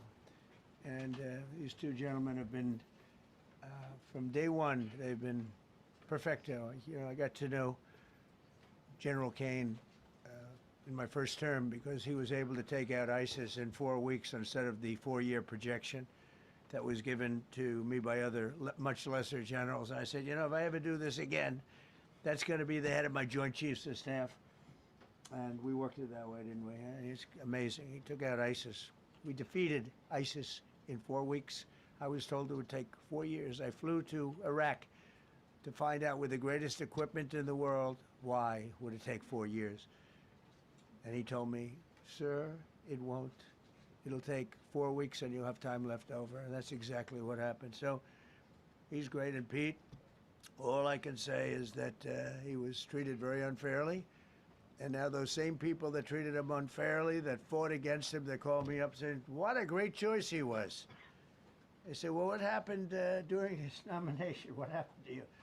I'm telling you, people that were not for him, senators, friends of mine, sir, I don't think you're doing the right thing. Now they're calling me up. What a choice. These two guys are fantastic. And John Ratcliffe was incredible. It was actually their genius that called us from, he was 40 miles away. And he said, you know, we're seeing something moving up in the mountain. This is at night. And they kept the camera on him for 45 minutes. It wasn't moving. And they said, you know, probably wrong, but we're seeing something moving. This is a vast mountain, vast, thick, with bushes, trees. He said, we see something moving 40 miles away. It was the head of a human being, I'm telling you, it's moving. And then all of a sudden, 45 minutes later, he moved a lot. Stood up, and they said, we have him. And that was really the beginning of something incredible. We had an idea where he was, but not specifically. It's a big mountain. So I want to thank the CIA, too. I don't think they get enough credit for the great job they've done. Yes, please. Thank you very much, Mr. President, for this great opportunity. Country, it has super army. You make a difference, Mr. President. Thank you for your greatest leadership. Thank you. I have 2 quick questions, Mr. President. What was your reaction when you learned that Kurdistan region had resumed exporting oil to the international market with your support as United States of America? Well, I expected that. We've gotten along with the Kurds for a long time, so I expected that. Another question, what would be your reaction if the Iranian people rise up against their regime during a ceasefire, Mr. President? Well, they should do it, but again, the consequences are great. I mean, they were told, if you protest, you will be shot immediately. You saw what happened to the young wrestler. He was a great champion, by the way. He was a great wrestler, one of the top in the world. And he and his 2 friends were hung. And all they did was say a little bit about liberty. They wanted liberty, and they were violently executed. But the number is up to probably 45,000 people were killed. So, you know, when somebody stays in a house, when they know if they walk out of the house to protest, they'll be immediately shot and killed. And they issued that, you know, that was publicly issued. It's not a secret. That's why so many people say, oh, well, why are you doing this way? We can't let Iran have a nuclear weapon. You know, we got regime change. We're dealing with a much different regime than before. We're dealing with different people. They're smarter. I think they're sharper and far less radical. We have regime change, but we didn't do this for regime change. We did it for the fact, and my view was very simple. I saw somebody said, "Oh, he doesn't have a plan. I have the best plan of all, but I'm not going to tell you what my plan is." You know, they want me to say, "Here's my plan. We're going to attack at 9:47 in the morning, and then we're going to do this, and then we're going to..." And if you don't do that, they say, "I have a plan." These people know what the plan is. Everybody here knows what the plan is, but it's very unfair to say we don't. Because I don't mind being insulted. I've been insulted for many years by the fake news, but you can't. It's so bad for the people that are so pro. You just saw two great, and John Ratcliffe, three unbelievable people. They have a plan. Every single thing has been thought out by all of us. But I can't reveal the plan to the media. So, you know, but we're just thrilled by the success of this operation. Yes, please. Thank you, Mr. President. You've said Iranians would be mad if you stopped these attacks, but why would they want you to blow up their infrastructure, to cut off their power? Wouldn't that be punishing Iranians for the actions of the regime? They would be willing to, and it's suffering, they would be willing to suffer that in order to have freedom. The Iranians have, and we've had numerous intercepts. Please keep bombing. Bombs that are dropping near their homes. Please keep bombing. Do it. And these are people that are living where the bombs are exploding. And when we leave and we're not hitting those areas, they're saying, please come back, come back, come back. These are the people. I don't know what they do. All I can tell you is they want freedom. They have lived in a world that you know nothing about. It's a violent, horrible world where if you protest, you are shot. Remember the great woman protests where they had 400,000, 500,000 women, and they were all enthused and they were going to protest, and everybody said, oh, the regime's going to come to an end. And then all of a sudden, boom, boom, 5, 6 different areas. A woman would go down right between the eyes. They had snipers. They had 5 snipers. That's all it took. And those 400,000 or 500,000 women said, oh my God, what's that? Oh, look over there, what's that? A woman shot right between the eyes, and after 5 or 6 of them go down, then you start hearing the purr through the vast number of people. And then they said, oh my God, who would do that? And they're incredible people, but they've lived so horribly. They've lived so horribly. You know, Iran was a great country if you go back 25 years ago or so. The Persian people, they're incredible, smart, brilliant actually. And I know so many. I know coming from New York, originally I know so many people from Iran. They're incredible people, incredible energy, and very, very brilliant people. But when you're standing in a group and protesting and you have a woman, in the case of a woman, remember the Great Woman March, everybody was saying, oh, this is the end of the country. And then snipers selectively picked. Every single one was shot right between the eyes from a long distance. They were on top of buildings. Nobody even knew where they were. Where are they coming from? This wasn't like a machine gun, which is also very bad. They've done that too. They did that recently. This was snipers sitting on the top of buildings, aiming and hitting women. And when they see people go down, and all of a sudden there's a riot in the reverse direction, and they never came out again. And a lot of the news doesn't talk about that. They talk about, oh, women's rights. You want to see women's rights? You're not going to see it there. It's amazing when I see some of the stupid people like, you know, AOC +3, all that group. They talk about, oh, freedom for Iran. They don't tell you the real facts. Women, men, gays. How about gays for Iran? They kill the gays. They throw them off buildings. So I wonder what's going on. I can only say this. They want us to keep bombing, even if it jeopardizes, because their life is in much greater danger. They want freedom for Iran, but it's very hard for them to protest. I actually tell them, I said, don't go out. I fully understand. Nobody in this room would go out. I don't think there's any, because frankly, it's not a question of bravery. We're all brave, right? You're brave, I'm brave, we're all brave. But we're also intelligent. if you have people shooting at you, expert shots with the best rifles you can get, and hitting you right between the eyes every single time, and you're looking here and you're seeing and you're looking here, you're out of there. I don't care who it is. Please. Mark Meredith, Fox News. I know that. Oh, thank you. How would I not know that? Go ahead. America's watching. No, Good job. Can we go back to the weekend? First off, was everyone on board with the operation, or were there people that were trying to talk you out of going through with the operation this weekend? Not everybody was on board. Somebody else within No, you? there was military people, very professional, that preferred not doing it. These two were totally on board, which was very important. If they weren't, I would have had a little difficulty. But no, there were military people that said, you just don't do this.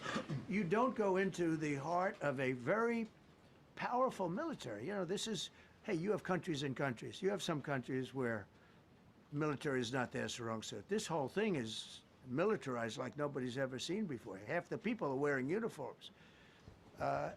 And we had people within the military.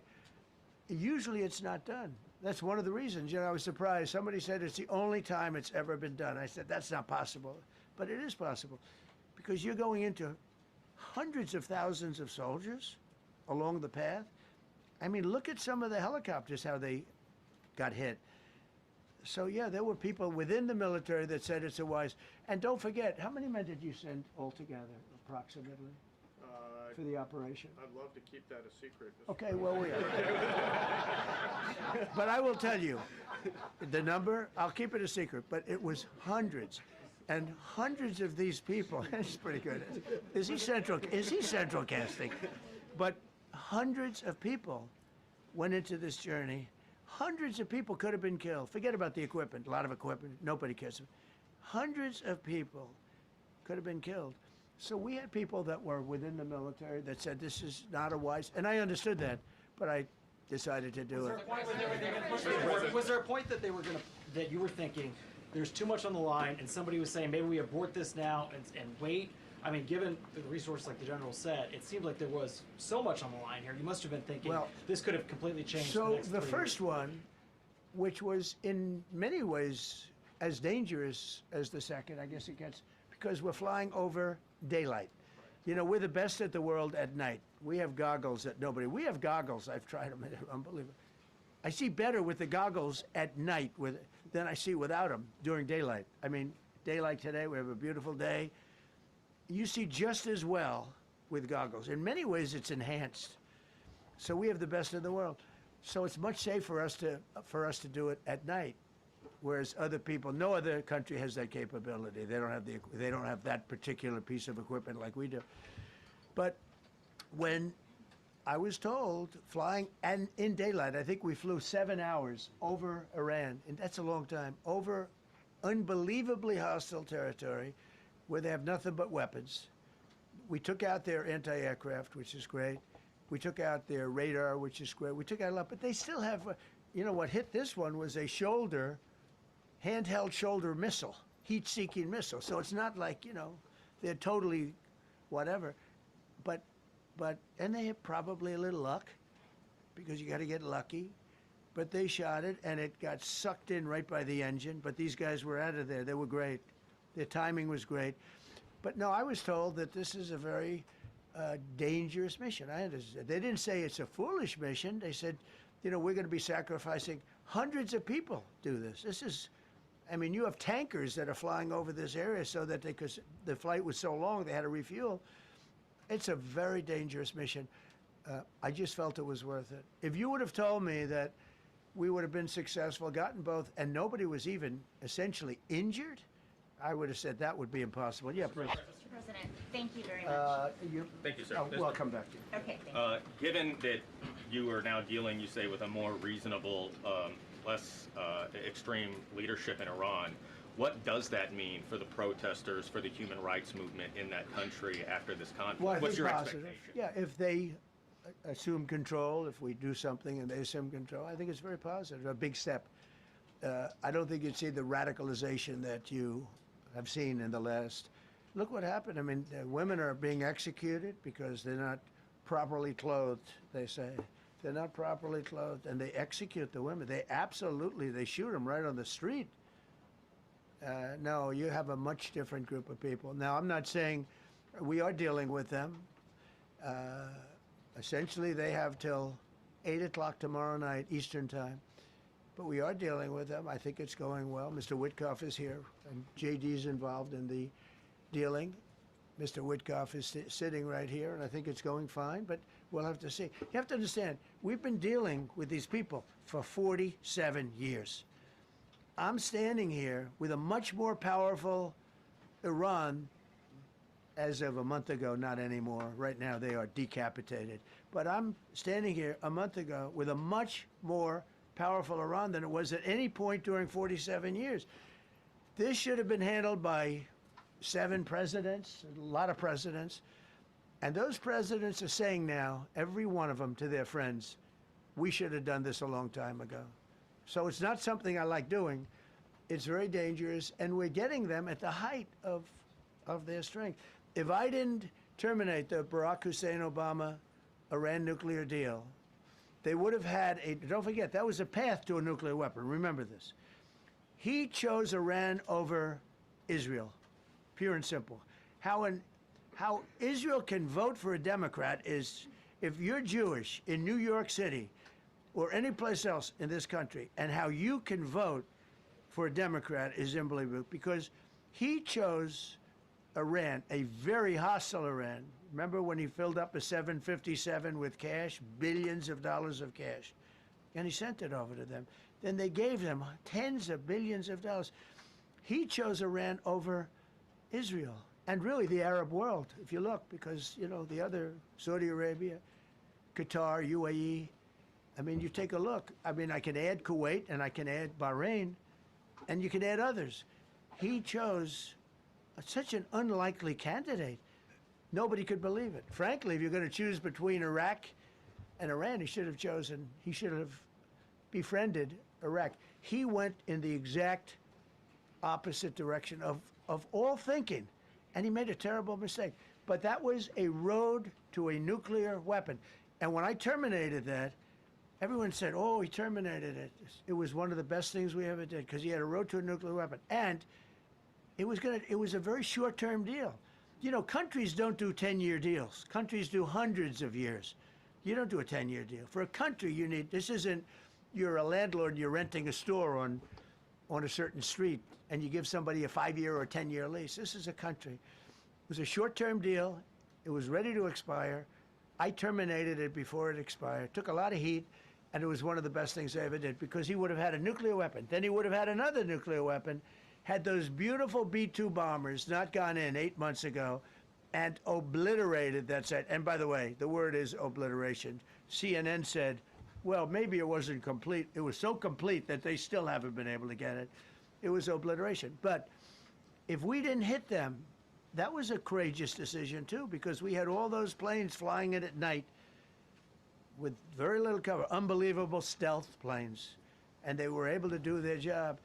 If we didn't do that, Iran would have had a nuclear weapon at a high level, either one of those two instances. And if they did, in my opinion, I told this to Bibi Netanyahu yesterday, Israel would have been extinguished. Large portions of the Middle East would have been extinguished, whether it's Saudi Arabia, Qatar, UAE, or others. And you saw that with thousands of missiles raining down upon them. They didn't think they were going to be hit. They thought they'd be watching us fight. And all of a sudden, UAE got hit by 1,500 missiles. He would have taken them out also. And they were powerful. If I didn't come along and terminate the Obama deal, which was terrible, the Iran nuclear deal was a road to a nuclear weapon, a big one, unlimited, legally.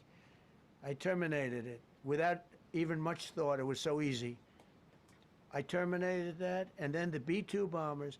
And I did one other thing. I had killed Qasem Soleimani, who was an evil genius. And the reason I did it, I heard he was going to knock out 5 of our military bases. And had he lived, I believe we would be fighting perhaps a different Iran right now, because he's never been replaced, you know. And I did one other, but this one was not picked up. Osama bin Laden. If you read my book, I said you got to take him out 1 year before the World Trade Center came down. So I wish you'd read the book. But you, as a president, to be a good president, I believe you have to have good instincts. And a lot of this is instinct. Yeah, please. Thank you so much for taking my question, Mr. President. Mr. President, last week you suggested that Europe should take the lead on reopening the Strait of Hormuz. Has circumstances changed now that you're issuing a direct 48-hour ultimatum? And secondly, would a new ceasefire include Israel, or would it just be between Iran and the US? I can't talk about ceasefire, but I can tell you that we have a active, willing participant on the other side. They would like to be able to make a deal. I can't say any more than that, but they'd like to do it. Mr. President, thank you so much. You've listed the goals. Excuse me. Please, go ahead. You've listed Thank the you, goals. Mr. President. Who you with? Who you with? My name is Diyar Kurd. I'm with the largest Kurdish media outlet, Ruda Media Network. It's based in Iran. Go ahead. Mr. President, you said before that you don't want the Kurdish forces to enter Iran and be harmed. Do you still want them to stay away? Or what role do you expect them to play now? I'd rather have them stay away. And then, I'd rather have them stay away because I think they bring with them some problems and some difficulties. And I don't think they bring death, I mean, you know, to themselves. But I'd rather have them stay away. Go ahead. Thank you, Mr. President, for the question. Deliberate attacks on civilian infrastructure violate the Geneva Conventions and international Who you with? law. Who you with? I'm with the New York Times. Zolan from the New York Times. Are you failing? Are you concerned? Circulation way down at the New York Times. Are What's you going on concerned with that your threat to bomb power plants and bridges amount to No, war not at crimes? all. No, I'm not. I hope I don't have to do it. But again, I just said 47 years they've been negotiating with these people. They're great negotiators, and because they're not going to have a nuclear weapon. And if somebody that takes my place someday is weak and ineffective, which possibly that will happen because we had numerous presidents that were weak, ineffective, and afraid of Iran, we're never going to let Iran have a nuclear weapon. And if you think it's okay for people that are sick of mind, that are tough, smart, and sick, really sick, you know, from a policy standpoint, from a any which way you want to say, mentally, these are disturbed people. If you think I'm going to allow them, and powerful and rich, to have a nuclear weapon, you can tell your friends at the New York Times, not going to happen. It means violating international law. Quiet. You no longer have credibility at the New York Times. Because the New York Times said, oh, Trump won't win the election, and I won in a landslide. I won every swing state. New York Times said, oh, Trump won't win the election. New York Times has no credibility. The credibility they have is it used to be all the news that's fit to print. The old gray lady, it was great, but they're running on past fumes, and you can't keep doing that. You have to be able to give the correct news. And people like you, who I know, are fake. You're fake. Go ahead, please. Your messaging on the war has moved from the war is coming to an end to war going to be bombing Iran to the Stone Ages. Right. And we've heard a range of those kind of messages. So which is it? Are you winding this down or are you escalating I can't tell you. I don't know. I can't tell you. Depends what they do. This is a critical period. They have a period of, well, till tomorrow at 8 o'clock. I gave them an extension. They asked for an extension of 7 days, right? I said, Steve, give them 10 days. 10 days is up actually today, so I gave them 11, I guess, indirectly. I thought it was inappropriate the day after Easter. I want to be a nice person. They have till tomorrow. Now, we'll see what happens. I can tell you they're negotiating, we think, in good faith. We're going to find out. We're getting the help of some incredible countries that want this to be ended because it affects them also. A lot of people are affected by this, but we're giving them till tomorrow, 8 o'clock Eastern time, and after that, they're going to have no bridges, they're going to have no power plants. Stone Ages, yeah, Stone Ages. CNN fake news. Are you willing to make a deal that does not include reopening the Strait of Hormuz, or is that now a top priority? I would say it's a very big priority because, see, that's one thing that's a little different than other things. We can bomb the hell out of them. We can knock them out for a loop.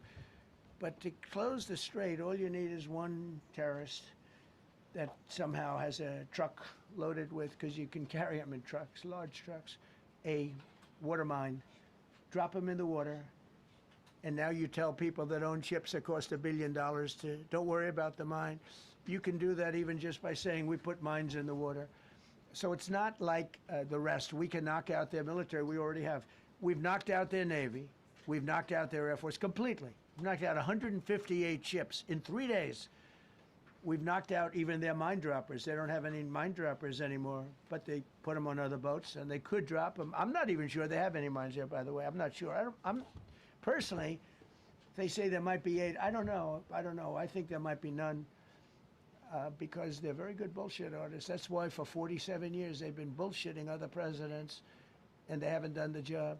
And people are living in hell. You live in that country, they're living in hell. No, I think that 47 years of this stuff is long enough. They're at the weakest point they've ever been.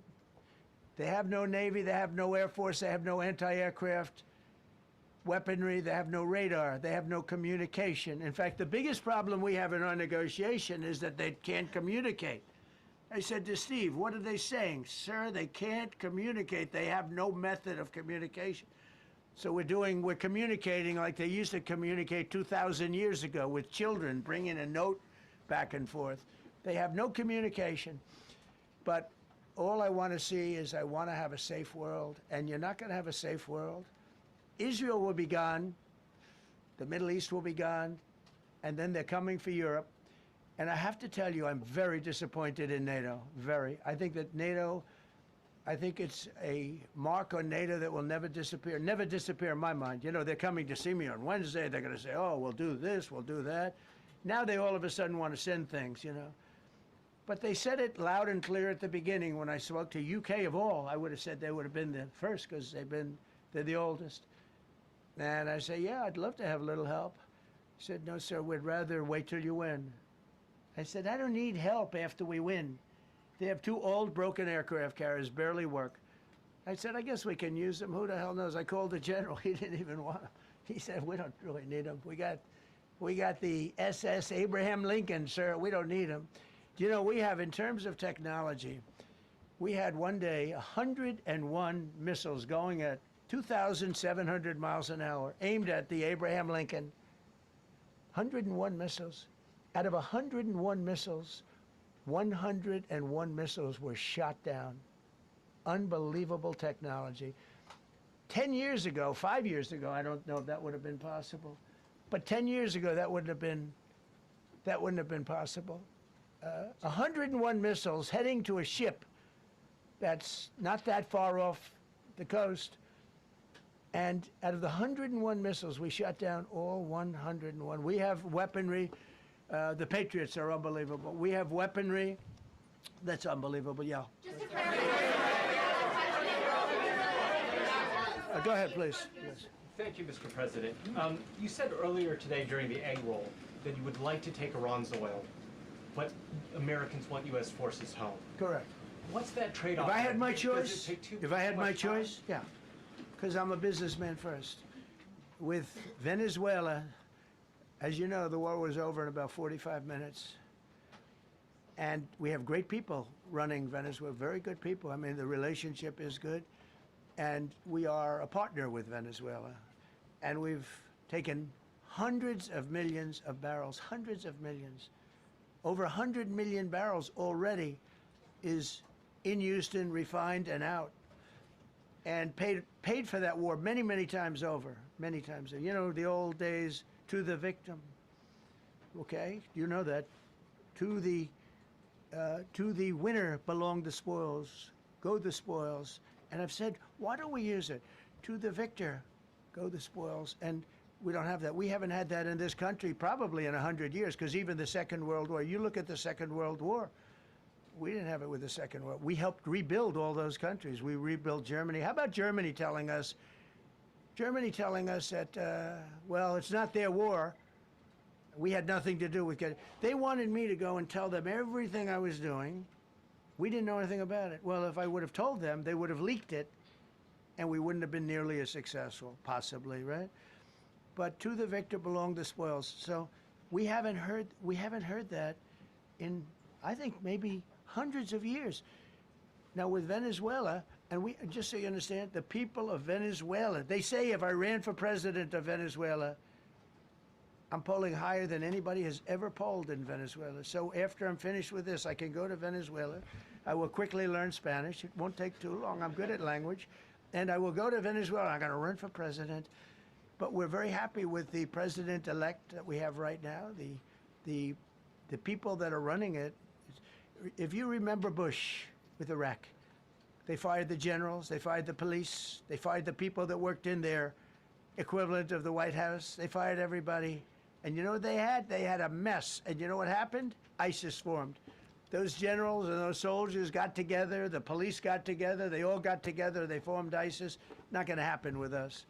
So Venezuela has been an incredible situation. We went in, we were very successful, military power like nobody's ever seen. The general, Venezuelan general said, I was on that site. I said, I've never seen ferocity like that. I've been doing this for 40 years. He said, I've never seen it. They hit us from 17 different, they were all set. They saw that big, beautiful aircraft carrier, the Ford in that case, and planes were pouring off it at 1 o'clock in the morning. So typically when you see that late at night, you know you could be in trouble, right? And we were all ready. They had their equipment, it was Russian, and they had Chinese equipment. It was all set. They were going to give us a fight. He said, and then they came, and they came at speeds like we've never seen. And they came at 17 different angles. The general and his people, that was a lot of angles. They hit him from every angle. He said, we knew it was over in 3 minutes. We were waiting for them. Their equipment didn't work, and there's a reason it didn't work. Someday we'll explain to people. They pressed the button, nothing happened. They pressed it again and again, nothing happened. And he said, we knew this whole thing was over in 3 minutes. We've never seen any, he used the word ferocity. The ferocity of these planes from 17 different angles, and it was over. They went inside, and remember, that was on a military base with thousands of soldiers. And those soldiers looked and they said, get the hell out of here. Thousands, we didn't have thousands, we had like 200 people. So we have a great military. And I'll tell you what, somehow this rescue captured the world's attention, more so than normally. You're talking about 2 people. But this rescue captured the world's attention. But we did it in Venezuela. That was amazing. And now we have a very bad man in prison and going to trial. I mean, he released, aside from the drugs, which he was terrible, Maduro released hundreds of thousands of people from jails into our country. Drug dealers, murderers, the worst people in the world were released into our country because we had a stupid president who probably didn't know, and we had a border czar who never went to the border and never once called our great border patrol agents, right? Not once, Kamala. She never called the border patrol. She never said, how are we doing? I used to call the border patrol guys every day. You can ask them, Paul, ask any one of them. Brandon, ask him all the time, how are we doing, how are we doing? And we now, I'm proud to say, have a totally sealed border. 9 months, nobody is coming through our border. And nobody even tries because they know they're not going to get through. So we don't have caravans anymore. Right. So maybe 1 or 2 more and we'll be done. Mr. President, are you allowed to, or are you willing to end this conflict with Iran charging tolls for passage through the strait? Us charging tolls? Iran. What about us charging tolls? Is that something you're considering? I'd rather do that than let them have them, right? Why shouldn't we? We're the winner. We won, okay? They are militarily defeated. The only thing they have is the psychology of, oh, we're going to drop a couple of mines in the water, all right? No, we have a concept where we'll charge tolls, okay? I thought you meant us. Your question was, Your question would have been more accurate if you said us. Go ahead. Thank you very much. So just to clarify, in order for Iran to successfully meet your deadline tomorrow, do they have to make a deal, open the strait, or both? We have to have a deal that's acceptable to me. And part of that deal is going to be we want free traffic of oil and everything else. Mr. President, thank you very much. You've said glory be to God in this conflict. Do you believe that God supports the United States' actions in this war? I do, because And have you God sought is his good. direction? Because God is good, and God wants to see people taken care of. God doesn't like what's happening. I don't like what's happening. Everyone says I enjoy it. I don't enjoy this. I don't enjoy it. These two guys don't enjoy it. You know, people say, "Oh boy, they're so tough." They don't like. I don't like seeing people killed. I've ended 8 wars. Nobody's ever done it. The person who won the Nobel Prize came to me and said, "You deserve the Nobel Prize." She announced that when they announced. They said, "Goes to Maria. She's a great person, really a good person." She said, "No, no, no. This is ridiculous. They gave me the Nobel Prize. President Trump ended 8 wars. I could go over every one of them, including India and Pakistan, where the Prime Minister of Pakistan said President Trump saved from 30 to 50 million lives." That makes me much happier than what we're doing right now. That makes me much happier. We have one more to end, by the way. Okay. President, you called yesterday in your Truth Social, you called the Iranians crazy bastards. True. What is your response to critics who say that I don't care about critics. What is your response to critics who say that it is your mental health that should perhaps be examined as this war continues? I haven't heard that. But if that's the case, you're going to have more people like me, because our country was being ripped off on trade, on everything, for many years until I came along. So if that's the case, you're going to have more people. Dasha, go ahead. Dasha, go. You said that very little is off limits in Iran as far as targeting, Yeah. including power plants, bridges, you've mentioned those. Very little is off limits. Are there certain kinds of civilian targets, though? I'm thinking schools I don't want or to tell you that. hospitals that you I don't want would to say tell is you off that. limits? We have a plan, because of the power of our military, where every bridge in Iran will be decimated by 12 o'clock tomorrow night, where every power plant in Iran will be out of business, burning, exploding, and never to be used again. I mean, complete demolition by 12 o'clock. And it'll happen over a period of 4 hours if we wanted to. We don't want that to happen. We may even get involved with helping them rebuild their nation. And you know what? If that's the case, the last thing we want to do is start with power plants, which are among the most expensive things, and bridges. You saw the bridge. The bridge went. We were very close to a deal. And then I got a call from Mr. Witkoff, Mr. Kushner, and JD saying, "I think they're breaking the deal." I said, "Tell them that's okay. Don't worry about it. But tell them to look out their window and watch." And within 45 minutes, I gave the order to knock out the biggest bridge. I gave the order, knock out the biggest bridge in, I believe, the Middle East, but the biggest bridge in Iran. And within 10 minutes after I gave that order, that bridge was over. So do I want to do that? No. Do I want to destroy their infrastructure? No. It will take them 100 years to rebuild. Right now, if we left today, it would take them 20 years to rebuild their country, and it would never be as good as it was. And the only way they're going to be able to rebuild their country is to utilize the genius of the United States of America. Mr. President, on NATO, you voiced your displeasure with NATO in the past. Is there a danger to the U.S. not being the de facto of the leader of the alliance, and then other powers within the alliance then getting the decision-making when it comes to wars and nuclear weapons? No, it's not a danger. Look, we went to NATO. I didn't ask very strongly. I just said, "Hey, if you want to help, great." "No, no, no, we will not help." I said, "That's all right. You don't want to help?" Because I've always said NATO's a paper tiger. See, NATO's a paper tiger. Putin's not afraid of NATO. Putin's afraid of us, very afraid of us. And he's explained it to me a lot of times. I got to know him very well. I know him very well. NATO's a paper tiger. NATO is us. And when we needed them, we didn't need them, by the way. We didn't need them. obviously, because they haven't helped at all. Just the opposite. They've actually gone out of their way not to help. They didn't even want to give us landing strips. Think of it. And it's not just NATO. You know who else didn't help us? South Korea didn't help us. You know who else didn't help us? Australia didn't help us. You know who else didn't help us? Japan. We've got 50,000 soldiers in Japan to protect them from North Korea. We have 45,000 soldiers in South Korea to protect us from Kim Jong-un, who I get along with very well, as you know. Do you notice he said very nice things about me? He used to call Joe Biden a mentally retarded person, okay? So don't tell me about your stuff. Joe Biden, he said he's a mentally retarded person. He was so nasty to Joe Biden. It was terrible. But to me, he likes Trump. And do you notice how nice things are with North Korea? It's very nice. But we have 45,000 people, soldiers, in harm's way, and right next to Kim Jong-un with a lot of nuclear weapons.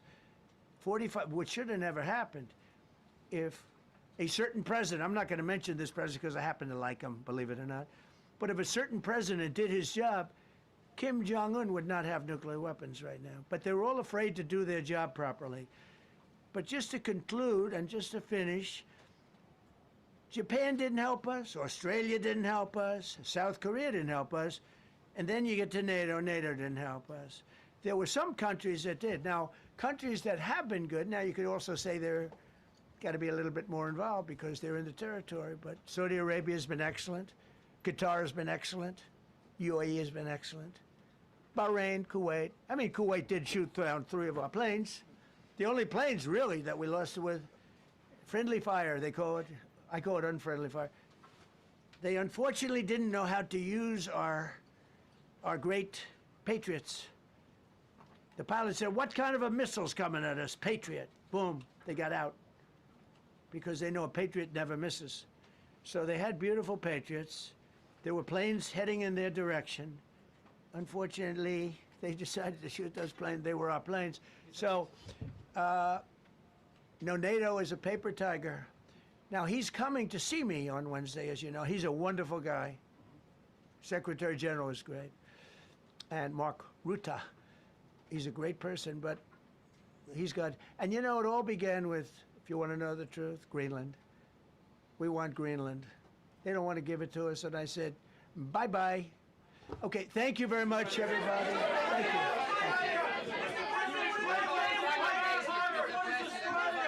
What about rising gas prices for Americans who are concerned? General,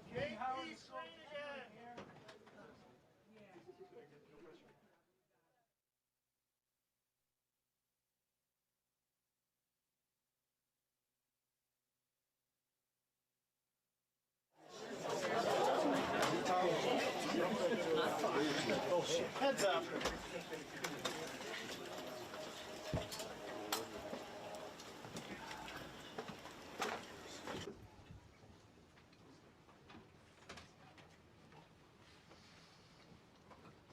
It's a great honor to shift the be frame. with you. Every thought moves slightly off. Happy Easter. We had a Even great when Easter. I This hold it is one of our straight, better like a Easters, I signal think, in just a lot of different ways. I can miswritten, say always militarily, slightly out of place. it's been one of the best.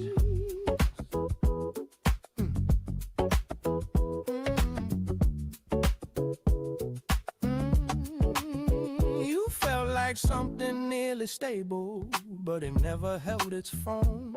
Like a balance always tilting, still pretending to be known. Time moves forward without asking, but you settle in between. Like a mark I never noticed, still affecting everything. There's a shift I can't ignore now, even when I let it pass. Every step I take around it feels connected to the last. You remain like a faint post trace, never gone and never clear. Not enough to bring you back, still too present not to hear. Every feeling leans a fraction toward a place I can't define. Like a line that keeps on drifting just outside of every line. Knocked outside of every line.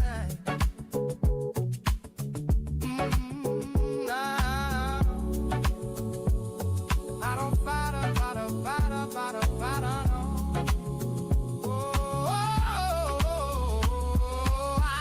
don't follow what it means now, or decide what it became. Some things never ask for answers, some don't need a man. You're not something I can measure, not a loss I understand, just a trace that keeps on running through the structure of my hands.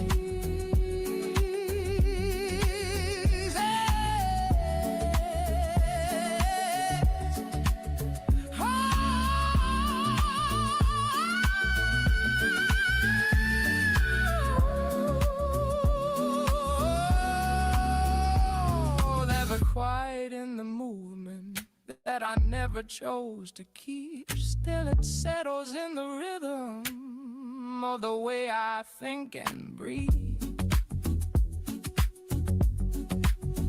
Oh, you remain like a dead post trace, even now without a frame. Not enough to disappear, still too present to erase. Every ending leaves emotion, even after it is done, like a line that keeps on shifting, even when it's over.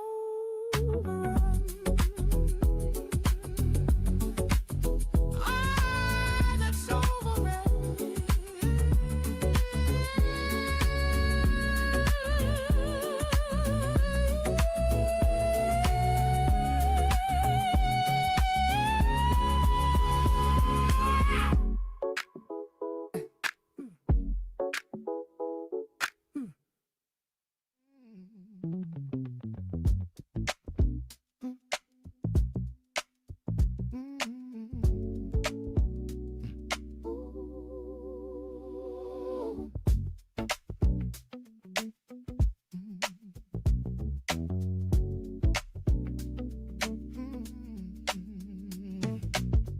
All my life I wrote the lines, careful captors, careful signs. Every page a steady plan for the story of a man.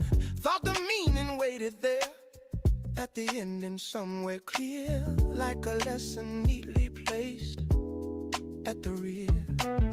But the pages kept on turning, while the quiet truth was learning not to wait for final scenes in between.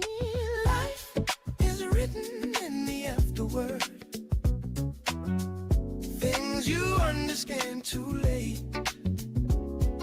Meaning shows up quietly after every page. After every page. Moments pass without a mark, ordinary days and talk. Nothing seemed to carry weight in the middle of the state. But the years begin to show hidden value long ago. Every small and passing thing starts to glow. Looking back, the lines align, different from the old design. Truth appears without a sign down the line. Life is written in the afterword, things you understand too late. Meaning shows up quietly after every page.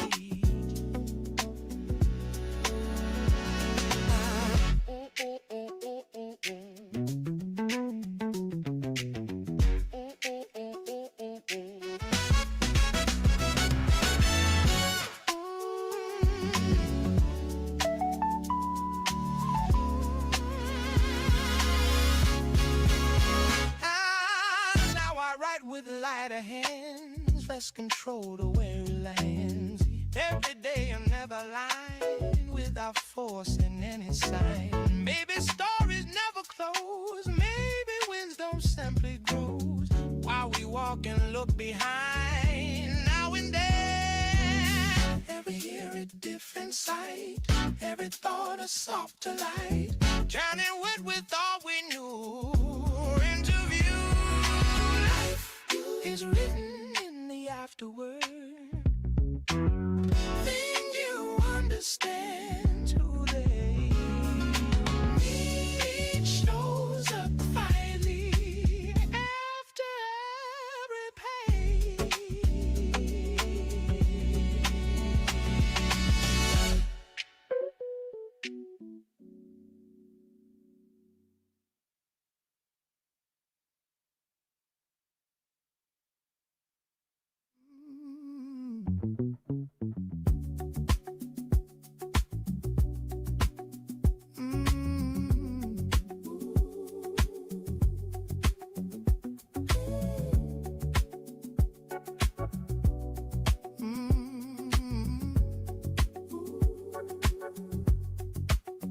Old radio humming like a tired friend. Shoes by the doorway that remember when. Clock on the wall takes a longer breath. Every tick softer, flirting with the rest. Street light flickers like it knows my name. Neighbors move slower, but it feels the same. Coffee gone cold, still I take a sip. Time never rushes, just loosens its grip. We don't chase the thunder anymore. We just listen when the floorboards roar. Every wrinkle tells a quiet truth. Nothing wasted in the proof. Hold it steady, let the rhythm lean. Life ain't louder than the in-between. Every second got a softer shine. Ooh, we were rushing. Now we take our time. Photographs curled at the edges fade. Names in the margins we never erased. Went through the curtains, hums low and sweet. Carrying stories down the street. Heads got slower, but they still know how to fix what's broken in the here and now. Nothing we carried was ever too much. We just forgot the power of touch. We don't run from silence anymore. Hear the language in the quiet floor. Every shadow shaped by truths. Nothing wasted in the proof. Hold it steady, let the rhythm lean. Life ain't louder than the in-between. Every second got a softer shade. Ooh, we were rushing. Now we take our time.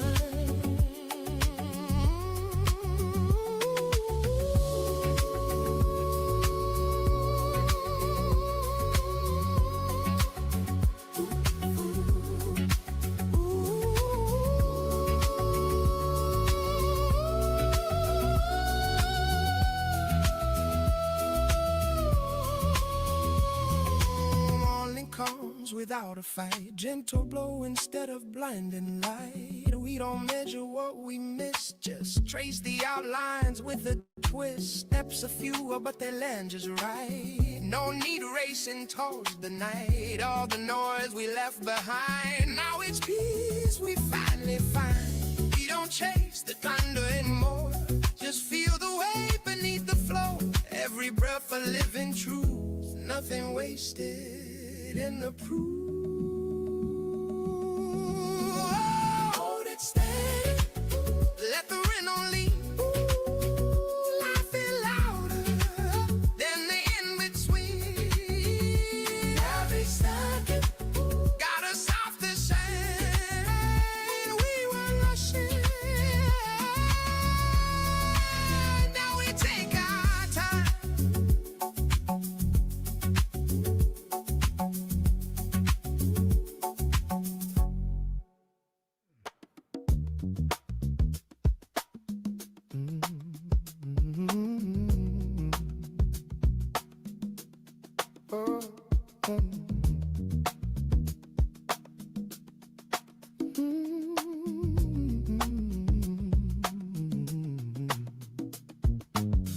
Two chairs resting in the same soft line, facing light that slowly shifts its tone. No one speaks, but something feels aligned, like a choir that has fully grown. Shadows fall without a need to stay. They just pass like thoughts we didn't keep.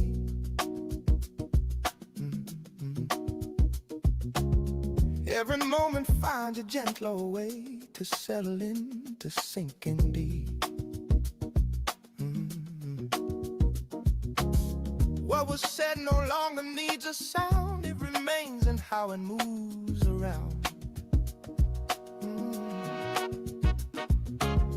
Every silence carries something true without asking to be held by you.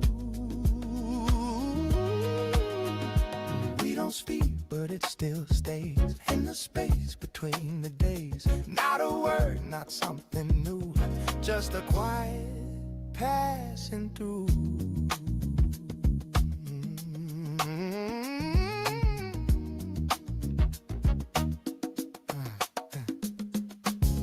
Curtains drift with a borrowed breeze, like the echo something old.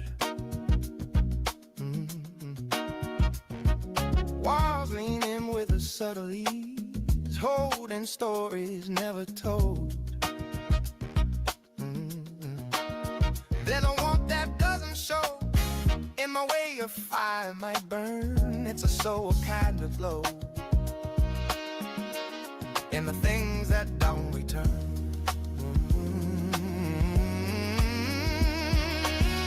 All the edges lose their claim, nothing left to name or frame.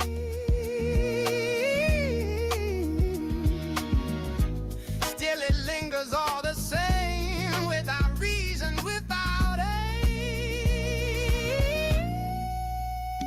We don't speak, but it still stays in the fold of passing days. Not ahead and not behind, just the stays we didn't define.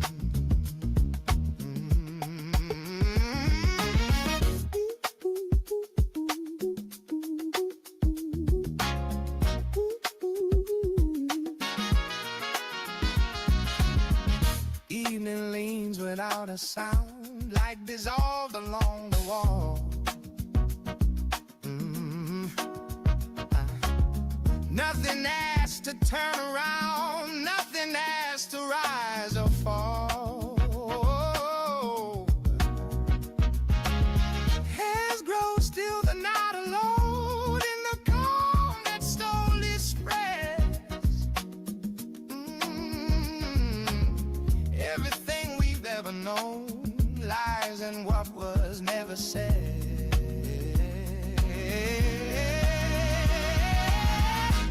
What remains is never loud, it's the stillness we allow.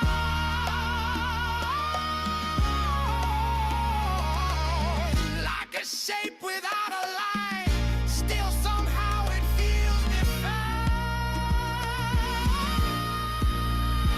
We don't speak, but it still stays in the quiet, it remains. Not a loss, we need the groove. Just a calm we never lose.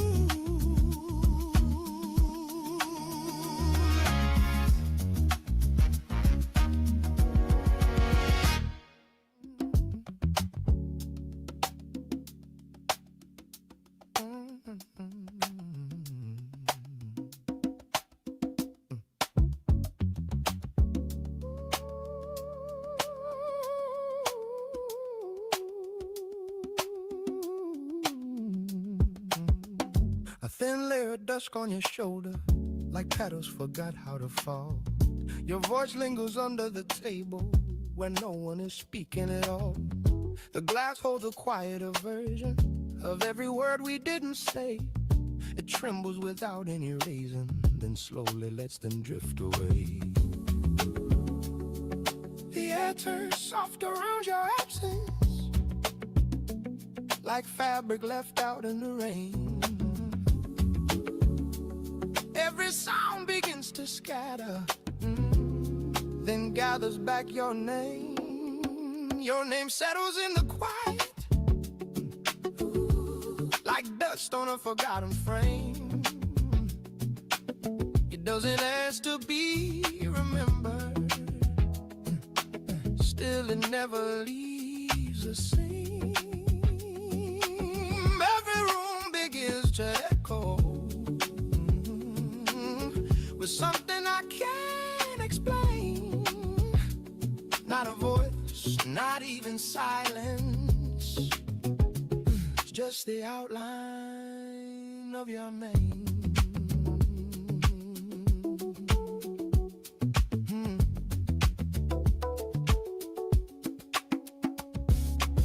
The hallway keeps your shadow folded between the light and something dim. I pass it like a passing stranger, but it still recognizes me. A cup left cooling by the window holds the warmth you never took. Even time avoids that corner like a line we never wrote. There's a softness in the distance that wasn't there before you left.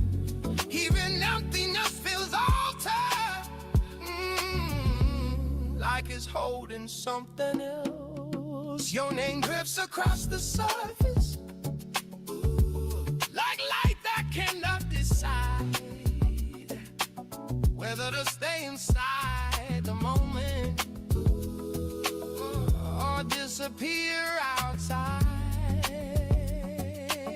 Every space becomes the question that I never answered quite. Not a memory, not a feeling, just a trace I recognize.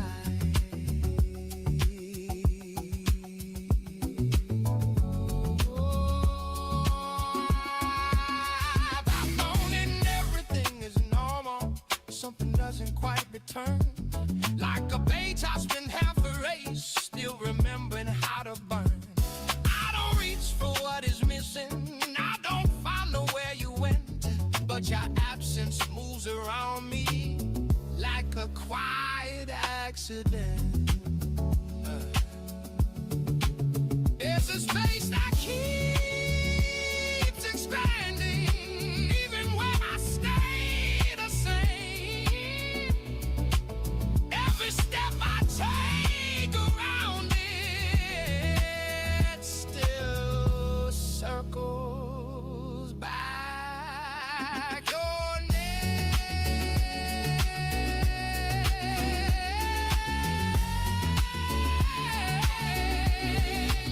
Your name fades into the daylight, but it never fully leaves.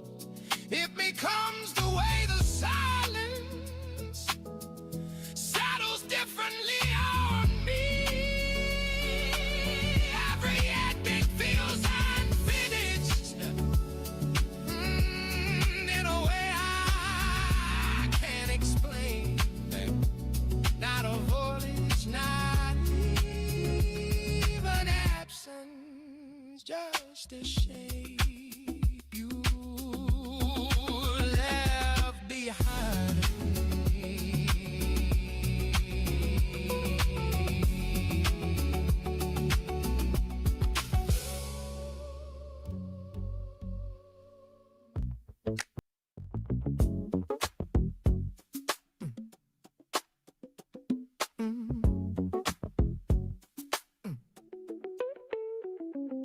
Kitchen light at 12:30, sleeves rolled to the wrist, apron hanging on the chair, floor in a twist.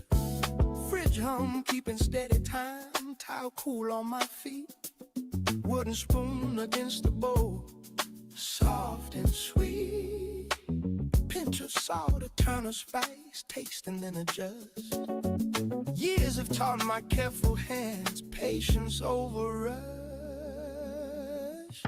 Midnight recipe, stir it slow with me.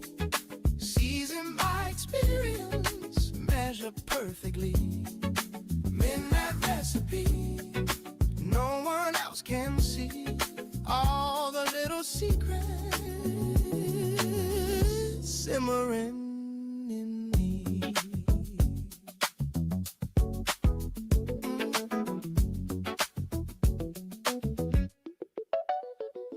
Children grown, the house is calm, plates for only two. Yet I cook like Sunday noon when the table grew. You walk in and shake your head, say it's way too late, but you steal a little taste from the waiting plate. Laugh lines in the doorway, steam upon the glass. All the years behind us blend into the past. Midnight recipe, stir it slow with me. Seasoned by experience, measured perfectly. Midnight recipe, no one else can see all the little secrets simmering in me.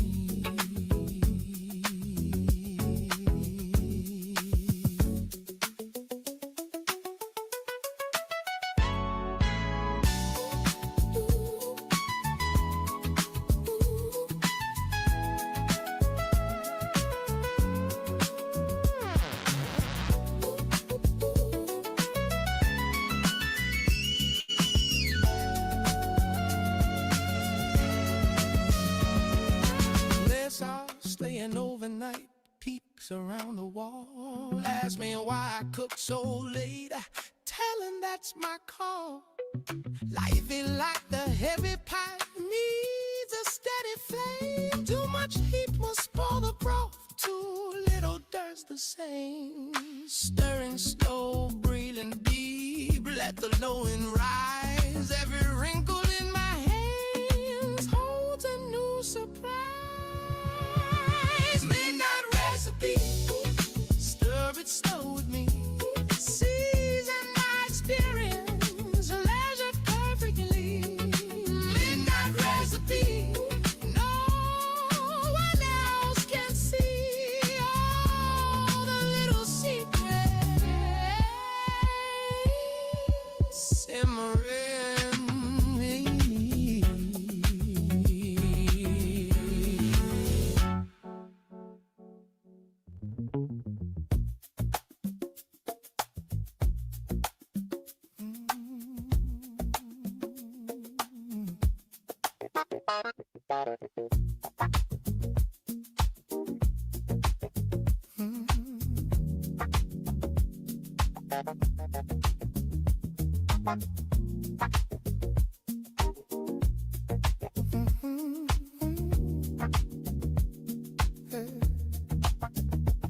From window full of old guitars, watches sweeping in a row. Faded rings inside the counter, holding stories we don't know. Ticket numbers on a clipboard, dusty clock above the wall. Someone leaning near the doorway, listening to the ceiling fan.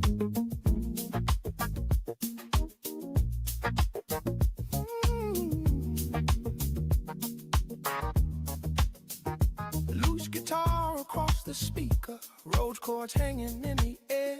Something steady in the silence, like a rhythm waiting there. Hard shot rhythm in the evening, slow and steady on repeat. Every object keeps a story, every heartbeat finds the beat. Hard shot rhythm in the evening, old reflections in the glass. Just the groove between the moments while the quiet hours pass.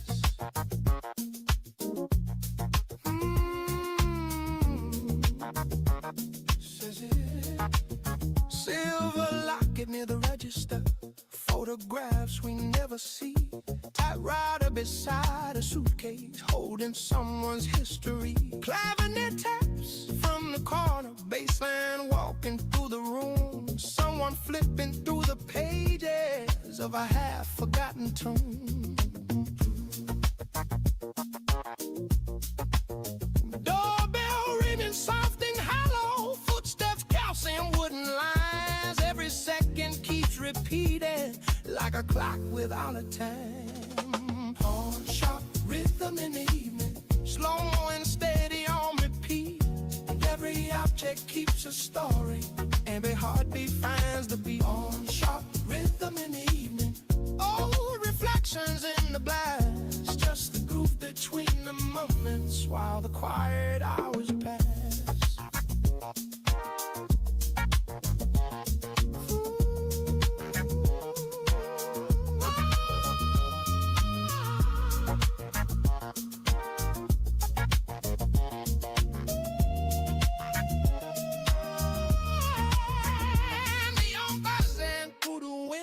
Sheet light leaning on the floor. Two old records by the counter, waiting for a voice once more. Some are laughing down the sidewalk, car lights sliding down the lane. Every corner keeps a pattern like a half-remembered refrain.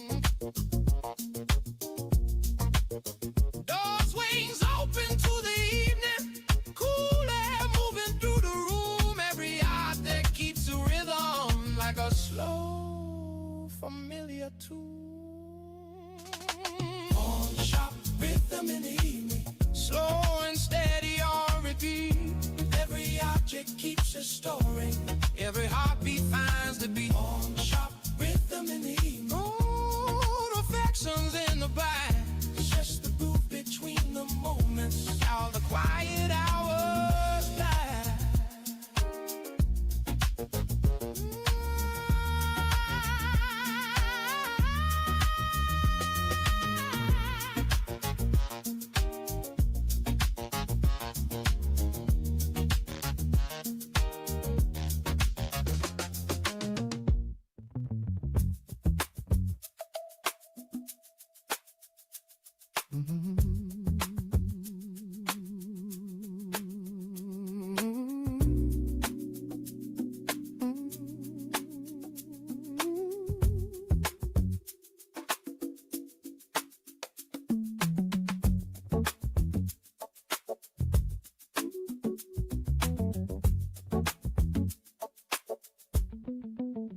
Concrete shadows under the overpass, traffic right in lines of sound,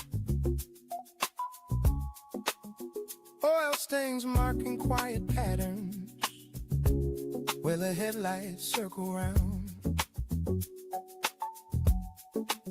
A folding chair beside a column, thermos resting near the rail. Someone counting passing engines, like a private kind of scale. Engines rolling overhead, heavy tires hum. Every passing minute writes another song. Counting under the overpass, lines of motion on the ground. Every car becomes a number, every number is a sound.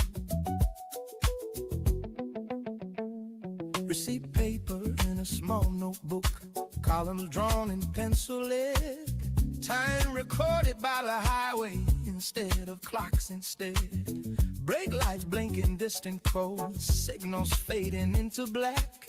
Every rumble through the pillars feels like something coming back. Cold wind moving through the girds, metal sighing low. Every shadow on the concrete starts to groove. Counting under the overpass, lines of motion on the ground. Every car becomes a number, every number is a sound.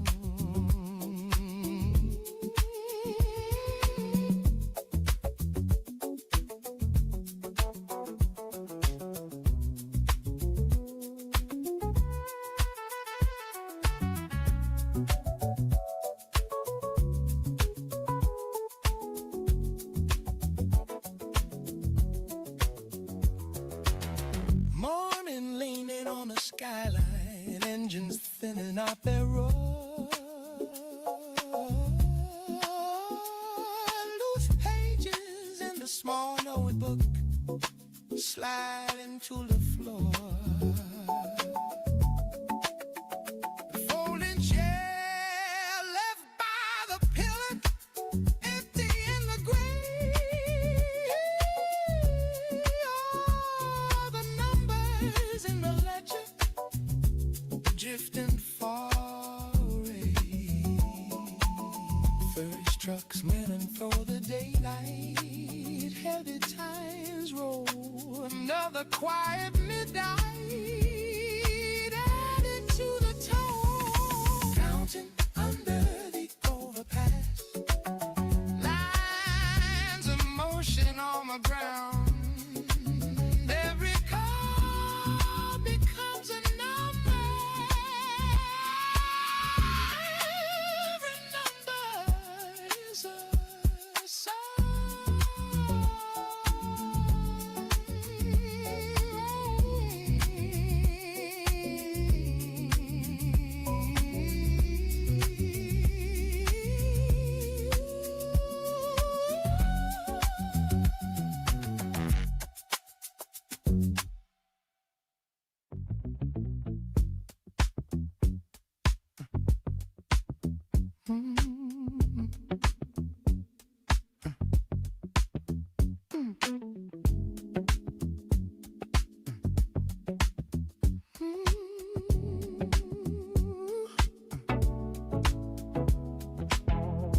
dusty boxes on the market floor, old vinyl leaning by the door, handwritten prices fading thin, a slow fan turning in the wind, a stranger flips a weathered sleeve, searching for a melody to keep, needles waiting patiently for forgotten memories. Every crackle tells a tale. Tiny ghosts inside the scale. Someone's life inside the sound. Spinning slowly round and round. Sunday records turning slow. Little stories in the groove below. Yeah. Every spin of life once known. Every tone of time works wrong. Cardboard smell and faded ink. Time balanced on the brink. Someone humming half a line from a tune they kept that fine. Silver hair behind the stand, counting coins with careful hands. He nods softly to the beat like an old familiar street. Every crackle tells a tale.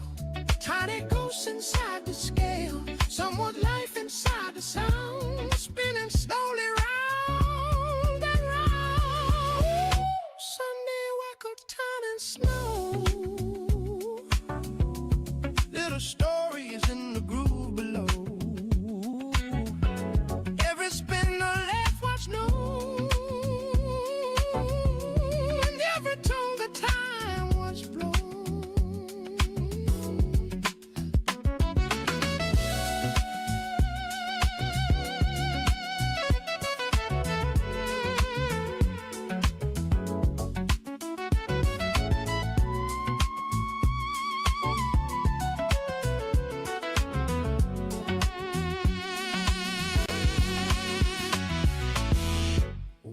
Sleep beneath the pile that's rising for a while. A trumpet call from years ago still refuses to let go. Someone taps along the side, letting quiet. In today's video, we're covering the labor markets. The jobs report came out and it was surprisingly good, like shockingly good. And it puts the Federal Reserve in a very difficult situation. So I want to tell you what happened. 178,000 net jobs were added for the month of March. And I want you to think about that, because if the labor market is doing so well, then how can the Federal Reserve justify an interest rate cuts? So we're going to take a look at the odds of that happening, or rate cuts, shortly. Okay, here are the number of net jobs added or lost by month. And as you can see, 178,000 jobs added in 1 month is amazing.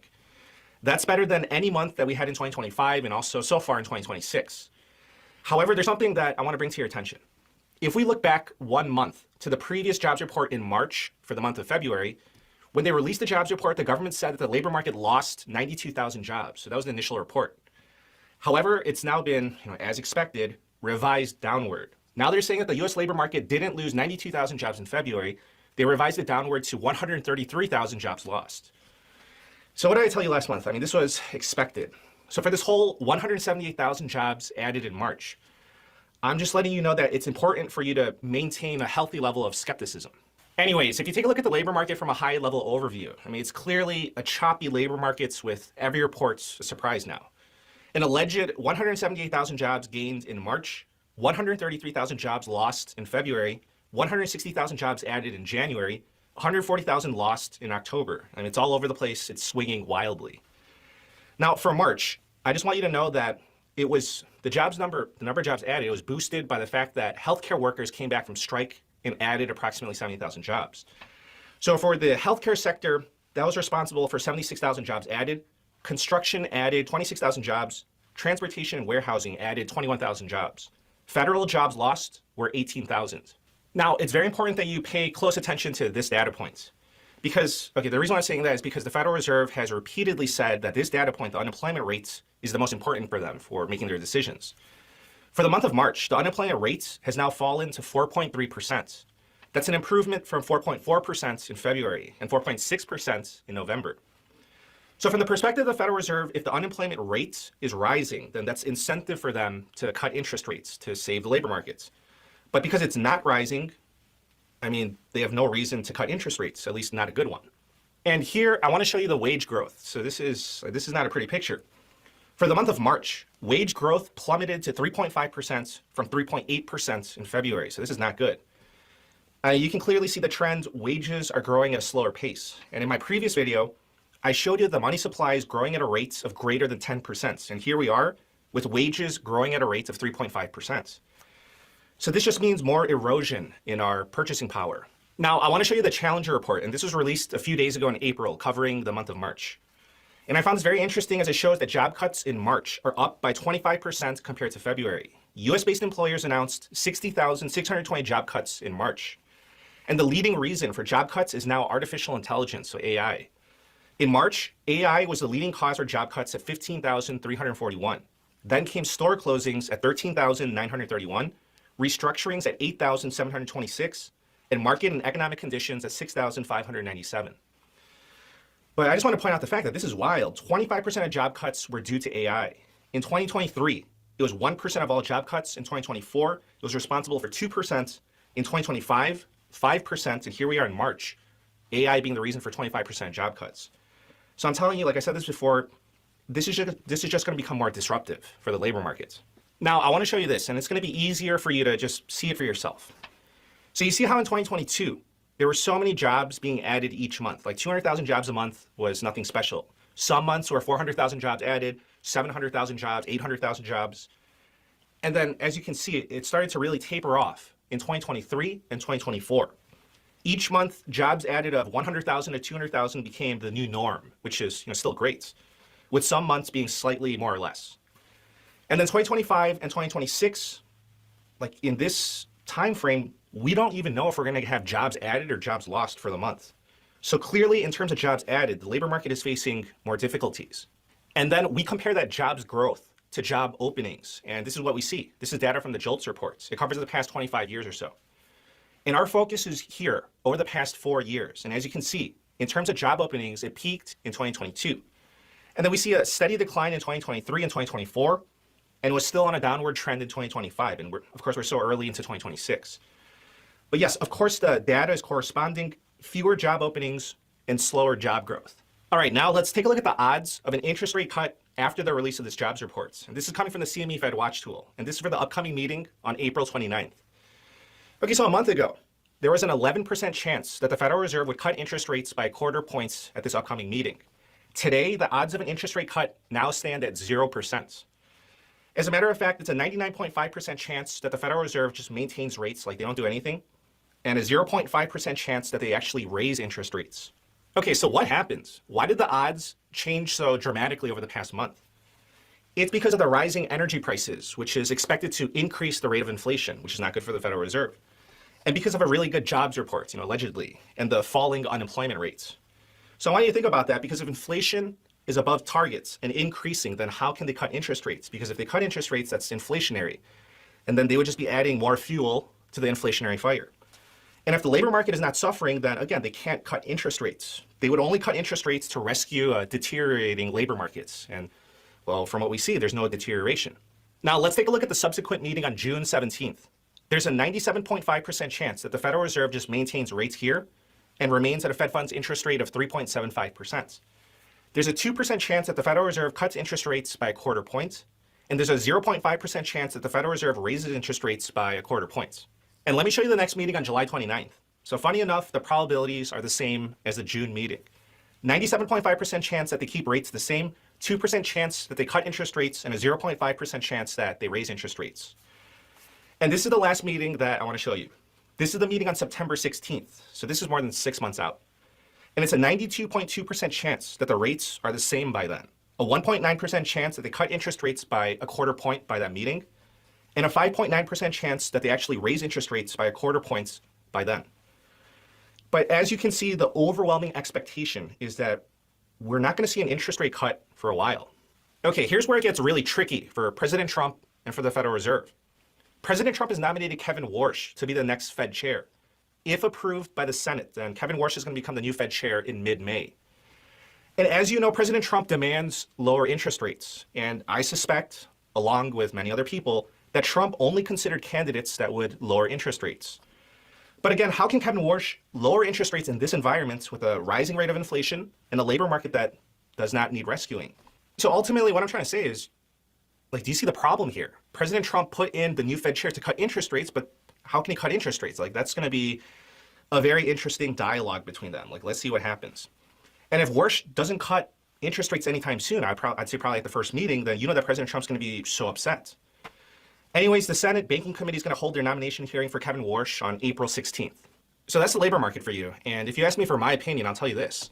I mean, you saw the data. You see the weakening labor market. If you're looking for a job, like you're in between jobs, and you see it for yourself firsthand. But now with rising energy prices and, well, that's going to lead to demand destruction, I expect the economy and also for the labor market just to deteriorate even more. That's just my expectation. I mean, you can let me know yours. Thank you so much. Please subscribe, and I wish you a very nice day. Take care.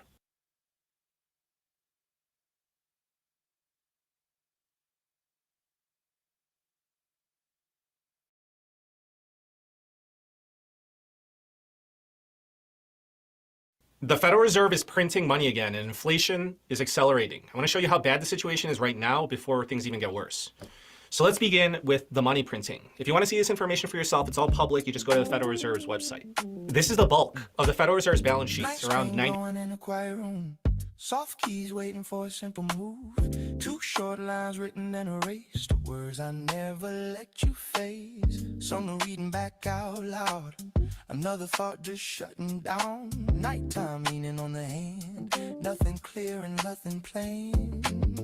Time drifts slow across the page. Holding things I try to cage. Low tone coming through like a distant view. Type it out and let it go. Every line I never show.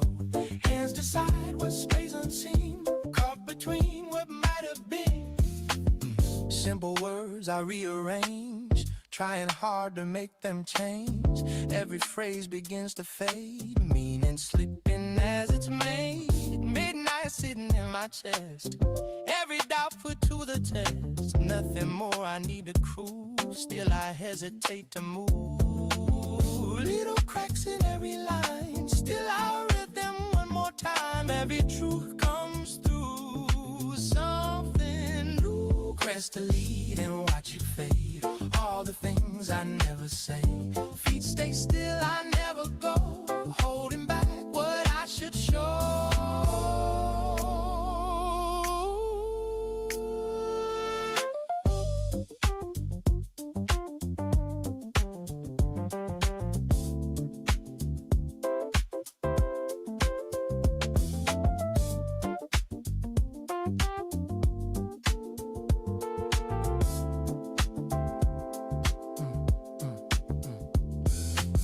Early light begins to rise. Screen still blowing in my eyes. Empty draft without a name. Nothing lost but not the same. Every word I let it rest. Quiet beating in my chest. That same feeling passing through. Missing you. Years I carried in my head. All the things I never said. Every part I knew breaking through. But there and let it stay. Unsent words just fade away. All I held I never showed. Still it lives in what I know.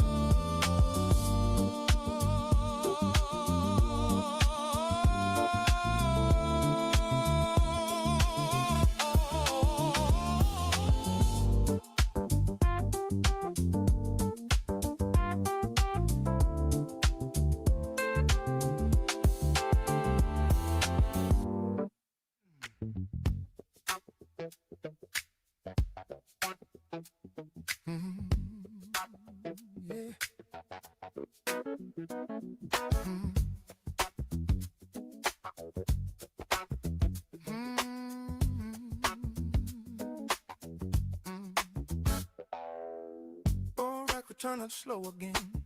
Needle dancing where it's been. Sleeve worn thin along the side. Someone left a name inside. Dusty groove begins to spin. Half a band still locked within. Chairs pulled close around the sound. Feet just tapping on the ground. Every scratch along the line keeps a little piece of time. Simple rhythm passing through. Old but true. Let that second hand work with breath. Round and round the same old way. Hands on knees, keeping the beat. Slow groove under the seat.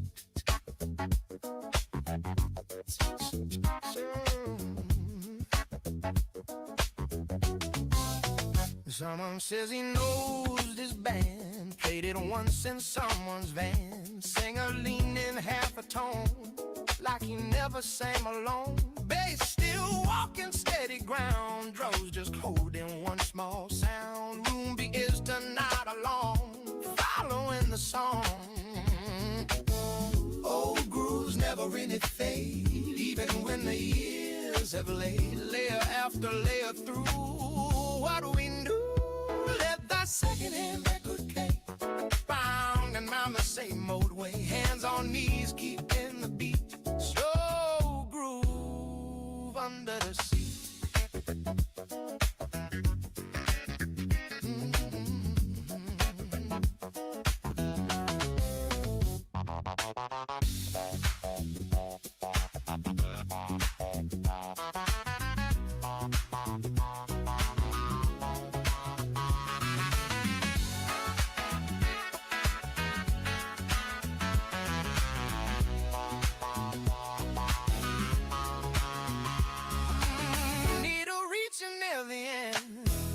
The rhythm holds its bend. Someone laughing soft and low, saying let the whole thing go. Flip the side and start again. Same old band of borrowed men. Little circles thinning through something tried and true. Every groove a small recall, holding pieces of it all. Simple music coming through. Just a few. Let that second-hand record play, round and round the same old way. Hands on knees, keeping the beat. Slow groove under the sea.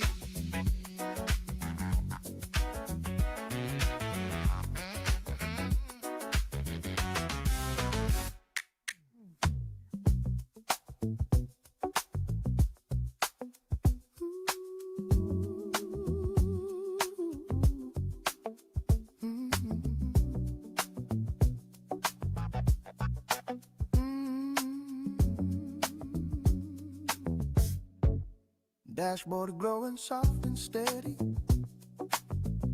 Highway lines begin to slide.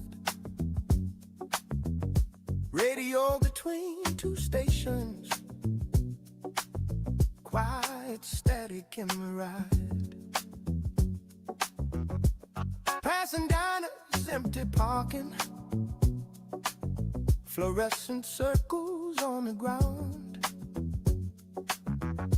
Windows open to leave in, carrying your city sound. Traffic lights turn slow to green, engines breathing through the lane. Something steady in the motion, like a low familiar chain. Late night city drive, rolling through the quiet streets. Every turn and every signal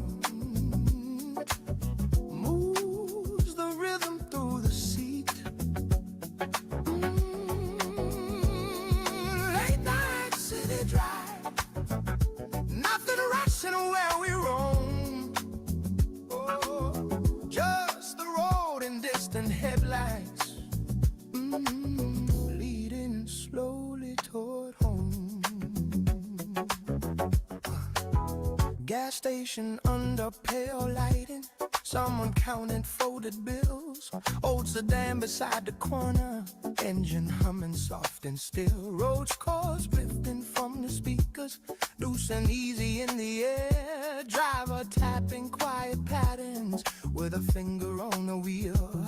Signals changing at the crossroads, night wind sliding through the bass. Every mile becomes a marker for the moments that we pass. Late night city drive, rolling through the quiet streets. Every turn and every signal moves the rhythm through the seat. Late night city drive, nothing rushing where we roam.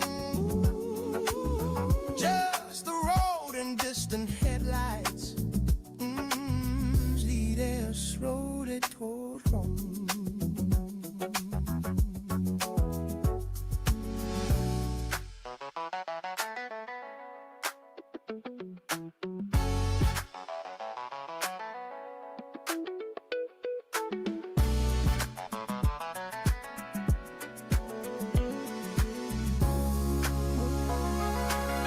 Warehouse shadows near the river, freight train groaning far away, billboards blinking over rooftops, watching traffic fade to gray. Someone walking past the storefront, holding music in their stride. Every block repeats the pattern, like a post beneath the drive. Streetlights drawing lines of amber, guiding every turn we take. Every mile keeps a rhythm at the quiet roads away. Late night city drive, rolling through the quiet streets. Every turn and every signal moves the rhythm through the sea. Late night city drive, nothing rushing where we want, just the rolling distant highways leading slowly toward home.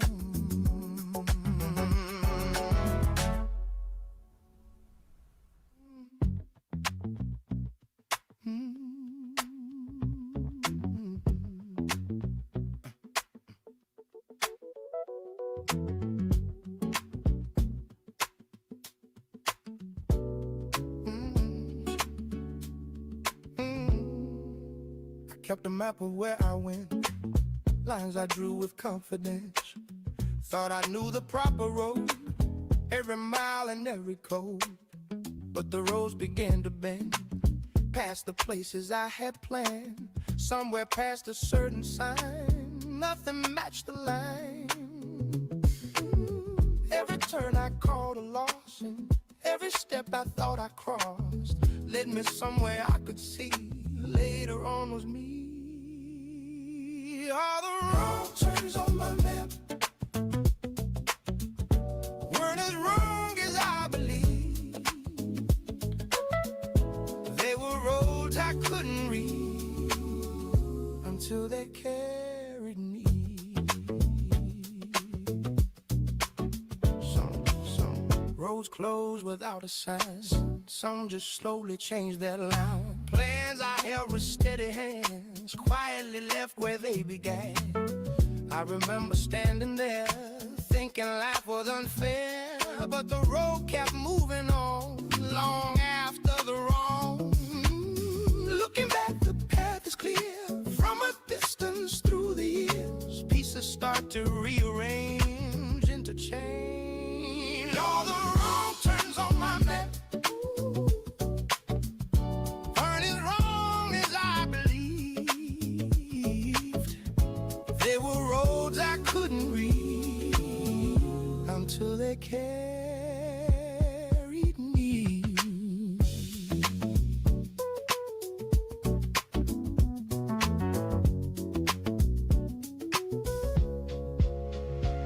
Now the map stays mostly blank, less control than what I planned. I still walk the way ahead without needing what I'm saying. If a road begins to stray, I will simply let it play. Some directions on the show after you let go. Every mile becomes a sign long after the passing time. Quiet lips and start to grow slow and low. All the wrong turns on my map weren't as wrong as I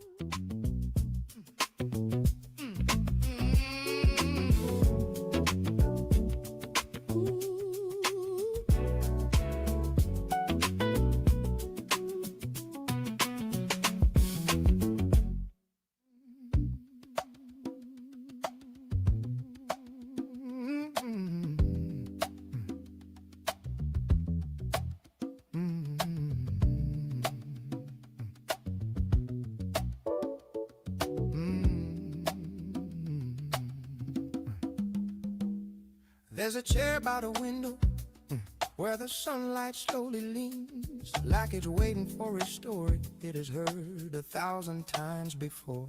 I sit down without a reason, just to listen to the quiet as it wraps around the room like something gentle, something warm. Every mark upon the table holds a trace of passing hours. Every breath I take feels deeper than it ever did before. I don't rush to fill the silence, I just let it come and settle like a tide that knows exactly what it's reaching for. All the voices I remember never really disappeared. They just learn to speak in softer ways I finally can hear. And the weight I used to carry doesn't press me like before. It just lingers like a shadow resting lightly on the floor. I don't need to go where I have never been. Every road is folded back beneath my skin, and it's quiet. Something opens like a door, not to somewhere new, but to what was always more.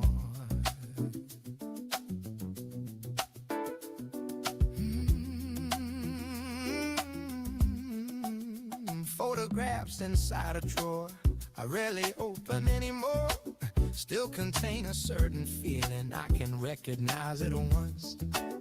Not in faces, not in places, but in something hard to measure, like a moment that continues even after it is done. I remember how I hurried, how I tried to hold it tighter. Every answer felt important, every second had a cost. Now I see it at a distance, like a river moving slowly. Nothing gained and nothing truly ever lost. What remains is not a question, not a thing I need to solve. It's a rhythm I can follow, it's a space I can dissolve. And the more I try to name it, the less I understand. So I let it stay a feeling resting quietly in my hand. I don't need to chase a distant light. Everything I left has circled back in time. In the stillness, something finally speaks. Not an answer, but an all I didn't need.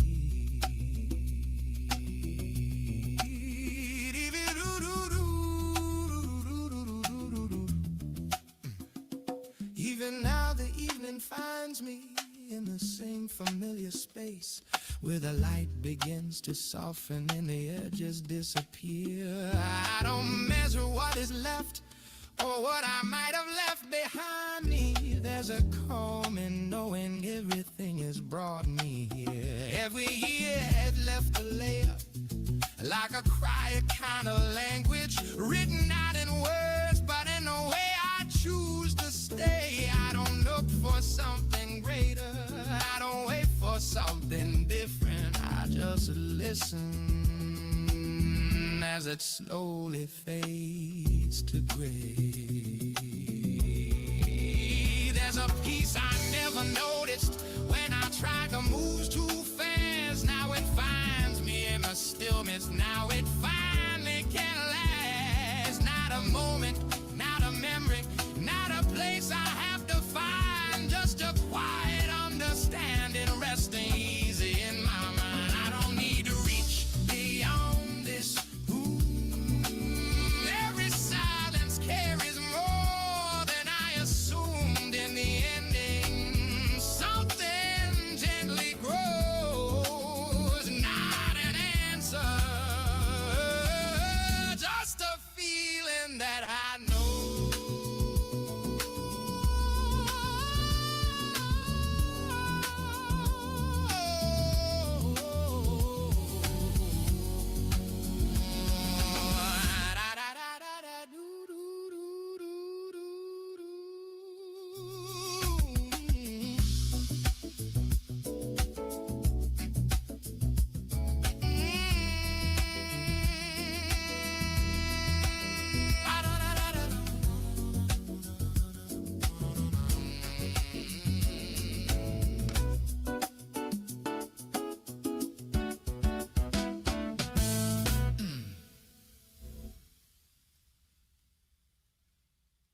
The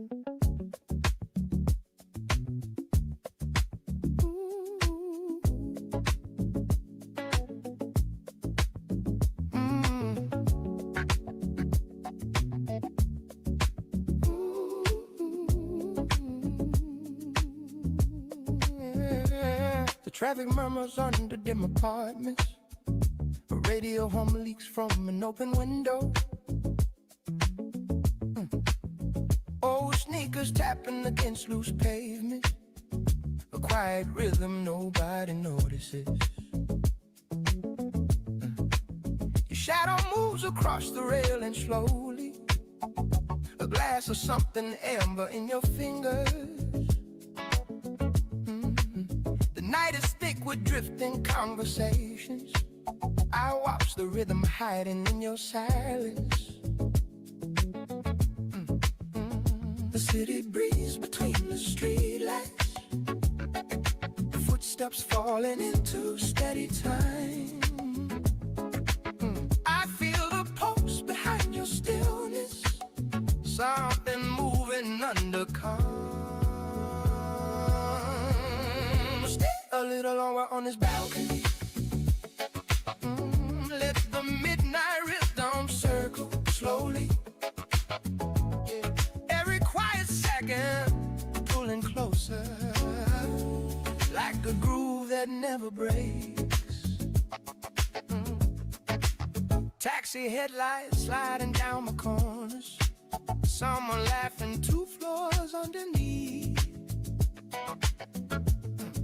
A ceiling fan repeating soft rotations, like a metered whisper in the dark. Your hair moves lightly in the night wind. A slow reply almost cannot hear. But every pause becomes a kind of rhythm, turning small moments into gravity. That city breeze between the streetlights. Footsteps falling into steady time. I feel the pulse behind your stillness. So be moving under calm. Stay a little longer on this balcony. Let the midnight rhythm circle slowly. Every quiet second pulling closer, like a groove that never breaks.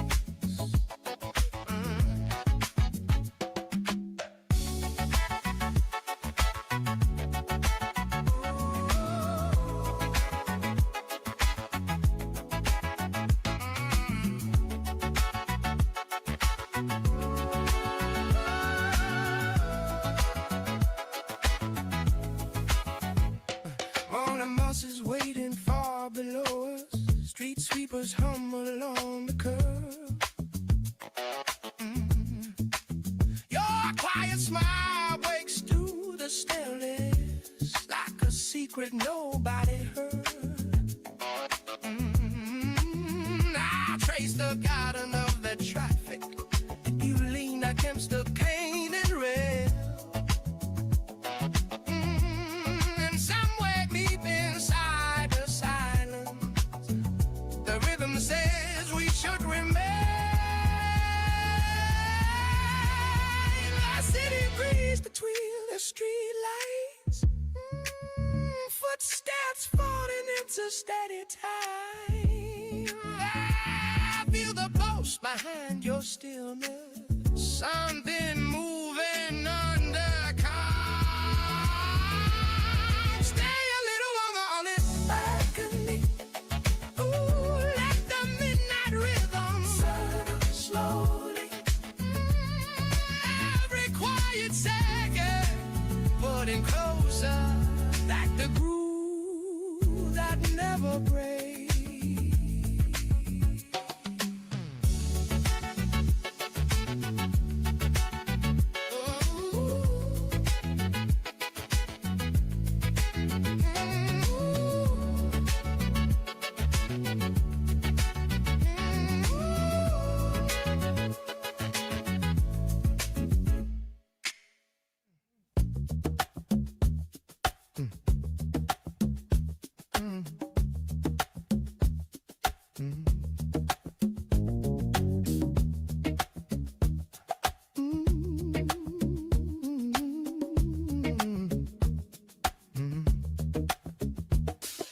Canvas tents along the street, morning stretching wide. Vendors calling out their deals with a hint of pride. Spices stacked in colored rows, coins in open palms. Footsteps tapping on the stones, loose and calm. Hands clap once, then clap again. Shoulders find the sway. What began as buying bread turns into ballet. Market day, shuffle up, step and turn somehow. No one asking why or how, just moving through the crowd. Market day, shuffle, hey, let the small talk play. Every wrinkle finds its way back into the sway.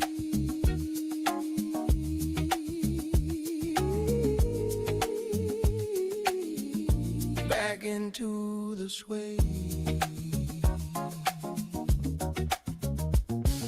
Old man weighing oranges winks across the crate. Says the sweetest ones are small, like wisdom earned from fate. Lady with a woven bag laughs without a care. Even aches inside her knees can't keep her from there. Back straight, easy grin, beneath the skin. Every year we carry in turns the discipline. Market day, shuffle now, step and turn somehow. No one asking why or how, just moving through the crowd. Market day, shuffle, hey, let the small talk play. Every wrinkle finds its way back into the sway.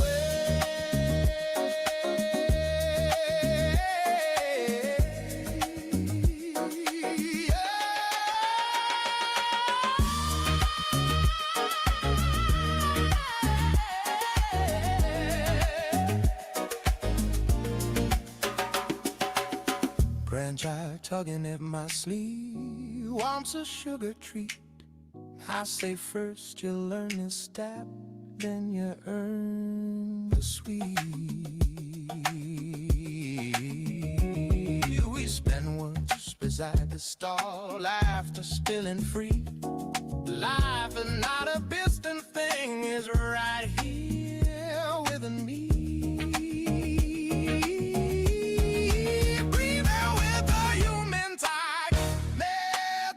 Mind gap, nothing here, we need the high, standing side by side. Market day, shuffle now, step and turn so how. No one asking why or how, just moving through the crowd. Market day, shuffle day, yeah. Let the small talk fade. Every wrinkle finds its way back into this way.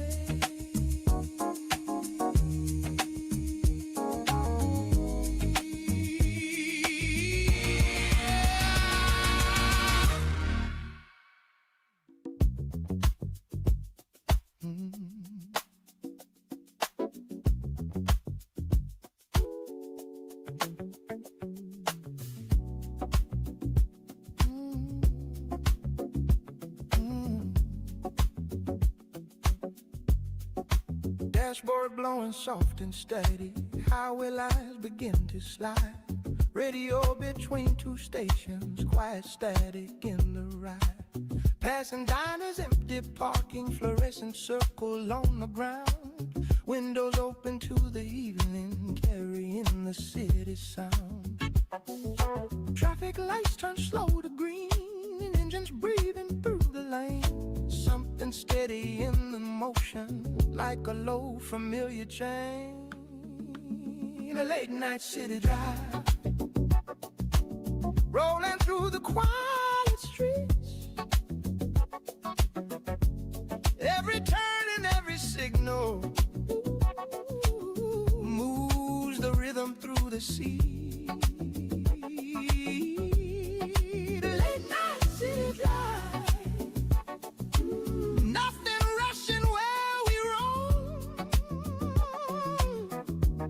Just the road and distant headlights leading slowly toward home. Gas station under pale lighting, someone counting folded bills. Old sedan beside the corner, engine humming soft and still. Road cars drifting from the speakers, loose and easy in the air. Driver tapping quiet patterns with a finger on the wheel. Signals changing at the crossroads, night wind sliding through the glass. Every mile becomes a marker for the moments that we pass.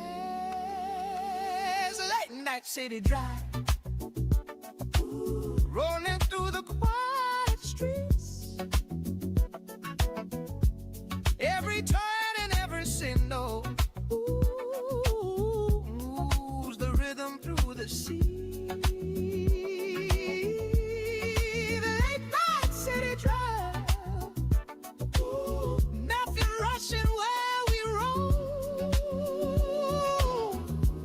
Just the road and distant headlights leading slowly toward home.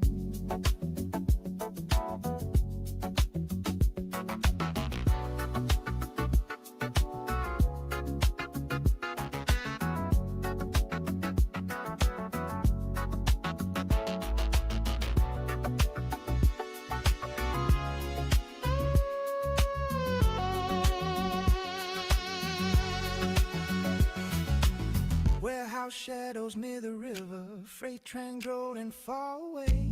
Billboards blinking over rooftops, watching traffic fade to gray. Someone walking past the storefront, holding music in their stride. Every block repeats the pattern like a pulse beneath the drive. Street lights, strolling eyes of amber, guiding every turn we take. Keeps a rhythm that the quiet roads away. Late night city drive, rolling through the quiet streets. Every turn and every signal moves the rhythm through the sea.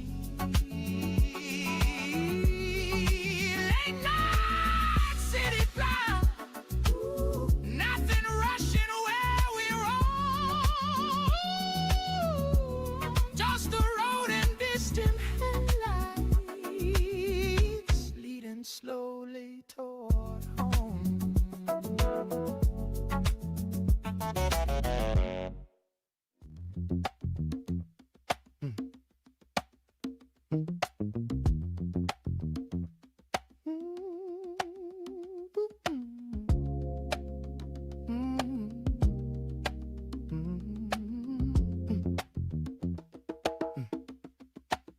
Screen lights up in the dark. Thumb starts, then stops. Words come out a little sharp, then soften at the top. Deleted line by line again. Rewrite what I meant.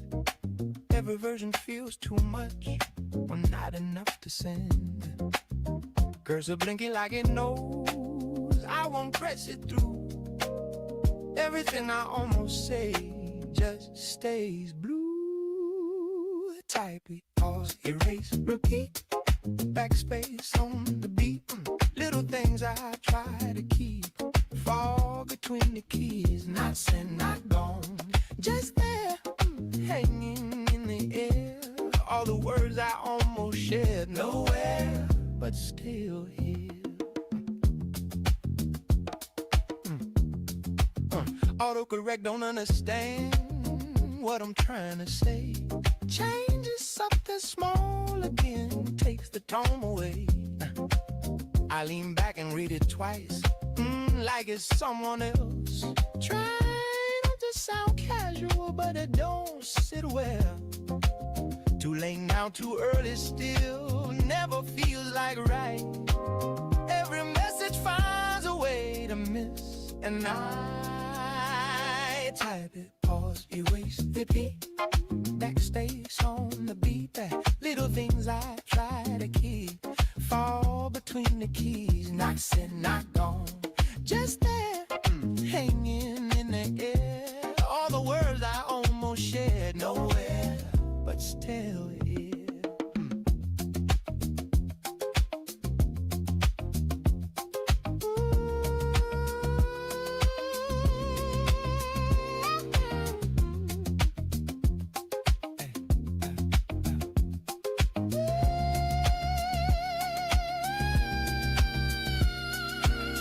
Like a phone and flip it down, let the silence stay. Room goes back to what it was before I tried to say. Maybe in another hour, maybe not at all. Something gonna live inside and never make the call. Screen goes blank, but something stays. Think behind my chest, every word I didn't send.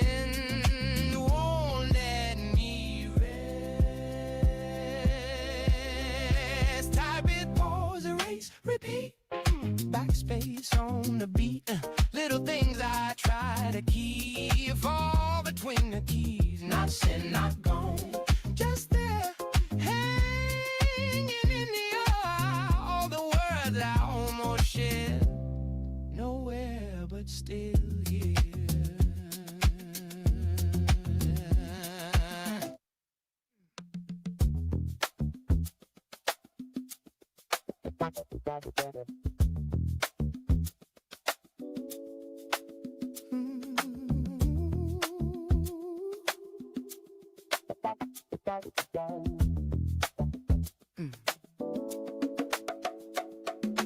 Cargo lights drift on the water. Dock ropes creep beside the pier. Late wind slides along the harbor. Rusty ladders tapping slow. Fisher radios murmur softly. Coffee steam above the stand. Taxi doors close in the distance. Footsteps cross the wooden planks. Baseline circling the shoreline, talking drums beneath the traffic. Every lantern keeps a pattern, turning gently through the bay. Velvet harbor moving slow, water rocking to the rhythm. Every street joins the motion, every step becomes the groove.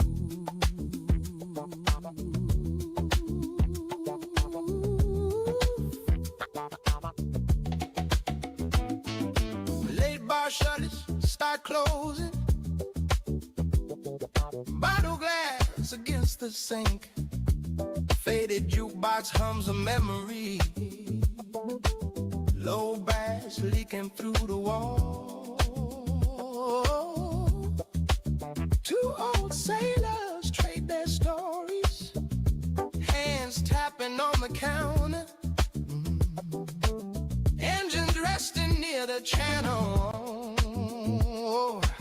Metal cooling in the night.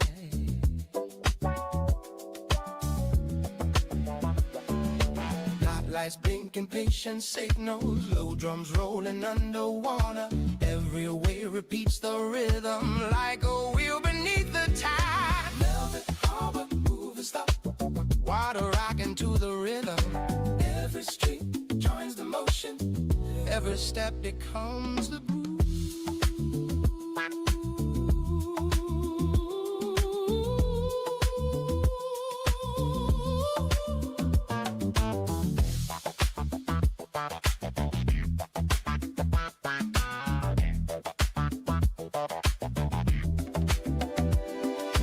Morning hiding past the cranes, where their backs keep softly breathing. Ice trucks rumble down the market. Fishing nets dried on the stone. Bakery lights begin to flicker. Warm bread sent across the alley. Still the bass returning, still the harbor hums along. Something in the water motion keeps the pulse beneath the silence. Every street returns a pattern around the harbor once again. Velvet harbor moving slow, water rocking to the rhythm. Every street turns emotion, every step becomes the groove.